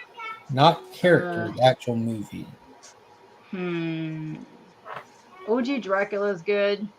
I also do love Frankenstein a lot. Bride of Frankenstein too, because I like the visuals in it. But yeah, that's mostly what's on my wall. Is Bride of Frankenstein and the Mummy. Frankenstein's always been my favorite character, but I think the first creature, the Black Lagoon, was That's like classic. Yeah, it's crazy. Like I don't know. I think when they did the Blu-ray release and they Okay. released them in this box set, and I went Yeah. back and watched the box set. I'd seen him as a kid, like growing up and stuff, like watching with my dad. But when I watched it on like that clear picture and you get underwater, I think there's just something about being underwater with a lens. It almost created like an uber clarity to it that you didn't have in any of the other movies or even the shots when they Yeah, weren't it's underwater. really beautiful, and the costumes back then are just absolutely breathtaking. Like I forgot her name, but she's the female lead in the Mummy. The intricate details on her costume is just absolutely insane. Like it's like sparkling from here, and it's just a black and white photo, but it's great. It's gorgeous. And that I'd was say Boris my Karloff also, wasn't it? favorite Universal monster movie that's not a Universal monster movie is the Monster Squad. They did that justice. I saw that picture of the My nards. Wolfman's got nards. Yeah. That's awesome. I didn't even know that was an actual product, and I've been seeing it online for years. And I went to my con, they had it for sale, and I was like, sold. Give it to me right now. Yeah. I like how all the stuff that the kids were debating and arguing about kind of all came to fruition. Like they're kind of just in passing arguing about like, well, you can blow the Wolfman up. I'm like, no, you can't. Only, and he gets blown up for what? The bedroom? Oh, I don't know. That's all Finn. It should be on the couch. Yeah, I haven't seen any of those Roughly the middle. old school monster ones in years. Yeah, I want to say like 2 years ago they re-released the like collected editions, and I bought pretty much majority of them, and I've been binge watching them since. But there's just the art quality in them is amazing. Like every single shot is like an art piece, and it's fantastic. Yeah, that one. It's exactly the one that I have. Yeah. I always wanted. I don't know. I don't know if they made a second one because I got this like the day it came out. I pre-ordered it. Yeah. How many were in that one? How many total movies? It's got 8. Yeah. It's got Dracula, Frankenstein, Mummy, Invisible Man, Bride, Yeah. Wolfman, Phantom, and Creature. I also extremely love Phantom, but I was disappointed that they put that Phantom in that set. Because to me, it's not the one that fits with that Universal, like the same as like the OG Dracula and those ones. It's like off. But yeah. We have like the Phantom one that predates this one too, like the silent film one. Yeah, that one's cool. Tina's pulling up with the coupe with the lock. And then you have which was it? Was it like a Hammer film where they have like the literal tray with acid that gets bumped into his face? It was cool. I think that was in color, if I'm not mistaken. In the 80s or 90s, they made one with Robert Englund, which is kind of really stupid, but it's also good because it's got Robert Englund in it. Yeah. I still like De Niro's Frankenstein. That's a good one. Do you remember Jack Nicholson's Wolf? I remember that. I love That's that. good. I adore movies that have really good scenery. Like anything like you could stop on a still and paint, like that inspires me. So I like flock to like anything that's like that. It's probably why I like Tim Burton a lot. Like weird, creepy, old school horror movies. Yeah, I love the old colonial sort of look of like Sleepy Hollow. Yes. And stuff like that. I like love that was... that. Like period pieces. Yeah. Oh yeah. This was a sweet box set. It had Wolf, Okay. Mary Shelley's. Kind of like the Dracula. 90s, like the 90s versions. Yeah. That's all good. And then, holy shit, when Joe Johnston did the Wolfman with, God, who the fuck played him? Anthony Hopkins was in it. Oh, yep. Who played Wolfman? Was it Cheney Benicio del story. Toro? I Isn't think it that- was Benicio del Toro that Yeah, played him. it's But that movie. that was insanely good. I like that one.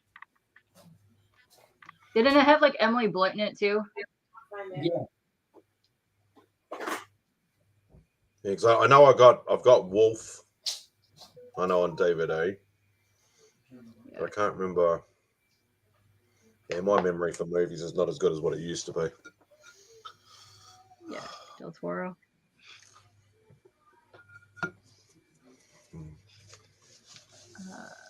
But yeah, that's the kind of stuff that I like watching, and I like the bonkers bananas like 80s and 90s, like the cheese fest of the cheese fest, like bottom tier level. Like that's what I grew up on watching like all day long. So yeah, I was like literally that have with all of that. I was like that with like martial arts and ninja movies and stuff like that. Like Me too. We need to compare movies one time. We tried doing this before, but yeah, I have an entire upstairs section of nothing but Asian cinema. See mine. So I've gotten to the point where, like, you've seen some of my shelves and stuff like Oh, that, yeah. but like everything's alphabetized. Like it's not genred or director or anything like that. So everything's just alphabetized. So I don't have to think. I can just go, that's the name of the movie. Look for the alphabet sort of thing, and just do Yeah. it that way.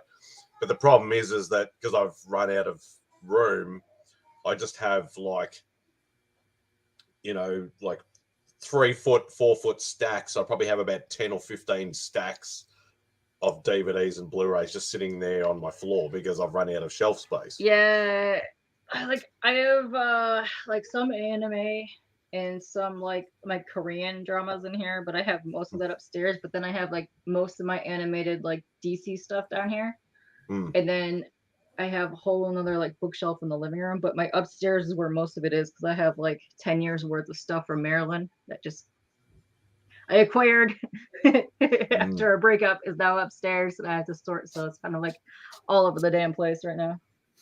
Yeah, see, and I had that problem because I had like a massive like VHS collection. So I was slowly, because some of the movies weren't necessarily released on DVD. So I had to wait for a lot of stuff to be released to replace it. So I'd be like, okay, I could take that. Now I have a space for 2 DVDs because that VHS is gone. And then I was just constantly replacing. And then I got to the point where I'm like, now it's full and now I've got no more room. And now thus the stacks on the ground. Yeah. Like I have a really old school VHS collection from like the classic movies. Like some of those still haven't even been released on DVD yet. I still have a few odd ones, but most things I've been able to find. Yeah, I was really big into like musicals and like just old school movies, like really old movies. Yeah, I'm a huge fan of the Marx Brothers. I don't know if how old your old movie or how vast it is, but I like comedy stuff. I'm kind of a comedy snob now. I think I've talked. It's probably true to say it. Like when it comes to stand up and stuff, I'm a snob of it. But that old school like Marx Brothers stuff, I've got all of their shit. It's like unbeatable. I remember like when I go to my grandma's house when I was little, like we always watched like the Three Stooges and like all that kind of stuff just over and over again because that's like what was on at the time. Yeah, that's good stuff. Or like the weird Jerry Lewis things. Yeah, that gets really weird. Three Stooges is like super timeless.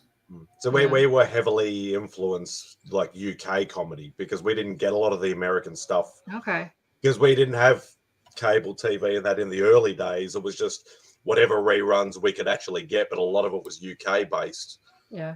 So we'd be getting like your Blackadder and your Doctor Who's and Are You Being Served? Oh yeah, Are You Being Served? Yeah. McHale's Navy, like all that sort of stuff, and But then we started sort of getting some, like obviously we got things like MASH and and a lot of other sort of stuff as well. And eventually things just filtered in, and then obviously cable started, or should I say satellite started, cable started.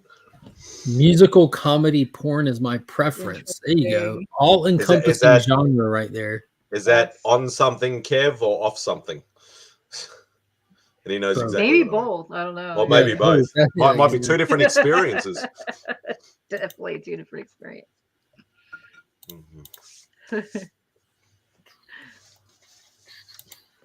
But yeah, I never Eating. got into the a lot of the Asian series and stuff though, Katie. No, I didn't know where you're going. About... You said I never got into the Asian and pause. Yeah, yeah. There was a After and you that just pause talked felt about the longer because of musical his comedy comment. porn. I was eating yeah, at the yeah, same yeah. time. Mm. Series. I know one the series you drama, definitely got into. Yeah. There's some Anime fantastic, different. I'm talking about live action stuff, not Yeah. anime. There's some fantastic live actions. There's a lot of the Taiwanese ones will do the mangas in live action form. There's about 16 to like 32 episodes, and they'll do that. But there's a lot of remakes of like martial arts movies they put in series. Like China and Taiwan will do that, so they're really good actually. The quality is really nice.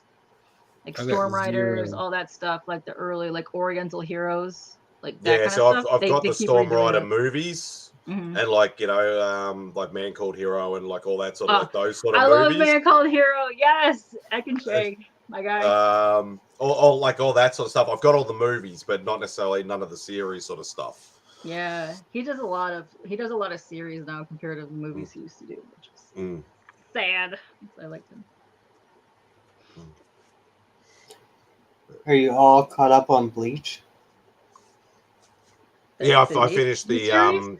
I finished the Disney Plus series. Oh, It was I only have not one watched season. that. One season anyway. Yeah, I have not watched it. There's more coming to it. What'd you think of Kenpachi's arc? Yeah, I'm actually, because I was a massive Bleach fan. Like I watched it every week in Japanese when it came out, and then I rewatched the whole entire series in English as well. I did the same. As they were coming out, like we would download them at the time, and then you'd play the game of like, is it porn or is it my series that I downloaded? But yeah, we do that in Naruto and Bleach when they were coming out. Yeah, I was the same. I could never get into Naruto. Oh, because you're lame. Amazing. No, I loved my Bleach. And I love how the animation's different. I know it's been like 12 years since they came out, and then the animation's just so much better in this series now. And like even being on Disney Plus, there's still big titty women. And Rengiku is my spirit animal. Matsumoto. I don't know whether I like it with the shorter hair though now. Oh no. It looks a little weird. No, but she's gonna have the she's long still as hot as fuck. But oh yeah. My only gripe with it is like I do like how like Kenpachi Zaraki is finally getting his Bankai. Yeah. But in order to get that, we see another character like that, another side of her that we've never seen before, and we find out like why she is the way she is, why she became a healer, and then we have to watch her. Spoilers for everybody. You can say Unohana. Nobody's gonna know what you're talking about. Unohana, except for maybe Kate. Yeah, Captain Unohana, and how she's like bloodthirsty. And I would have never. She has to die. Yeah, no. Like I knew there was a creep side to her, especially like in some certain times when she's like little hints here and there. Yeah. Sort of thing, but yeah. I liked actually how the- they dived into the history a bit more too. Well, there's flashbacks, but then there's a lot of history that they did in this that we didn't know about, or or that wasn't really hinted at. So yeah, I did not know that they grew up together. No idea. With like Ichigo's mother, like we knew, the basic storyline, Oh, but we didn't my know the God. full storyline behind it. Oh, that's cool. I can't wait to see that because I have not seen the new series, but yeah. Oh, you're That's exciting for me. definitely I love Bleach. like for the people that read the manga, they know the story already. Yeah, because the manga kept going when the anime stopped. Okay, so this is a pickup after the anime, but still towards the manga part. Because I've read the whole manga like a whole bunch of times, which I did not like the ending. I thought the ending was bull crap. Oh, with Aizen and stuff. Apparently, Aizen comes back. Aizen did come back in this series, but I guess he comes back. He comes back in full tilt at part 2 of this series. Okay. Like, because like they only played. I think they only aired the first 14. And so there's going to be another parts coming out. I'm just not sure when. and Eisen plays a big part in some of it. But there's so much revealing about certain characters, so much getting revealed, like not just one character, but like we get further information about who Ichigo is, who Ichigo's parents were, That's cool. and then certain captains, like of I course like the captains. Kenpachi. What's that crazy Kenpachi's my guy that favorite. does a scientist guy that drops a Oh, giant ass caterpillar poison worm thing? I The forget his crazy name. as hell. I forgot his name. I can picture the guy. I can't remember, but yeah, he's cool. I like that guy. He's bonkers bananas. And I like Nell and Grimjaw. I wish they had more to do in the show. Yeah, there's a lot of characters that are getting really fleshed out that yeah. Mark, So- is this how you felt when we had to listen to you talk about Watching Jean-Claude Van Damme videos, so the dude still got it. The dude still Van got Damme? Yeah, dude. Yeah. it. Jean-Claude Van I Damme. don't care what anybody says. Like Street Fighter, I love the Street Fighter movie. Oh hell It yeah! was good. It was fun. Bloodsport though and Kickboxer, some good stuff right Last there. Ward, Double Take, was it Double Team. Double Team? Yeah, with Dennis Rodman. Yeah, there's a lot of interesting ones. Expendables 2. Oh, okay. Aren't they making a new one of that? I hope so. Yeah, that's a good I franchise. hope they get those motherfuckers out in wheelchairs and adrenaline shots and keep them coming. Yeah, they can karate kick each other. Yeah, I don't give a wheelchair fuck. fights. They'll keep it going. Yeah.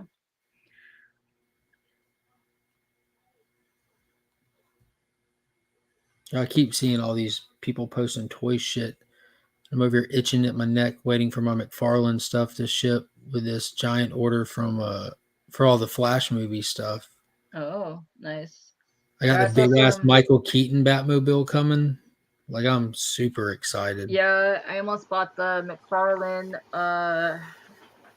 What's it, the giant like that statue, like 12-inch one, I think. Yeah, with that one. I Batman. almost bought that the other day at GameStop. Yeah.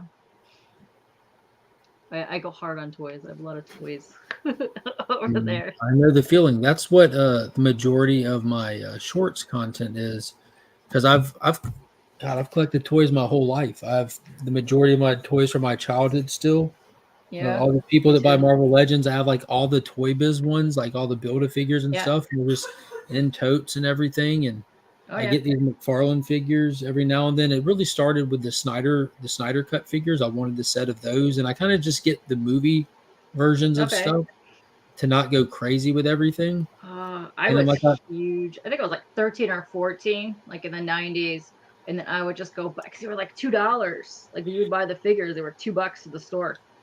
You just price match it also. So I was going crazy. I have like bins upstairs of like 80s and 90s figures, like still in the box. So I don't do any like edited content on my channel.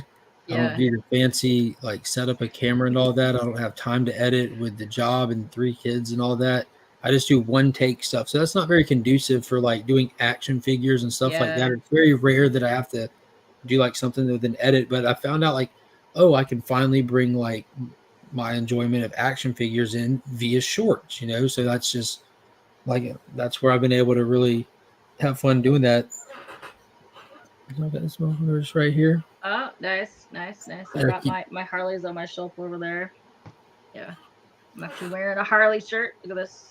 So Nice. I can't even pick my thing up. There you go. You can't see it, but bam. There. Fire. This is just a badass figure right here. Yeah, I know good. people didn't really care for the Birds of Prey movie, but this figure is. I liked it.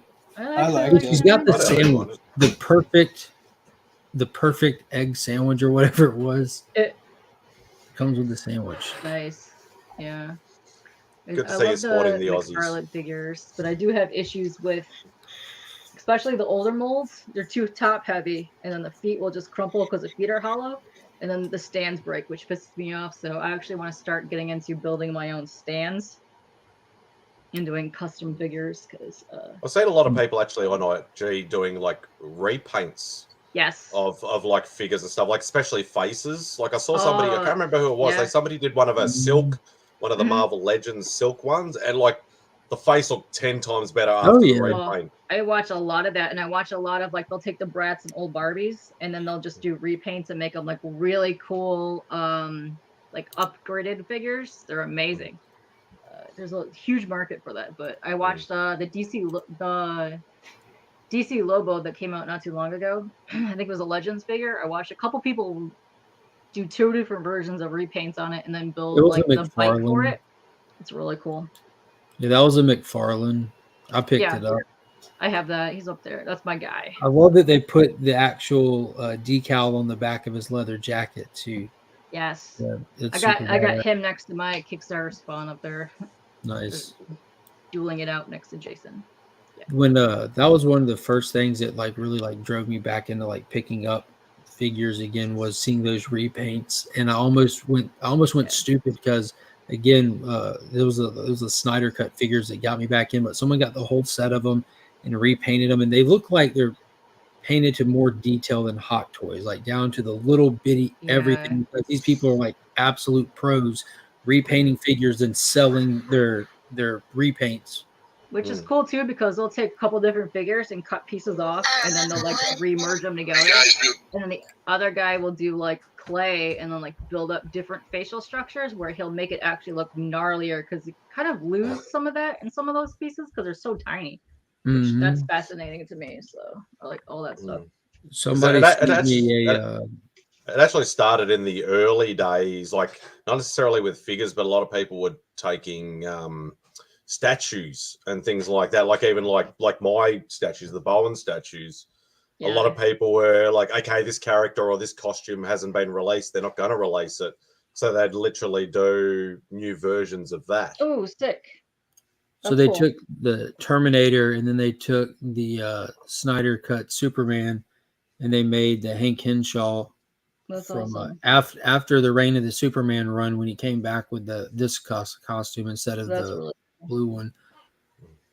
Yeah, that's pretty nuts. And then this guy, he took the General Zod figure and he did some custom head sculpts, and he made the actual Man of Steel Zod and Jor-El, which we don't have either one of those figures. Those are good faces. Yeah, and if you look at like the symbol that's on Jor-El looks like the symbol off of the new Steel figure, and the symbol that's on Zod is off of the new 52 Zod. But the rest of it, I can't even place what figures those are from. And I also, obviously, because he's in the chat as well, Bobby Della Ghetto is actually one of those people that does a lot one of that those stuff. people? Yeah, a very talented and artistic, awesome guy. One of those people. One of those people. It's really all in, like, that's true. It's not what you say, it's how you say it, I guess. Yeah, Bobby knew what I was talking about because he's shown some of his stuff before. One of those people? I have some of his stuff. Oh, look at you being all Yeah, Bobby fancy. is super, super talented. He is. He does cool stuff. But yeah, that's why I also like hitting up garage sales and like flea markets, and then like Goodwill. You can get like bags of figures. But yeah, you can get bags of figures. So if you ever want to like mess with that and figure that out, that's the best way to go to get cheap figures, and so that we don't screw up your good ones. It's weird, I guess, because you said something, but your little monster squad. Yeah, that's it. That's my nerd. Yeah. That's crazy. I probably would have never seen that if my phone wasn't listening to us have that conversation. That's nuts. It's listening to us. That's funny. That's nuts, huh? Yeah. It's always creepy how that sort of stuff happens. It's not creepy. It's literally why you pay so much money for a phone. So it makes you happy.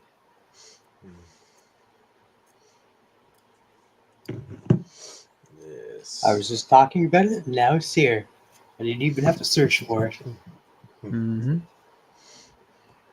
People are like, my phone's always listening. Well, whenever you say, ask for Siri or Google or any of those, how do you think they answer you? Like they're supposed to be listening. Your TV does the same thing. Yeah. That's literally why we pay a lot of money for these products. Well, why have I always said, like, oh, I feel like watching porn, and it never comes up? Do you have the child lock on your I was TV? laughing. The screen just pops up, and I was just like, free porn tonight. Yeah. That's right. Spy balloons. Well, it's after 1 o'clock here. I'm about to go pack it up and go lay down. Yeah, probably should. It's been go on fun. to- You ain't gotta leave on my account. You got another hour in you. I need you to stay for at least another 30 minutes so I can just listen to y'all talk while I'm loading. We'll put Mark to sleep for the next. It's been a half long an hour. time since I had the opportunity to stay up late or anything. I've been going to bed early as shit. Yeah, well, you've had Up Masters early. crap, so It's been fun getting just to sit here and catch up and fire y'all up and piss y'all off, and then. Yeah. And I won't be around too much next weekend because it's Supernova Expo weekend, which is my first big con of the year. So Nice. Fancy. I'll actually be doing setup on the Friday night and doing close on the Sunday night. Are you helping Mark out? Ooh. No, Mark doesn't go to the big cons. No, I'm helping out gallery where I get all my Pops. canvas G clays and cells and stuff from. We've known him for about 15, 20 years or whatever like that. And he, occasionally say, well, do you want to earn a little bit extra money and give us a hand out? And we're like, we'd do it anyway. But money's just a bonus. So but That's it's always nice fun. when you give him free handies when he asks. But getting paid for it is always a bonus. And Lee will be down too. He's Down for coming handies? down for handies and down for the con. Nice. I already knew Lee was DTF, but it's good to hear you are too. I think he's probably be staying with Simon again, I'd say, but I don't think he's staying for as long this time. Because last time he came in, he stayed for about a week. When you say staying with Simon, are you talking in the third person or are you referring to a different Simon? Simple Simon. Okay, I was just wondering. He's gonna be in the If I sandwich. If I say Simon sandwich. Yeah. He did suggest that, but I said no. Oh, you're gonna say no to that. Would you do the top bread or the bottom bread? No, I'd want him all to myself. So. Oh, okay. The greedy bread. Okay. That's right. Well, y'all have a good night. I'll talk to y'all later. Bye. Thanks, mate. Bye. Bye. Bye. You've been a busy little bee there, Trav. Your phone keeps going off every 2 seconds. Yeah.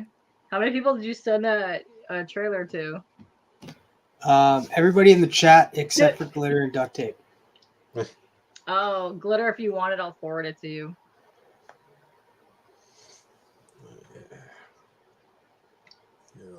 We've still got 7 people watching, surprisingly enough. Whoa. They are all rock stars. You guys are the rock stars of the night. You 7 people in the chat. I know Bobby's here, Glitter, Duct Tape. I seen Sleepy Reader, Damien.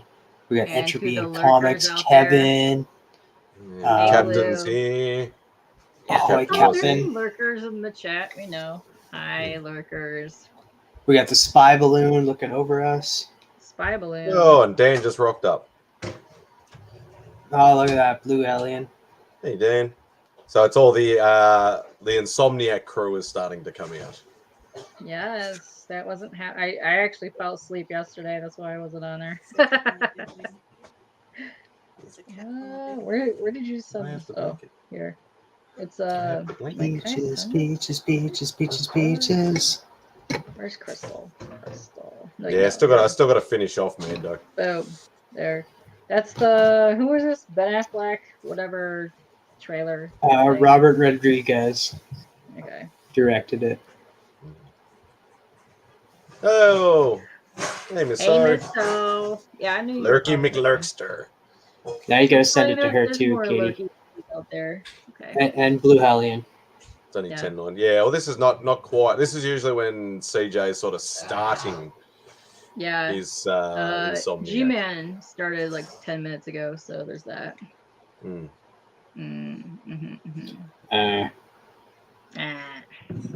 Is he is it the usual crew or? I have no idea. I didn't click on it. I just saw that he went live because it's the first time in a while. So So no. Okay, some people so were Blue just- Hellion, I'm sending you something. Yeah, most of the usual crew. I already forwarded that. Rob to Worst. Crystal. Rob Worst is not always on there, but Yeah. Hello, Miss. How's your game going? Still Hey, going Pops. hard on the gaming game. Hello, Pops.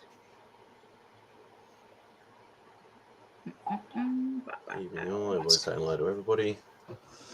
Hey. So what else is going on besides taxes? Taxes. That's it. I gotta finish the rest of that tomorrow. How often do you guys have to do them? Oh, once a year. So. Oh, so it's only once a year. Yeah, they're due Tuesday, Yeah, so. Yeah, because like the way some people talk is if you have to do it like every month or every quarter or something.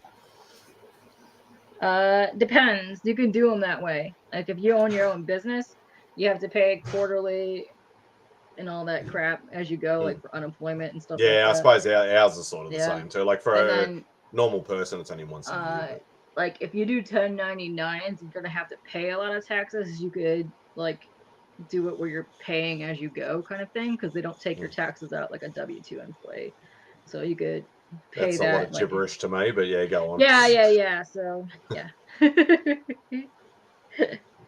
Yeah, because obviously, like with us, like if we look at like one of our pay slips, you know, it'll be like, okay, you earn so much an hour, you know, times your whatever, however many hours you've done, and then it'll give you the total, and then they take the tax out then and there, and then you've got your paid superannuation as well.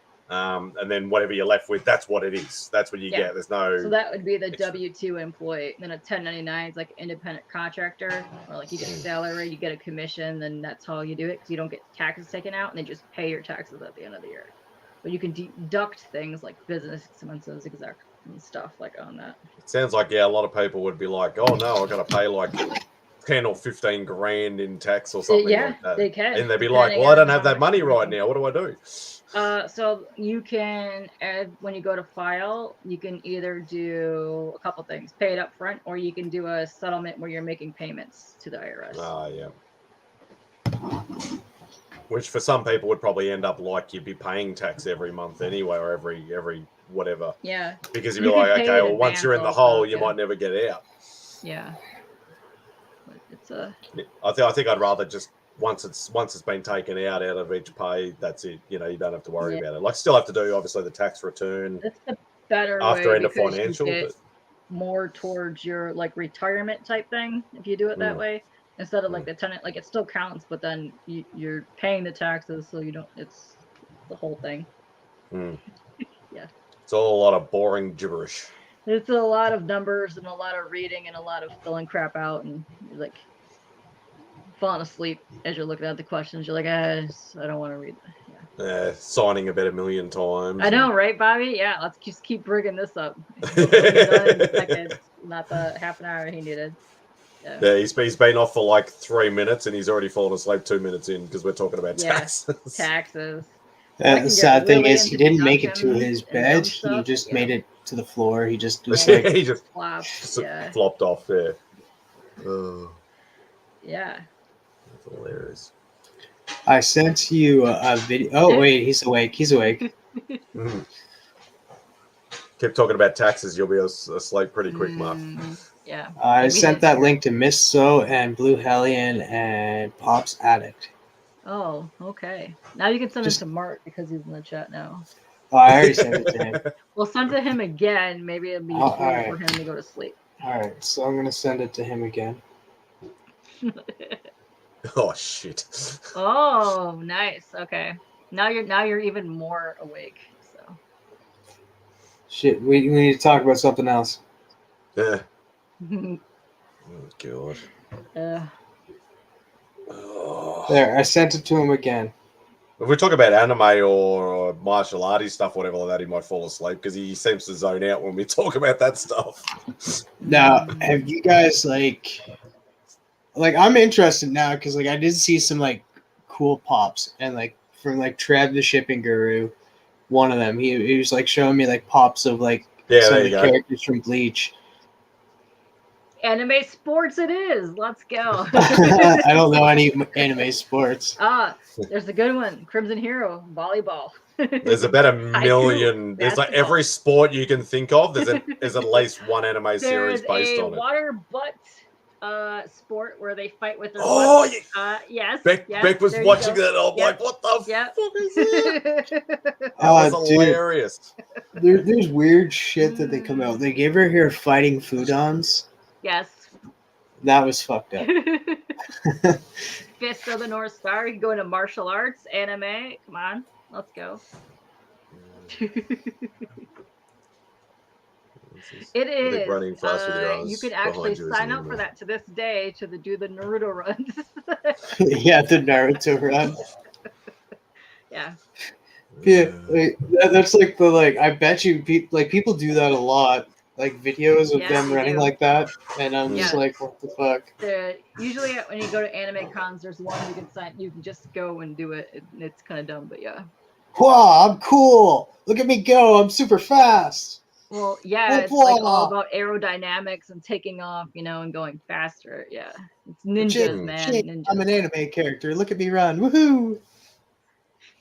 Yeah, it's like swimmers, how they pretty much shave all their body hair off and stuff like that, so they streamline and they go through the water quicker. Yeah. Well, if you put your arms behind you, sort of like in a streamline sort of thing, so you go, you run faster. Oh, damn. What's this? So I got a rude comment earlier from one of my neighbor ladies. She told me that all comic collectors are perverts and pointed out to how women are stereotypically drawn. And then part 2, I asked her how much of a dry spell she was on to come to that conclusion. She wasn't happy with that. And we have an extra guest. A guest? Oh, what? It's it's part of the night crew, especially the emphasis on night. Hey, Spooky. Hey. Dracula. Yeah, it's not the worm. It's just me. So, are you going to be able to pick me up at the airport? Not the night worm. The tequila worm. Yeah. Oh, man. How's it going, guys? All right. Doing Right with you. Yeah, I just didn't want to miss it on the riveting tax discussion, so figured I'd hop on. We've passed the yeah, tax we're into crap. anime, sports, martial arts movies now. Okay. Welcome to the chat. Yeah. So I arrive in Toronto at 12:30 p.m. Eastern time, Oh, he can't pick you up. It's too early. August 24th. Drac. Mm-hmm. You can't make the sunshine. But that's daylight. He can't pick you up. Yeah. Yeah.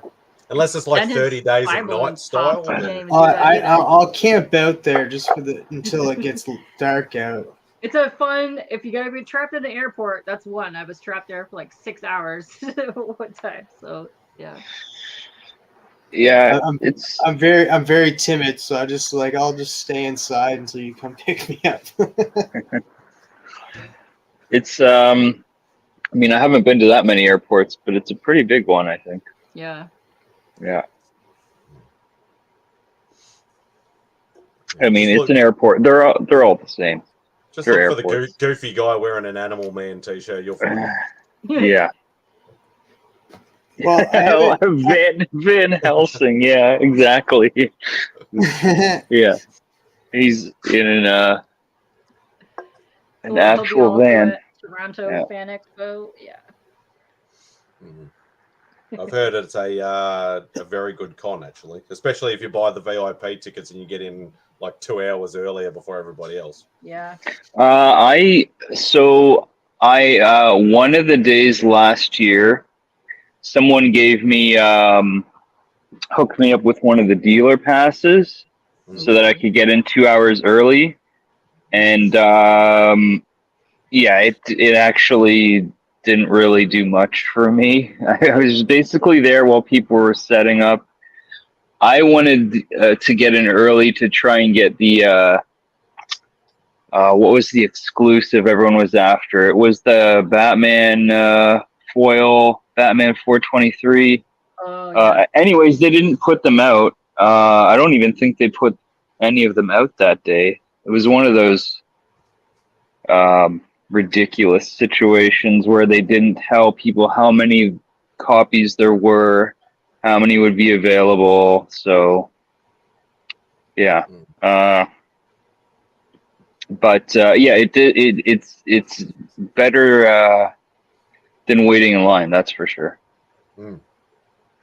Nice. Yeah, I almost went in 19. Guess who's going to be at? I'm just looking at Fan Expo right now. Who's going to be there? Who? Brian Baumgartner. He played in The Office. He played what's his name? Frick. He played Kevin. Yes. Yeah. Kevin is a treasure. He's going to be there, and hope his he has photo op chili price too, guys. is. What is it? Doesn't show me. Tell me the photo op If price. it's more than $50, it's a ripoff. There's a lot over $50. Like even Paul Walter Hauser is like 65, and that's like the least like. Is that for signature only, or like signature and picture? That's this guy from like he was on. He that? was like such a minor character on Cobra Kai. Oh no. Yeah, that was what was it, Shark Fin or whatever they called him? Yeah. Shark. Or something like that. Yeah, I know the one you're talking about. But Christina Ricci's going to be there. Hubba. There you go. I only did a photo op once. Was it last year or the year before? And it ended up being a ripoff because it was just after the pandemic. So it wasn't even like I could be like, hey man, how's it going? They were just rushing people in and out, and there's like the plastic divider between you. Yeah. And it was but it was with Adam Savage. Like I don't really the whole like usually any of the celebrities that are there, I don't really care. But Adam Savage is someone I'm a huge fan of and really respect. And I was like, that'd be cool to meet him. But yeah, it was just like they were just herding sheep. I was literally standing next to him for 5 seconds, and that was it. Wow. Yeah. Yeah, the thing they that don't always have any gets me- comic creators up yet. The thing that always gets me is it's like, okay, you can go get a photo with them, but then you got to pay like the same price to go get that same photo signed again. And it's like, I can understand if it's like, okay, it's $50 for the photo, and if you want to take it back to them, say like another $5 or another $10 to get that photo signed, but it's like $50 for the photo and $50 for a signature on that photo. It's like, talk about a rule. Yeah, you don't I know get they've both. got to pay for a lot of the guests and stuff, but it's. See, for Vincent D'Onofrio showing up, his autograph price is $80. Mm-hmm. His photo op price is $95, and that's adding taxes. It comes to $125. I love Vincent D'Onofrio, but I'm not going to pay that to. I remember we actually got, and we're talking about an actual Aussie here at an Aussie con. You'd think it wouldn't be much, but we actually had at Sydney just prior to the pandemic. We had Chris Hemsworth actually attend a convention. It was $200 for a signature and $250 for a photo. So you're looking at almost close to $500 to get a photo and a signature with him. Wow. Hope it's worth it. I didn't. Yeah, that was interstate, so obviously I didn't bother. But that's like the con that I went to. Like you could buy anything from them. A lot of it wasn't even that expensive. You got a free photo with it. So they would, like, if you bought something, they would sign it and take a photo with you. Yeah, it's like if you go for artists, like most artists will take a photo with you for nothing. Yeah. Unless it's Jim Steranko. But like, and we all know what happened with, or some of us know what happened with Mark with that. The handlers are like trying to get in, in front of it, whoa, doing this sort of shit and stuff like that. And but most artists and stuff and that sort of thing will, be more than happy to take photos with you. Yeah.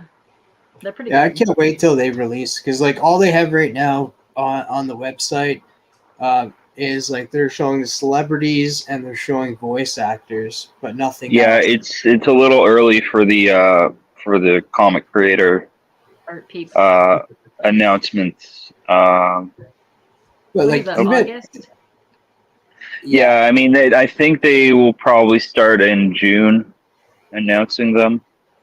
Okay. Yeah, I still got a while. But even those, I mean, you never know who's actually going to show up.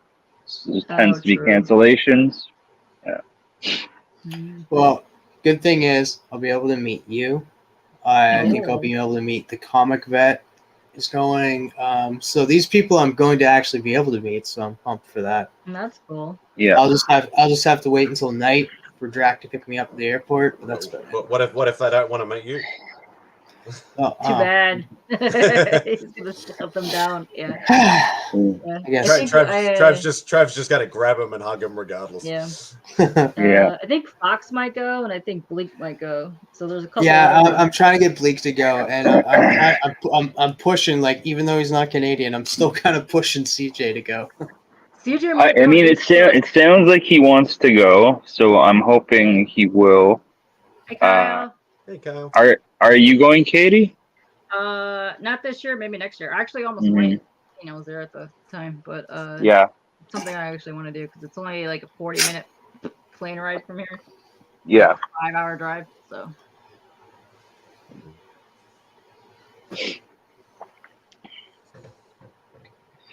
Yeah, it's good. I mean, last year was crazy busy. It's, yeah. But it's good. Yeah, there you go. It's a good Kickstarter. She's a nice Yeah. lady. I'm super excited. This will be my first con, so I'm gonna be able to do that. It's the first time I'm gonna like meet these people and that. So. What do you notice for the few fan expos I have gone to? About 80% of the cosplay is anime characters. I have no idea who they are. That's how a There's lot of not that many comic book cosplays, and then Star Wars stuff usually. I'm not opposed to the anime cosplays because He's gonna be taking all the photos. Yeah, as we know, there's some good anime ones. Yeah, There's don't wear that some much saucy clothes. ones, yeah, there's some good ones. And it's really easy to take photos with them because they're in such weird, awkward clothes. They can't really, plus their heels, they can't really move too fast. So, they'll get prime opportunities. Yes.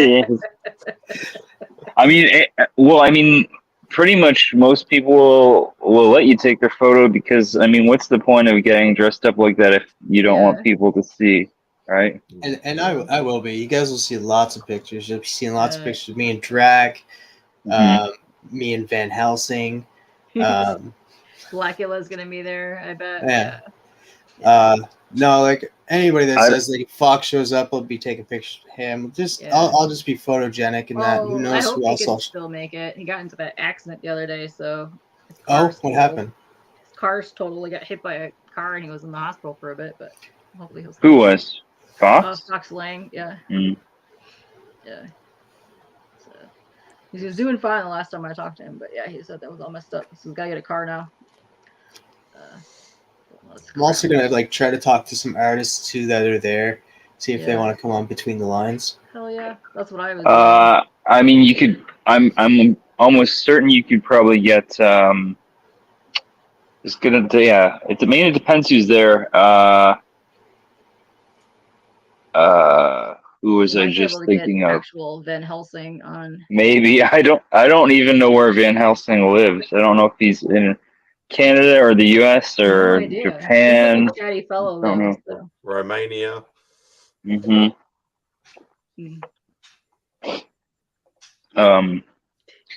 I mean, usually David Finch is usually there. He's nice. Yeah. David and Meredith. Jason Fabic's usually there. All the Canadian artists, basically. Ken Lashley. Ken Lashley, of course. Yeah. I'm really hoping Jeff Lemire comes. He'll probably be there. Yeah, I don't know. I mean, I don't think he He's not a does a big lot of con guy. conventions. You Yeah, better he's not a grease big his con animal, guy. man. If that happens. No.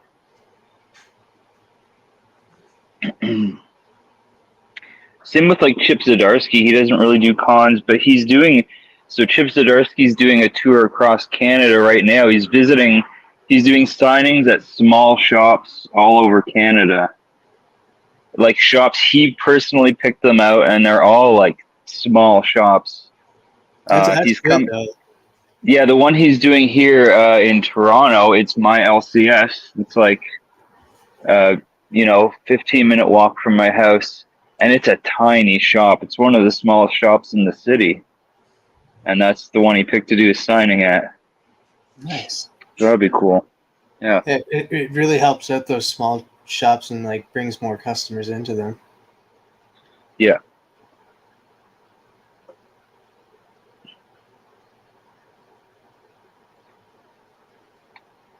I think I froze.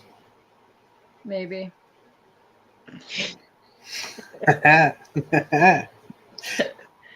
Oh my. What is wrong with you? I'll just continue to look like this. Still frozen. Yeah. We like those. I don't know whether they've probably been and gone from over there. Those car stickers they call peekers.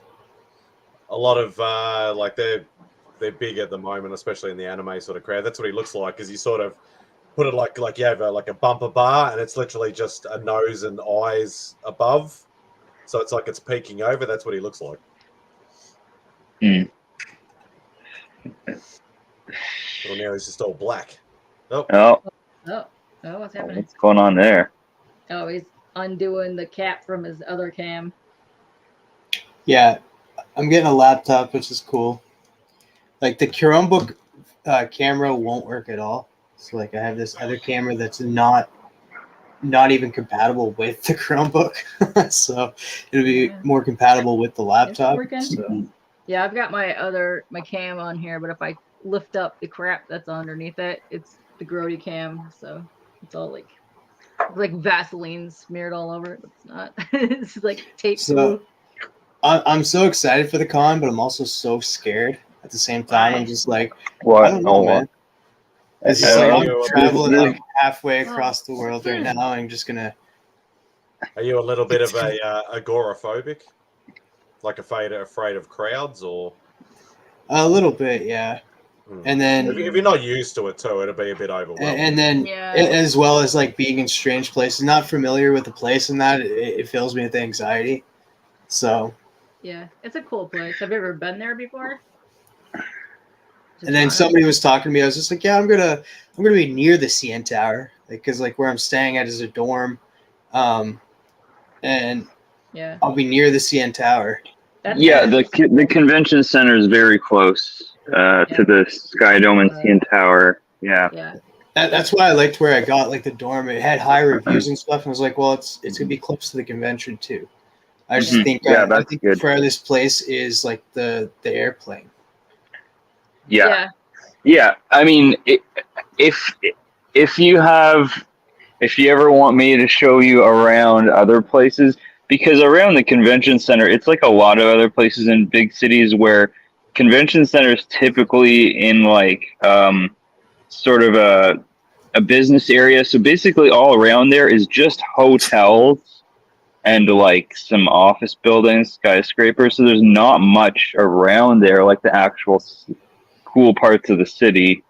That's it's fun like to walk the around, though, because you got the weird pockets of like the gothy churches, and then you have like I mean it's not far from some I'm not interesting opposed to areas. you showing me around, because that just means we get to hang out. you can go to the Hockey Hall of Fame.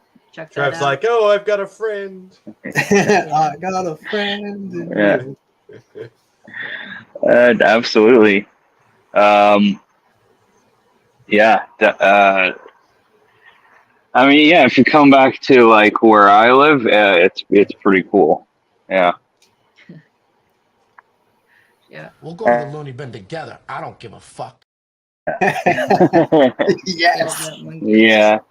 Yeah. So you guys see a bunch of pictures in that. We're just like taking the town. Yeah. That's what you got to do. It's the first time being in Toronto too. So like I've been to like that'd other be places. fun. Like I've lived in Saskatchewan. I've lived in Alberta for a little bit, and like I've been in Calgary and stuff like that. But I've never been in Toronto. I've passed through Ontario. Toronto. I could literally throw a rock right now in Ontario. See, it would take you short. Like you were saying, like how long it would take you to get to Toronto. It's going to take me longer because it's like it takes me a 2-hour flight. Yeah. Well, Windsor is literally 20 minutes from my house. So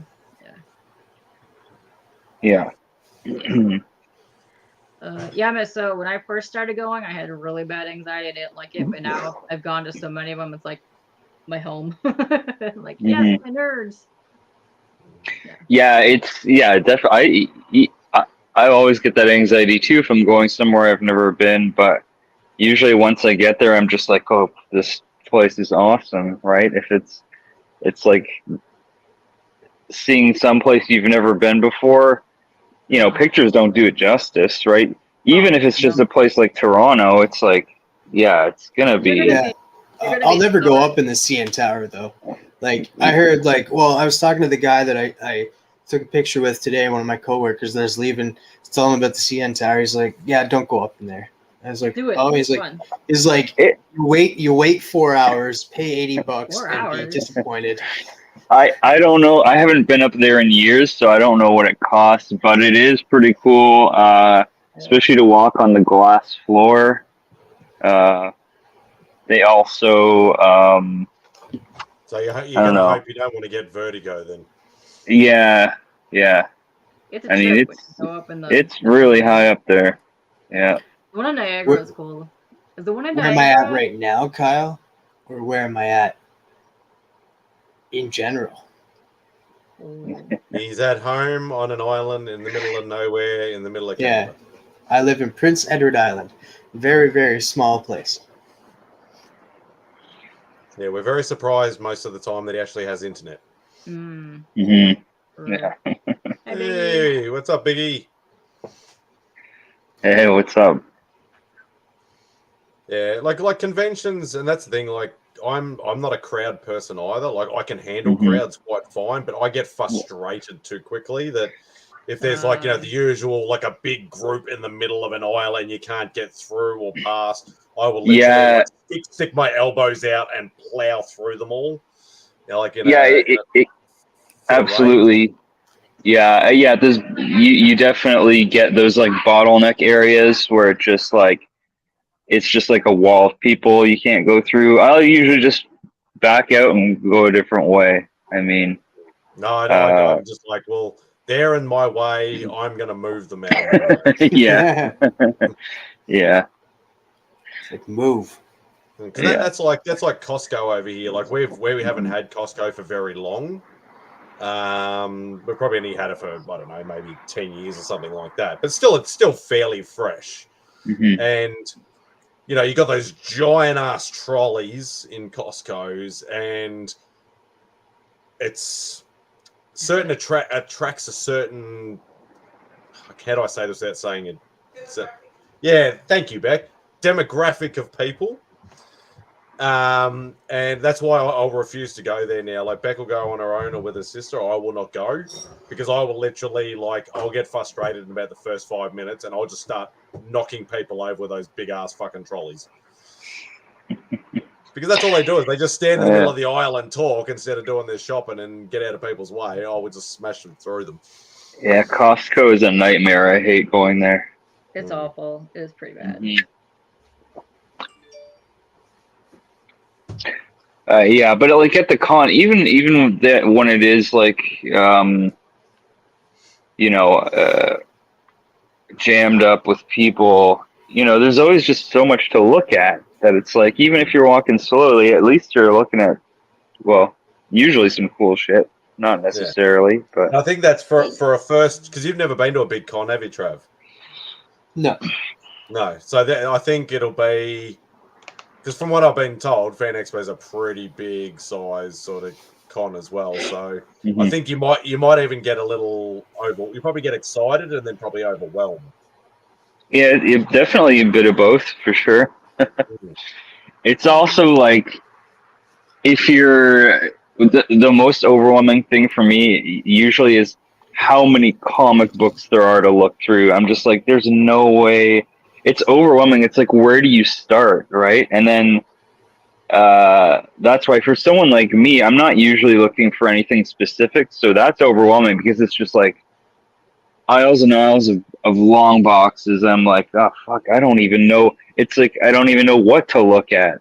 You Yeah, and know? you'd be like, oh, do I actually buy this now because I know it's a sort of reasonable price, or am I going to Yeah. find the same book like cheaper and then cheaper again and then cheaper again, and and it's I think that'd be very. But like, I was sort of lucky in a way that when we first started doing conventions here, our big ones actually started very small, so we've actually gone through the natural progression of them getting bigger every year.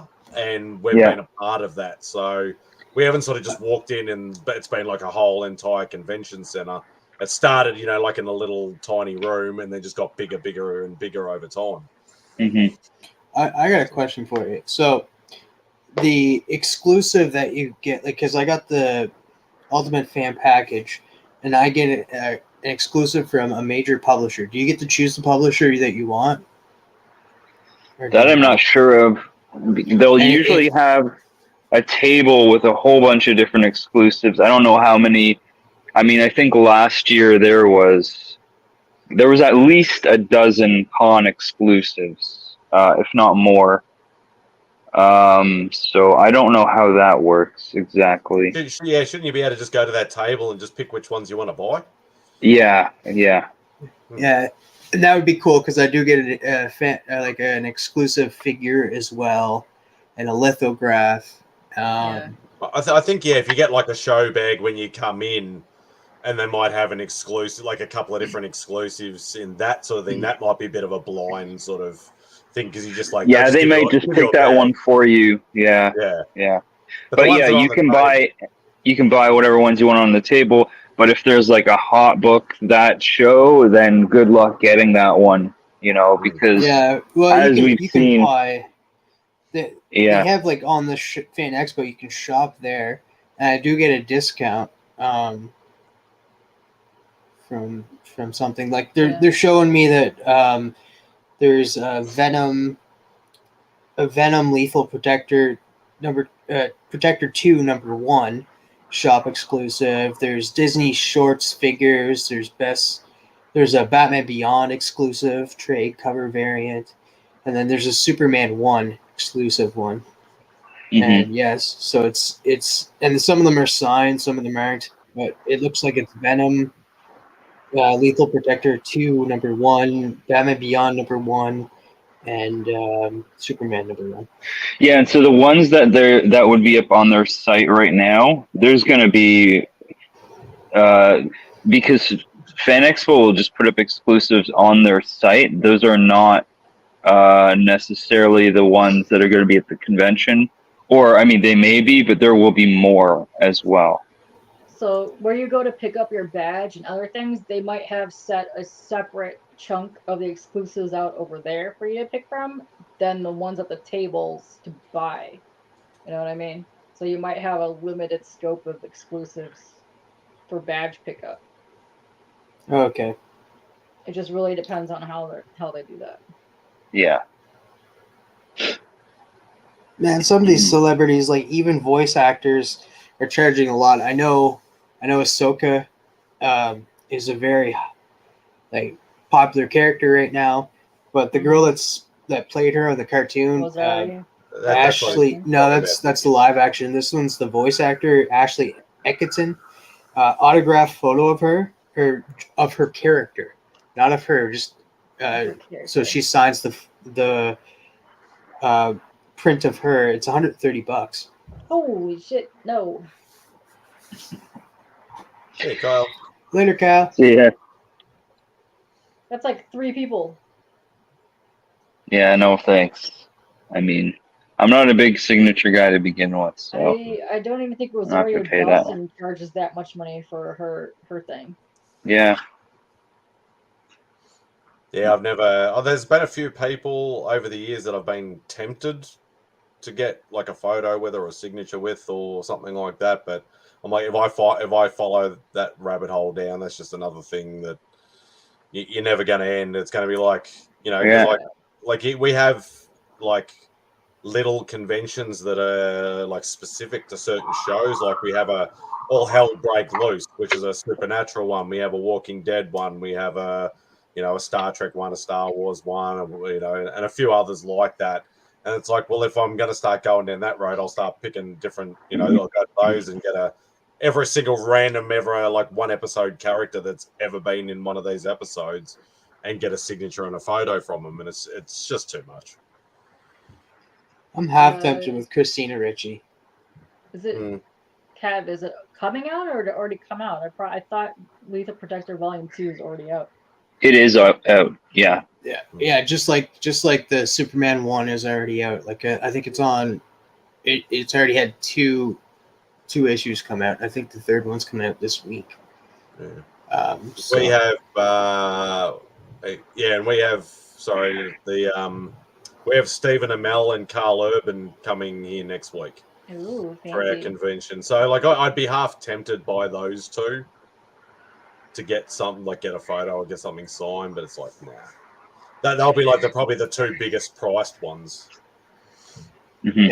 Yeah. So what? What you're looking at, Travis, is Fan Expo Shop sells things throughout the year, like different exclusives that you can buy at any time. So those are not. Those are probably not the con exclusives. Those are just Fan Expo. Fan Expo exclusives.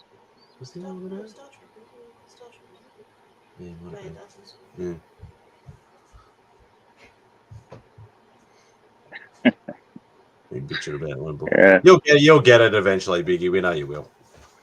It also, if I was to look for a book, I don't know if I'd want to get it. I'd probably want to get it slabbed. Find a slab one, just because collecting reasons and that. I just want to have it conserved. Would probably be Sandman #1. Mm-hmm. Because to find it because I hear cons you can get cheaper comics. It depends. Depends on the con though. Like a lot of the bigger cons, everybody jacks up their prices. Oh, okay. Yeah. So I'd say Fan Expo. There might be some dealers that might do it, and some dealers that won't. But yeah, like Drac would know more than what I would about that. Like I know from like all the guys that talk to about Heroes, that they're all pretty reasonably priced, and it's probably the best comic buying convention. But then you go to like San Diego, New York, all those big ones, and everything's astronomical in price because they think they can, gouge people for it. Yeah, definitely have seen overpriced books at Fan Expo. But that doesn't mean you can't make a deal with someone, especially a book like Sandman 1, which is like, that's not a book people are clamoring for right now. So you could probably get that for a good deal. Especially since it's not like a season massive ended. Yeah. And there's nothing unless they come out with from now until then they announce when Sandman season 2 is coming out, then maybe. Yeah. So now it'd probably But there's nothing been said yet. Neil Gaiman's trying to think of what's happening next. It's a good couple of years off at least. Yeah. Mm-hmm. Which kind of sucks at the same time because I do want to see more. But yeah, and it's, to me, that show just flew way under the radar. Like that, I don't think people realized how good that show was. I didn't hear that much talk about it, and I thought Sandman was one of the best shows to come out in the past couple of years. I still haven't seen it. It's just like the comic too, except for really minor things taken out of it, like Etrogant's not in it, John Jones is not in it, Miracle Man's not in it, but they were in the original. Miracle Man and John Jones was in it for a few seconds. Same with Etrigan, but like they had certain crumbles of like DC throughout the comics, but not in the show because of course it was on Netflix and they didn't have the rights to those characters. Yeah, so I knew really bare minimal about like that world. So I went into it pretty much blind, and yeah, I loved it. I think it was awesome. Few episodes were probably could have been excluded, but as the majority as a whole, I really enjoyed it. The series. Oh, do you have plans of going back and read the comic? You talking to me? You know I don't read. Okay. I'm gonna ruin something for you. You remember the part? Do you remember the part where this is what like the part where the guy he's Dr. Destiny in the comics. The guy did the thing with the thing, and well, he's like going through it, like using that, like he's like has the one of like Dream's pieces, right? And he's getting that woman to take him everywhere and stuff. Yeah, and then in the comic he ends up killing her. In this he gives her something and lets her go. Spoiler alert. So it's different. Oh yeah, shit. You should close your ears. But yeah, so I'm interested in seeing that because like he's doing something. What is wrong with you? he's doing stuff with certain characters that didn't happen in the comics, and it's kind of making it better a little bit. It's more enticing now. It's like what's she gonna do with that certain piece? Yeah, it's but yeah, the changes they made work because he's working directly with the writers of that show. So you know, it's not like what happened with like Preacher where they made massive changes, and I just thought that the show was really underwhelming. Sandman is an incredibly difficult series to adapt because there's just so much going on, and it's a long series. But I thought they did a really good job first season. And after a while, there's like no main character in Sandman. Yeah, like, exactly. So. And that's probably the one thing I was worried about going in and watching it, even though I didn't know any of the story, which I sort of liked. I had heard that it can get very, very long and convoluted. So I was like, well, am I not going to enjoy this, or am I not going to understand this? But actually, yeah, as I said, I actually really did enjoy it. There is one story that I'm worried about. I think it's like not until like further down the line. I don't even know what issue it is, but it's like an issue where it's like has nothing to do with Dream, has nothing to do with, and it just has to do with like they're on a. I kept falling off of it and stuff, and it was just a very uninteresting story for me. It had nothing to do. Yeah, I mean, there's a lot of that in Sandman where Sandman's more just a collection of stories than anything, because that's just kind of how Neil Gaiman writes in general. Like, if you look at something like American Gods as well was a good example of that. There's the central plot, but he's a really excellent short story writer. So it's like, you know, just a collection of short stories that maybe loosely connect to the central plot. Sometimes they have almost nothing to do with it whatsoever, but it's still, you know, still just a great storyteller. Yeah. The issue I'm talking about is like the one where he's there's somebody who's just like, oh, it was like if I believe enough, then it'll happen. So if I believe that I won't drown, I won't drown. And like it was a really I think I have to go back and like maybe read it again because I was kind of confused about that whole issue.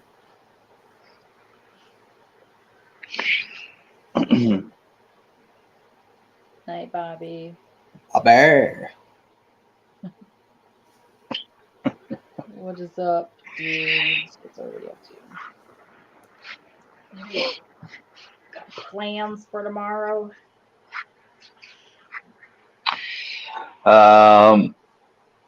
It's my sister-in-law's birthday, so I'm gonna go over there.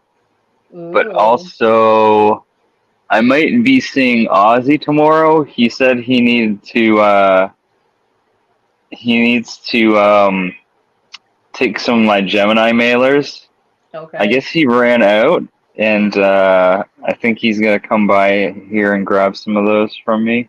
That's good. That's good. He was Is very he going worried to Yeah. Toronto Fan Expo? Yeah, he should be going. Yeah. Awesome. There's another one. Mm-hmm. Yeah, there's probably about 10 so far that I know that are going.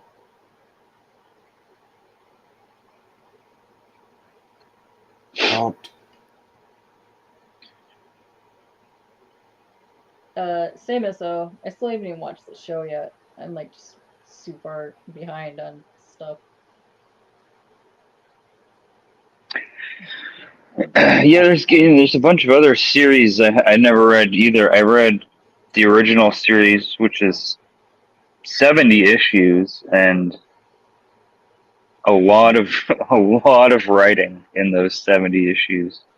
Yeah, there's a lot of like few mini-series, like the Death series, and there's like just a couple things. Yeah, and then there's spin-off series like the Sandman, and then you get into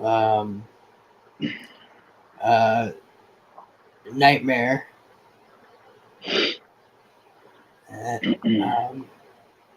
And that's coming back out. I think that already came out, issue 1, coming back and stuff. So that's with what's his name?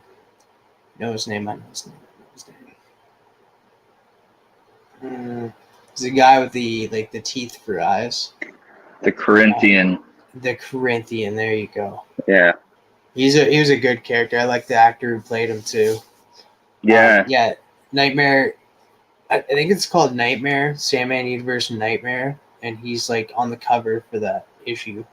He usually wears sunglasses. When he takes off his sunglasses, he has like you just see the teeth. Like the CGI in this show is perfect too. Like when he took off his sunglasses and that, you seen like the teeth just shattering, and that is where his eyes are supposed to be. It was fantastic. Yeah, I don't remember that actor's name, but yeah, I like him a lot too. He's also really good in Logan. You know, he's the guy in Logan with the metal hand. Yeah. Yeah. Probably.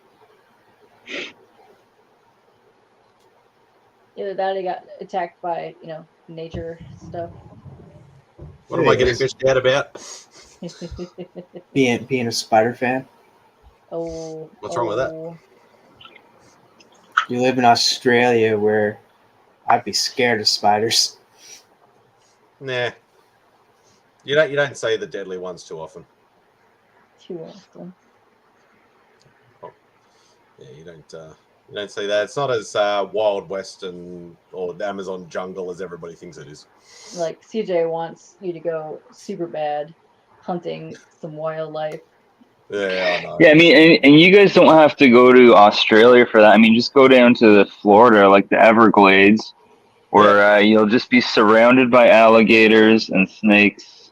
Yeah, and they got fucking and like one of the craziest invasive species anywhere, which is Burmese pythons. They have a real Burmese python problem in the Everglades. You know, like 15-foot long pythons. That's crazy. I watch a lot of that kind of stuff. To answer your question, Vicky, because it's a photo that I'm going to cherish, and I might as well have a memory of us smiling together. So yeah, because he's going I think he's going to Mexico and then Chile. So I don't know where he's going, but he's leaving Canada. So have a good memory instead of us looking sad and being looking back at that photo and being like, wow, I really looked really sad. Why do I have this photo of me looking sad with this guy? Good way to say the silver lining.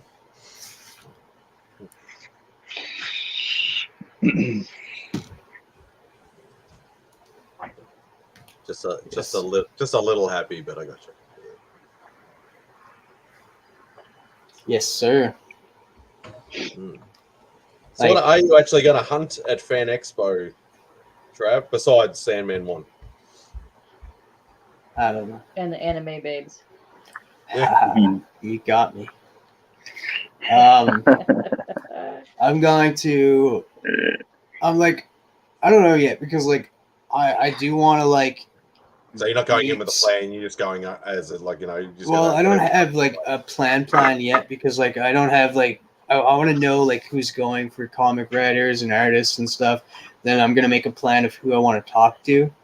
Because like it's all like experience too, right? So like I want to eventually like I'm hoping making a list of like who I want to meet and who I want to talk to, and of course I'm gonna do a little kind of like starstruck.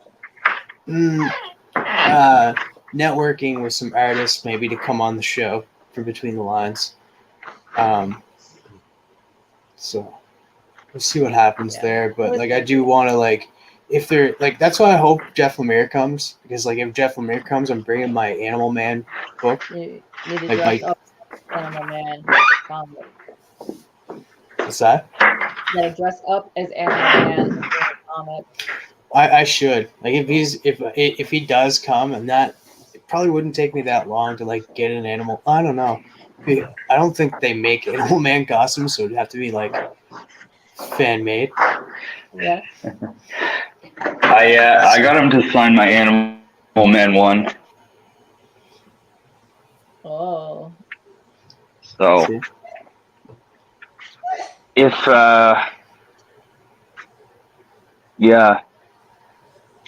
if you don't see him, I might just have to give that to you. Nice.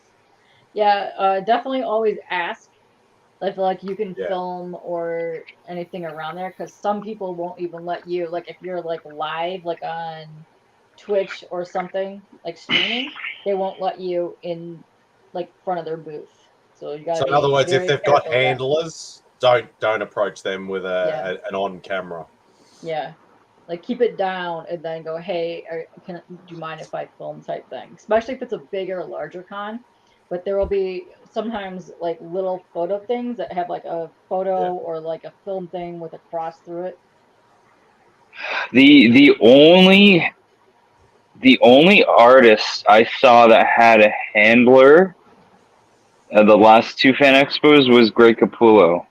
He was the only one. It's usually only the real like. Not that you like to look at it like this, but it's usually like your A-list top tier type guys. But Greg Capullo was the nicest dude, and he didn't care. You could take photos of him. He just started talking to me and some kids that were next to me. He was a cool guy. Yeah, for sure. Quite often the handlers are their reps. So like unless they've actually got like there are some like as I said like I mentioned Jim Sterenko. There are some guys that literally have handlers that are like bodyguards that will literally like okay, no, you have to stand here, or no, you can't ask this, or you can only get this signed and that sort of stuff. But that's very rare, actually, very rare. Well, and there was James Tynan. Yeah, James Tynan and Greg Capullo were the only ones because they were the big names. Yeah, but if it's going to be a larger con, they might actually have more handlers now, especially with what happened with Momoko in New York City. Oh yeah, So right. It could be more handlers. Yeah. So I do have like I'm allowed a small carry-on and a backpack with my stuff. So like all I'll need is 2 sets of underwear, 2 socks, 2 shirts, and 2 shorts. You can leave that in the hotel. You don't have to bring that to the con.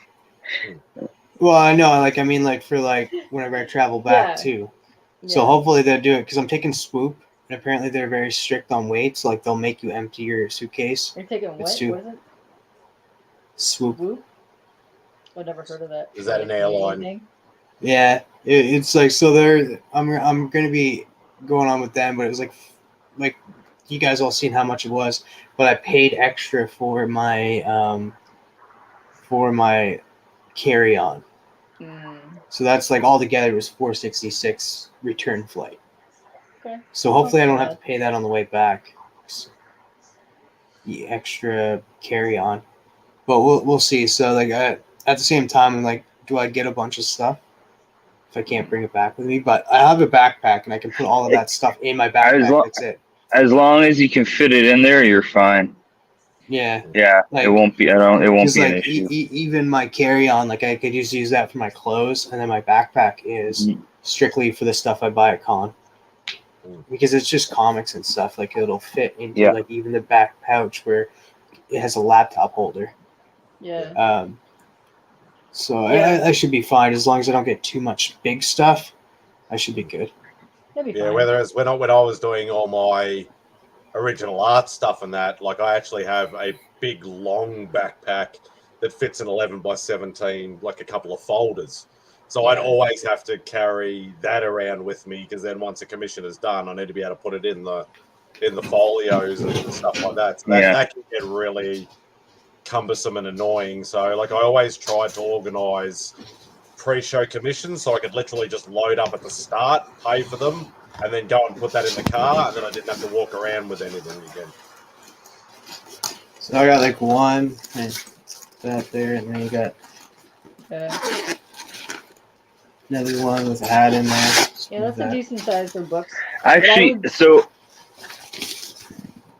oh, sorry. Go ahead. What I would do is grab you one of these type things to put in there. Yeah. Store folio.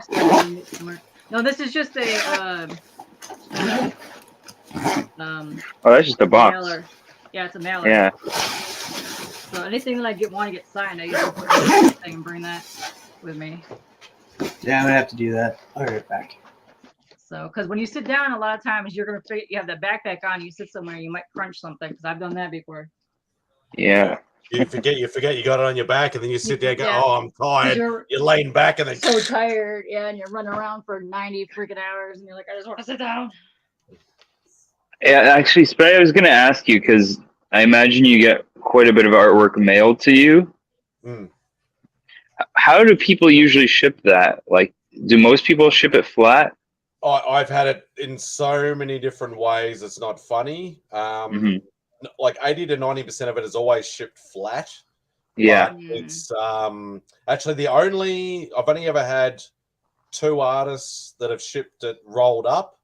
One was Rags Morales. He actually rolls his up. The other one was Colton Worley, who he actually does canvas painting pieces. So obviously we can roll that up nicely. But the many different ways is how many different ways can you actually ship a flat pack? And I've seen it all. Like anybody from a lot of Brazilian artists, that is the worst place to get stuff shipped from because they literally will put the art in between 2 thin bits of foam and then just fit it in like not even a padded envelope, like a manila. Oh wow! Type envelope. Very risky. But then you have the other extreme when I got a piece from Tony Daniel, and he put it between 2 masonite pieces of wood, like shit, like literally, I could have driven a car over it or a truck, and it would not have done anything. So So do most people just use cardboard and then a bubble mailer or something? Yeah, most people will try for like either really thick, like stocky type cardboard. Yeah. Or even some kind of like lightweight wood, like whether it be a chipboard or a masonite or something like that. And then we'll put it like inside a bubble mailer or something like that. Some of them will even ship it in like almost like I know when I got the mystery box from Ken Lashley all those years ago, he actually had pre-designed sort of long comic boxes or like slab boxes. Because he was actually doing art on the top of the boxes as well. So he'd actually do it like that, but then put that inside another box. So like a lot of artists are very professional, but there are some that ship it like absolute shit. I really like the way that Coffin Comics ships their like prints and arts. They do it in like the kind of like the box that I just showed, but it's like 11 by 17, and they do it wedged between a little bit 2 thick things so it doesn't slide around, and then they bubble wrap it in there so it doesn't jostle at all. And if it gets crunched, it's perfectly fine. But I have issues with tubes because a lot of times, sometimes they get smashed and crunched. It could, yeah. Yeah, so I've had Plus, that happen rolled a up couple artwork times. sucks. Yeah, especially if you Yeah. put it inside like the 11 by 17 sleeves and then roll it up. It'll the bubble the sleeves bubble around certain crinkles, and then it'll cause the print and whatever to get damaged. Yeah, the obviously the canvas piece that I got wasn't too much of a thing because that's Canvas is fine to roll up. Absolutely. Yeah. The one I got, the one I got from Rags Morales, I was a little bit worried about because it's like, it wasn't Bristol board. It was like a thick medium type art paper, and he's like, "Oh, I just ship it in a mailing tube," and I'm like, "That's going to get dinted and cracked and whatever." But he did what he actually did is it literally was like 3 or 4 tubes. So it was like he put it into one small tube and then sort of did the Russian doll type thing inside. Yeah. So I've seen it where they roll them up really, really thin, and then they put like the brown paper stuff in it, kind of create its own like a pole inside of there and put it in there. That's okay, but then when you roll it like that, it takes so long for you to flatten it. Flatten it, yeah, exactly. But I've got some heavy duty, like they're about this thick. It's got plywood on the edges. They're for like drawing, like put it on your lap. Like I crush them between there to flatten them out when I get them. But yeah, it'll take months sometimes for those just to flatten out so you can put it in something. yeah, well, see, I've had that Rags piece, for quite many years. So it's been in my art folio flat. Yeah. In amongst a whole pile of other pieces, in amongst a whole pile of other art folios. So when I did my artist series episode on him and I pulled it out, I'm like, is this just going to go like that straight away? And it didn't. Like it had been there long enough that it actually had flattened out. So yeah. And you got to be careful too. If you put some art pieces in like a plastic sleeve, whatever medium that they use could get transferred and stuck to whatever it is that you're storing it in. So you gotta be that's very why careful. I buy the proper ones that have actually got the acid-free paper. Yeah. And stuff in between. Like I have that as for my well. own like original art. I use those for that, but I'm gonna probably start using those for my prints as well because I have that, and I would like to lay it flat and then keep it in the bin that I have under my bed right now. Yeah, so I give because I've never really been a print sort of person. So like usually if I ever get any free prints or if somebody says, look, I know when I bought my commission from Michael Golden, he couldn't finish it at the show, so he's like, take a couple of prints, for your weight. Yeah. And I'm like, I don't do prints. He's like, no, just take some prints. I want you to take some prints, sort of thing. He's like, forcing them on me. I'm like, okay, I'll just take a couple of prints. But I end up just giving them away to people. If somebody sees it and goes, oh, I really like that, I just go, yeah, you can. Yeah, I don't mind the prints. Like that's usually how I meet new artists, especially at cons. Like you're just kind of running around. A lot of times I get them free from like Kickstarters. So then I'll just start gravitating to that and just slap them on my wall. Yeah. Well, it's an affordable way to get an artist's work. A print for sure. And to get a, if you haven't got a book handy, you just happen to know. Oh, I didn't realize this artist was coming here. I don't have a book. I'm not going to go and buy a book to go and do it. He's got a print. I can get something signed right there and then. So.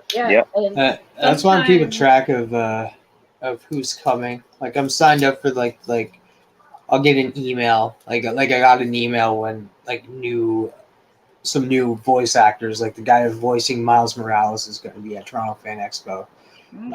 I got that email there, so like that's why I'm set up for the email server. Whenever a creator is announced, like a comic creator or an artist, I'll know. Like, because I am going to make a plan, like whenever that's announced, because then I can make a broader plan of what I really want to do. And then be prepared, because I signed up to their mailing list as well. You will get an email a week every day, every week of the year from now on.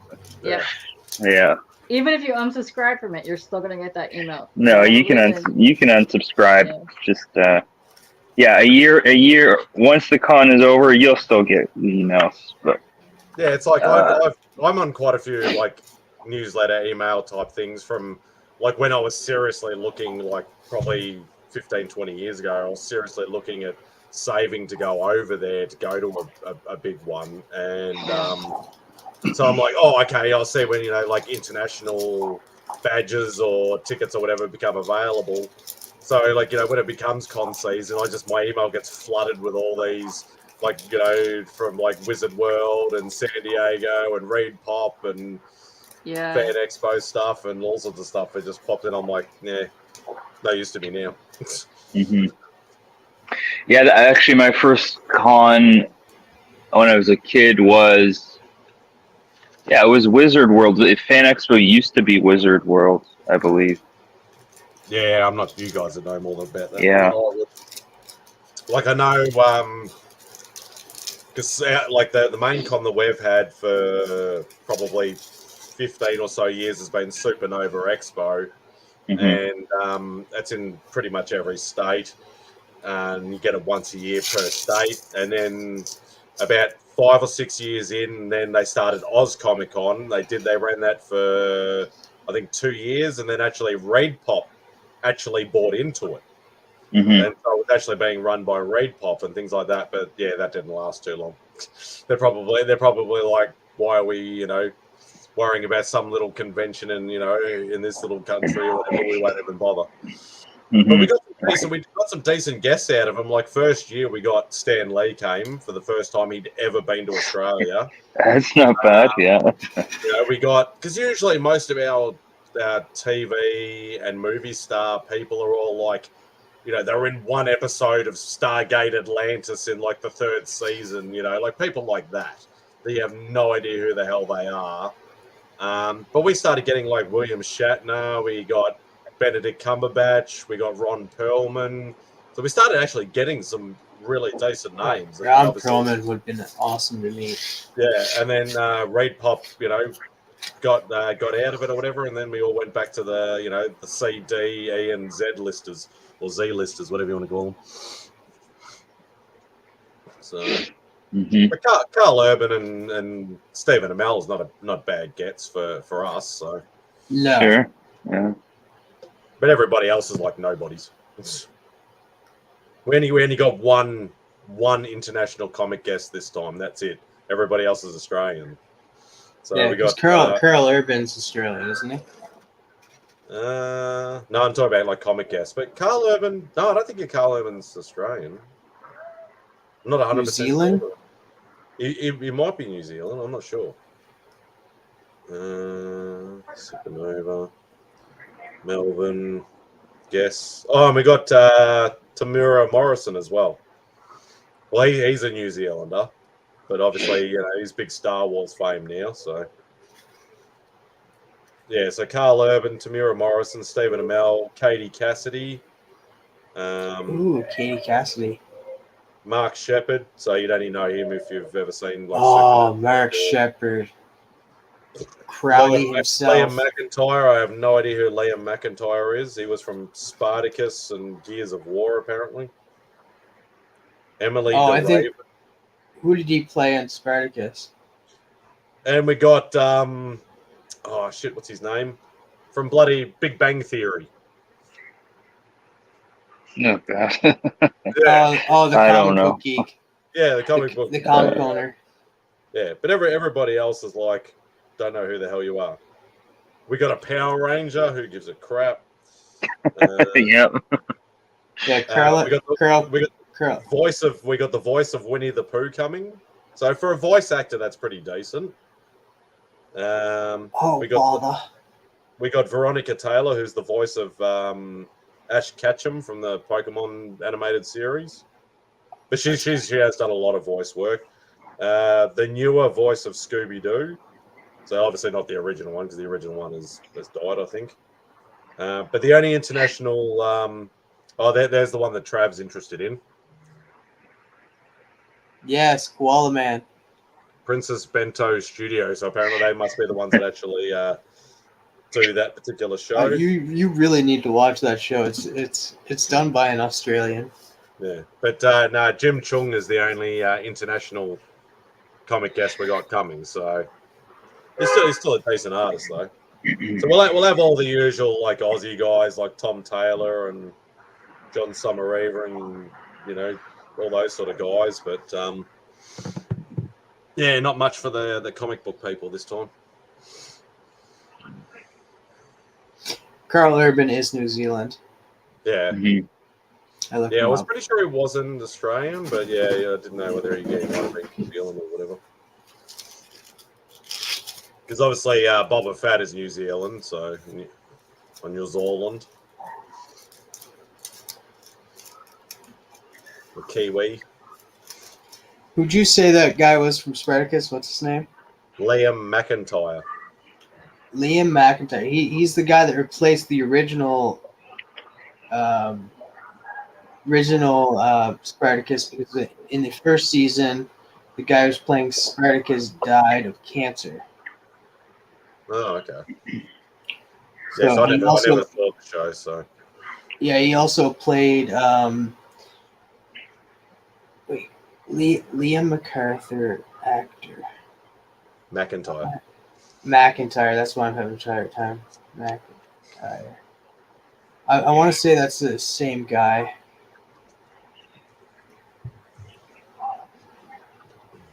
It said Gears of War, so that'd be from the video game. It wouldn't. I don't think they've done any movie or animated stuff. Liam. He's an Australian actor. He played. He was the second Spartacus in Spartacus. He also played Weather Wizard in The Flash. Oh yeah, I do vaguely remember that now. That was from second season or something, I think. Oh, he also played Captain Boomerang in the DC animated movie universe. Yeah, Captain Boomerang is supposed to be an Australian character, so. Are you falling asleep again there, Drac? No, I'm not actually. Your eyes look like they're closing. Yeah, they just. My eyes are tired. The eyes are split. Right. Yeah. Oh, he also voiced Aquaman in Justice Society in World War II. Okay. Oh, okay. He's done a lot of. We don't DC really. Yes, as I said, we mainly get a lot of really low list sort of things with maybe an occasional decent name. But I don't do the signature thing. I'm doing original art is on the back burner for me at the moment. So I'm just going to be focusing on books. So. Yeah, I go in and out of what I'm buying. Like I stopped buying comics. I do Kickstarters, but then I'm trying to get more original art right now, so that's where I'm at. Or toys, either one. Yeah, I have not been buying much lately. Yeah, it doesn't feel that bad. You know, I mean, in the past 2 years, I was going to the shop every week. So it's like now I'm just like, yeah, that's right. Well, first of all, I ran out of space, and so there's that. And I've been doing art trades. I've been doing that. Yeah, that's fun. Yeah, but Travis, you'd have been jealous of the first con I went to. I was probably like, I want to say it was 16 or 17, and it was I guess it would have been Wizard World Toronto, and that was like the year. I think it was like the first year that in one of the halls. I saw Kevin Smith, and that was like the year he started doing his his Kevin Smith talks where he was telling his industry stories and stuff. It was the first time I got to hear him. Yeah, like he told the Superman story about writing the Superman movie. And I think he told his Prince story as well. That was the first time I heard those. Was at that convention. That was really good. That would have been cool. I liked his Superman story. Yeah.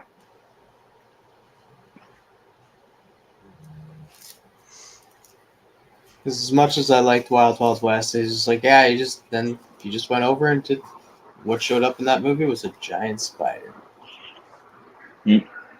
That's what he wanted in the Superman movie. Not Kevin Smith. It was the producer of the movie wanted a giant spider. Nothing wrong with a giant spider.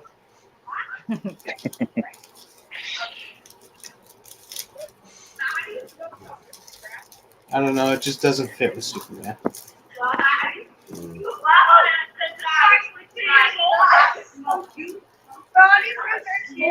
Somebody fighting next door or something. Always. No, it's people walking by. Hi, ladies. Just go, shut the fuck up, Yeah. you're too noisy. Travis says, "Hey, he's got a Yeah, snack it's for like you." 3 girls walking down the street. Go chase them down and say, I've got somebody who wants to meet you. No, I don't think I'm not gonna be doing that. No. I do have like a small plan to maybe like get some action while I'm there. that's wishful thinking. You might want to get a haircut Could and have a shave. Yeah. Yeah, Clean up a bit. I want to get a little bit of strange, you know. God. Well, good luck to you. And anime girls might be easy. I got no idea. You're like, I'm co-host of Between the Lines. Don't you know who I am? Oh, you are? Yeah, you heard of it? No, but that's interesting. All right, come back to my dorm. Do you want to be on my YouTube drawing show? Can you draw? Yeah. Maybe. A lot of them do. I was waiting for you to go down the line of like, can you do like a model? Can you model for me while I draw you or something like that? I was gonna say something even more inappropriate, but I stopped myself. So. Why? This is Remy's place. There is no such thing as inappropriate. Especially when Remy's not here. They used to have speed dating at cons. Really? There are, yeah, there still are, yeah. Oh my god. Especially at the anime cons. If you want to meet babes and go on dates and like dance and Speed dating. anime cons usually have nightly raves too. So keep that in mind. I'm not into raves. No. They're like fully in anime whole outfits dancing around. Yeah.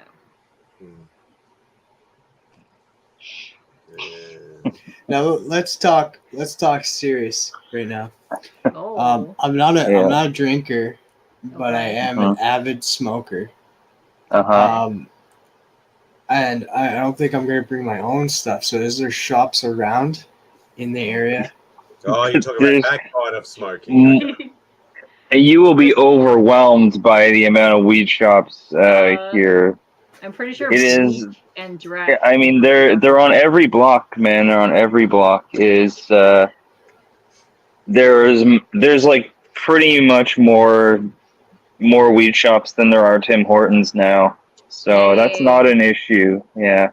For anybody who's watching this on the rewind, me and Drac are in Canada. So it's legal for us. So I got a big marijuana. I got a big mason jar full of weed that I grew in my backyard like last year that I haven't even touched. Well, there you go. You got the hookup. Shit. Between him and Blake, I'm pretty sure you're set. But if you have a high tolerance, you can get way stronger stuff. Like I can see the shop from my front porch right now. There's one right there.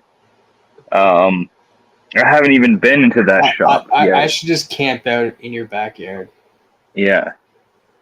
Tons of weed shops. It's like cancel my dorm room. Haven't paid for it yet. No, I booked the. You could absolutely stay here if you want. You'd have to sleep on the couch, but yeah. I was gonna pay to sleep in a dorm, so I'll pay you to stay there. A quarter of that money. All right, I'm canceling that. I just didn't want to ask you if I could stay there. I was just like, maybe it's like I don't want to impose. No, you could. I mean, I'd have to tell my wife you're doing that, but I don't think she'd have a problem with that. Yeah, shit. Go sleep on the porch. Yeah. Yeah, it's gonna be He August. brought It's his gonna own. be nice out. You can go sleep in the tree with the what are they? Go. Loons? Yeah, it's gonna be hot here. Well, I mean, obviously, you never know. Maybe you get a weird cold weekend, but in August, yeah, it's gonna be hot. It's probably gonna be hot. It's gonna be hot. And what are we talking? Because you guys are in Celsius as well, aren't you?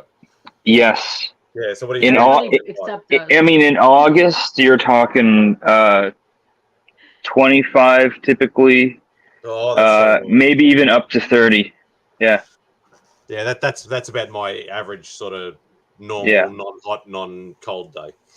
Yeah. Yeah, like our hot days are like 40s plus. Yeah.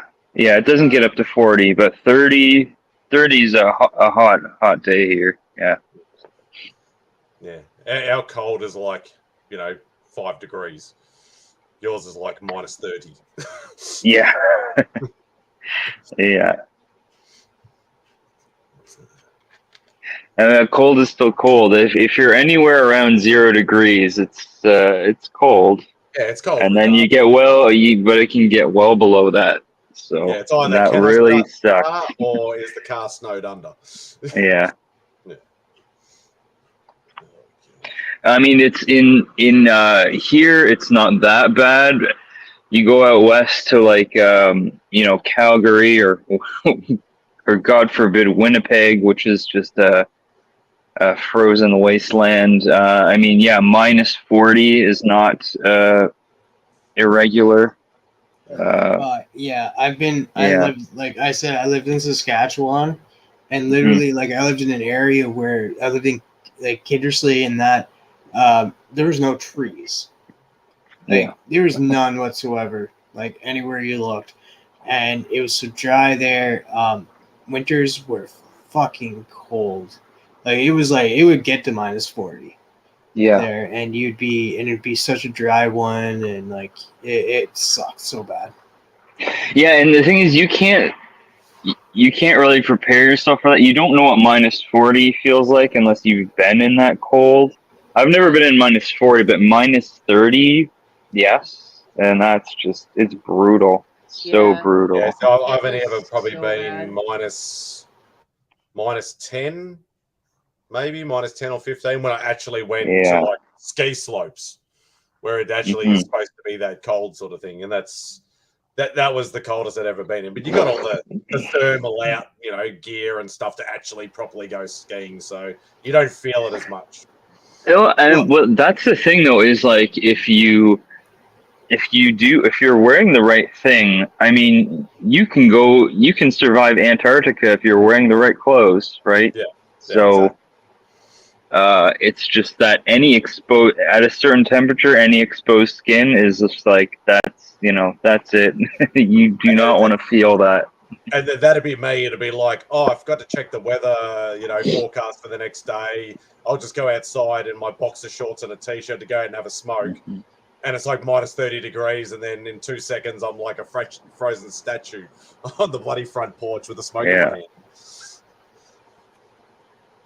But,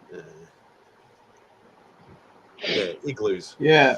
Well, when I was in cadets, it doesn't get that cold here.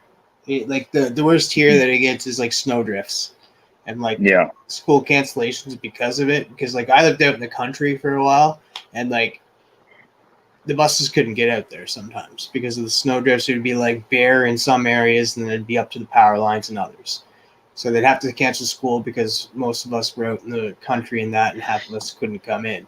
So they like half the students can't come in. We'll just might as well cancel school. But when I was in cadets, we went camping for I think it was 3 nights, and it was winter survivals. We like learned how to camp in a tent in the winter and stuff, and how to do it. And like we had thermal sleeping bags in that, and what you need to do is like you need to dig a hole like right outside your tent, put your boots underneath like as far down as you can so they don't get cold, and then you have your thermal sleeping bag, you have to dress like you have to go straight down to your underwear. Because what happens is if you don't, you'll sweat, and as you sweat, you'll freeze overnight. Yeah. It's like what Survivor Man always says: if you sweat, you die. That's the worst thing you could do in a survival situation is get so hot you start sweating, because then at night you're just gonna freeze. Yeah, and that's the problem over here. Like what I was talking with Katie earlier, it's like, you know, you can be hot, but then you can have high humidity that can make it like feel like it's 10 times hotter, and it'd be the same with the cold.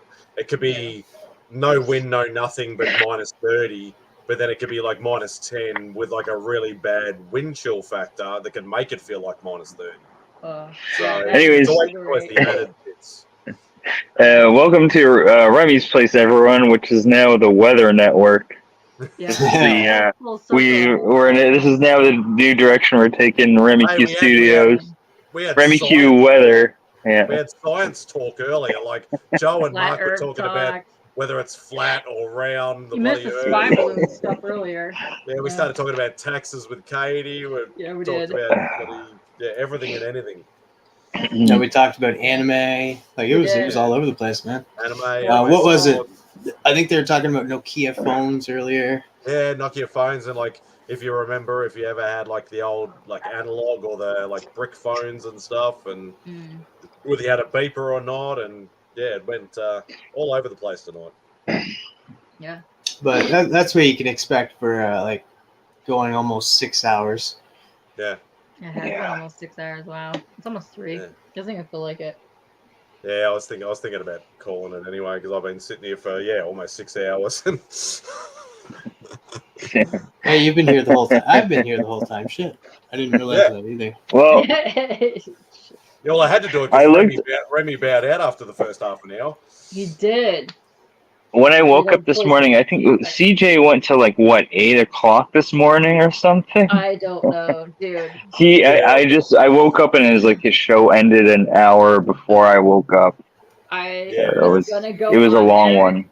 and then I fell asleep. I think I woke up Yeah. every hour, and I had my glasses on, and I woke up, and every single time I was waking up, you guys they were still on, and I just kept falling back asleep. Yeah, I didn't watch last night's show. I don't even know who was there. I just know that it's I don't even. that was like an remember 8-hour show. I wasn't on there, so I don't remember anything. Yeah, with I was on. CJ and I was on for a while. Like it ended up literally being just me and CJ at the end. Oh, okay. So we still like, as I thought he was going to end it, but we still went for like an hour with just the two of us. He was really amped up when he started, so I was like trying to figure out where that was going. And then him and Nam were bickering like the old couple that they were. And then we talked a lot about the award. Yeah, because thing. that was the original idea. That was the Because I original jumped in idea. later, and they were halfway through talking about the CBC awards. Yeah. Yeah. So, yeah, no, it was a good stream actually. Like it was more nice, like proper actual like talking about like the awards, talking about comics. Yeah. You know, talking about that sort of stuff. Well, Then that's you know, good. yeah, the I'm gonna do usual, that every now and the then. usual random dirty crap. Yeah. And all that stuff. No, it's With been the a lot usual more. with the usual degenerates, I'm Yeah. sure. Yeah. Been a lot more. Still waiting the return of Kyle. Kyle, if you're watching this, please come Probably. back. Yeah. Apparently he turned up on Grey Man's show. He was on Great Oh, Man. when? He's been on there the last couple times. In Yeah. the chat. He's been in the chat for a Oh, while. okay. And then last Wednesday he was live, and he never stopped being on the Whatnot live chats for his UK friend. So he's been around. He just hasn't come back on like CJ's show, or I don't even know what happened, so I have no idea. I don't even want to get into it. I know there was some comment on Cover Slingers. Does it have to do with that? It's literally That was- within like a 24 to 48 hour period that went across multiple shows. It started like 2 weeks Ye- before the last thing.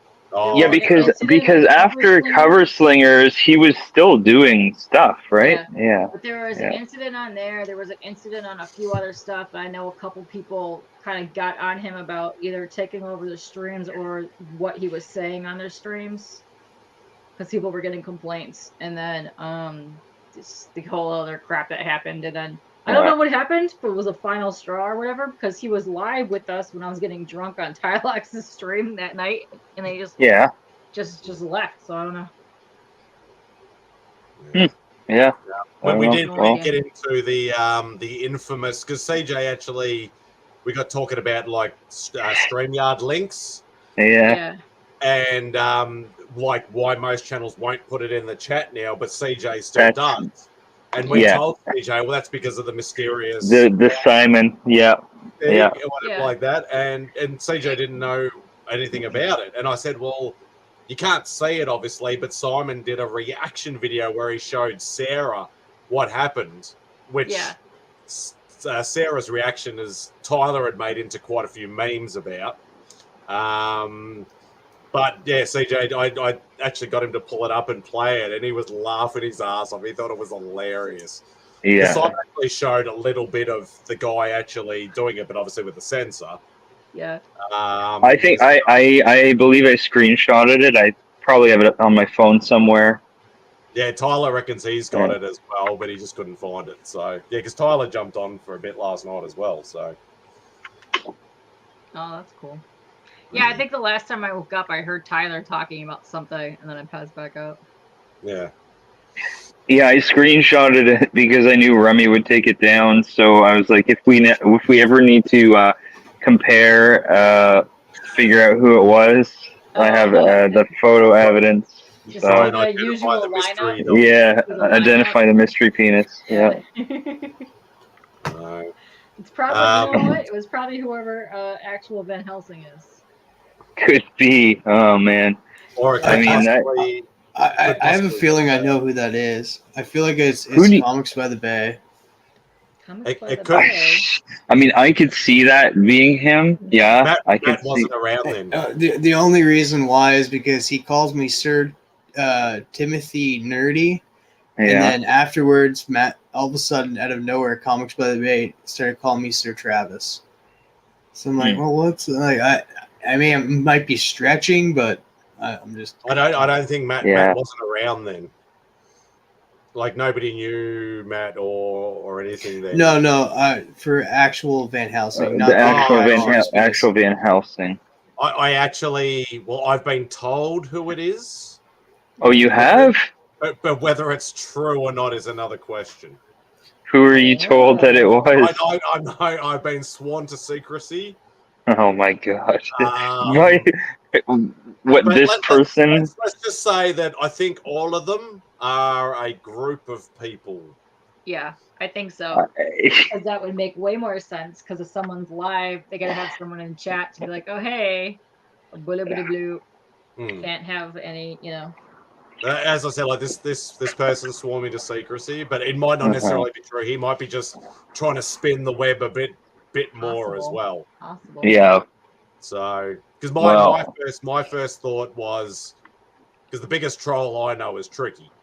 That was exactly right. That was one of the first people I said I thought it might be Tricky. And then I don't think it is anymore. I thought it might have been Tyler. Tyler is like my number one. Tyler. Yeah. Yeah, I don't know. It could be Tyler, but yeah. And then I can't remember. I had a third guess, but I couldn't remember who it was. But I didn't. There's some suspects out there. Yeah. Yeah. Major. But you're saying you know who it is, or at least someone told you. I've been told in a private message. Yeah. Who it's supposed to be. Whether that's true or not is another question, but I've been told not to say anything. Well, that's understandable. I don't know about any of the other ones, though. I don't know who actual Blackula is, or actually not actually, or any of those other ones. Really not actual. Only Van Helsing is the one I've been told about, supposedly. It's funny because I have been watching, like a couple weeks ago, I was watching Spine Ticks, and I was not in the chat at all. I didn't say hello or anything. I was just watching it, and I didn't say anything at all. because Actually Not Actual was in the chat, and I just watched their interaction with everyone else, and it sounded like, whether it was on purpose or not, it sounded like they had never even seen Spine Ticks before. And I don't know if they were just trolling or whatever. But it was a lot of people actually thought it was you. It was funny. Like, they, of course, I'm sure they did, but that's the thing. It wasn't me, and I was just watching them interact with everyone, even though I wasn't there. They were just chatting. I like how you put the April Fool video up and like, oh, he had confessed. Yeah. For any, it's just a picture of Hugh Jackman as Van Helsing. That's all it is. Everybody literally thought, like, was like, oh no, well, Drac just announced it. And I was like, dude, that was like on April 1st. It was, yeah. I think it went, it went over some people's heads, which I'm glad. That was good. I did like that one, Biggie. Yeah, but Somebody I don't know. will eventually spill it. Yeah, it's a fun mystery to unravel, I guess. So does anybody want to say anything to the whole two people that are left in the chat? Does anybody want to promote anything or do the usual crap? I don't know. Why try and my find new ways- show covered with scorpions. Oh yeah, I gotta watch that video or whatever that was. My new, which I'm going to be doing every Monday. Yeah. Oh, and my 500 subscriber giveaway. I got to do that soon. Now that I'm at 500. Congrats on that. I'm probably going to wait another week at least to make sure I don't drop below 500, because I'm like literally at like always give it a week or 501. Yeah, I got it. Yeah. Because like all those sub pushes that CJ did like last week. Yeah, that's how I got to 500. Yeah. I got I think 15 or 16 subs out of it. I ended up losing I think like 7 of them. Yeah. Yeah. And they haven't regained yet either. Yeah. So you just always give it a week or two just to even out. Mm-hmm. So, have you got anything to promote, Trav, if you're not asleep? I'm not asleep. Still there. Between the Lines every Monday. It always alternates between mine and Roscoe's channel. This week it'll be on my channel, and we have Greg Bearded Comic Bro coming on, and the theme is Batman villains, which he did not come up with. I came up with because he said he didn't want to come up with a theme, that lazy jerk. Yeah. Damn. Which he is. That's a absolutely perfect description of Greg. Yeah. Big jerk face beard man is what you should name his channel. Yeah. Have you got any are you doing any late night hangouts, or are you going on any artist things or anything at the moment, Katie? Or next weekend I'm supposed to be on Nam's artist thing. I guess that's whatever the time that is. I'll be showing off my actual art. Yeah. And then on May 5th, I have Jason Douglas, but I'm trying to get a couple more people in between. I'm just waiting for Kickstarters to launch. So nice. Look for that. Who's actually he's probably my new bestie because he lives 10 minutes from me, and we were having a riot talking to each other. Yeah, Jason's a really nice guy. I interviewed him probably about a year ago. Okay. Mm-hmm. Yeah. No. So he's gonna be on my show on the 5th. And then the next day, I'll be meeting him at the comic shop, which is literally down the street. And we're gonna hang out there for comic book day. Mm-hmm. But yeah, he's a cool dude. He's one. Yeah. So, and I'll have my usual random whatever I feel like doing videos during the week, like I always do. So yes, I probably won't be doing anybody's favorite slab cracking with Spidey for a little while yet, because I've got to come up with a new idea. And it takes a lot more effort actually to go into doing those videos than my normal videos. So I'll do an artist series, a statue one, probably a mail call of some kind or something like that. So Biggie Drat killed the club. Yeah, check out the Collectors Club if you didn't watch it Friday night. Yeah, that was good. That was a fun show. Metarog. Yeah, it was a lot of fun. Yeah, I wish I could have been there. It's just that I worked, and I seen you guys go live, and I was still at work last night. Yeah. And I'm always at work when you're doing lives. Yeah. Like I'm usually on like Mark's show like at week's end. Like I'm a regular on there now, but like the next two Sundays I won't be able to be on there because I close. So tomorrow night I won't be on there the next week. So but 2 weeks after that I'll be on. Yeah. Awesome. Oh, and So check out. tomorrow morning I'll be hanging on Bleak's thingy. I hang on there every Sunday. That's fun. Yeah, awesome. He goes All to- right, well, Yeah, thank of course. you. Yeah.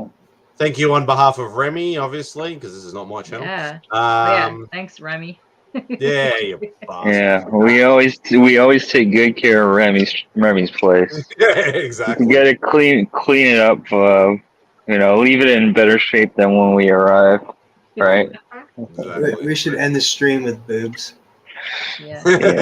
Yeah. I can never get the timing right, but I know where the clips Yeah. are that I need It's to play. actual. So, Go back that Kickstarter if you like boobs. You got like a That's week or exactly something right. left. but yeah, thank you to everybody in the chat. Thank you to everybody on behalf of Remy, and obviously Rob and I run stuff sometimes as well. So and thank Rob is you. also back in the chat. Yeah, exactly. Yeah, he's still here. Yeah.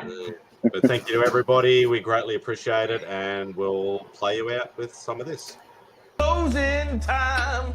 Time to roll to Chili's and chow down with my fucking boys. Night, you cock slamming fools.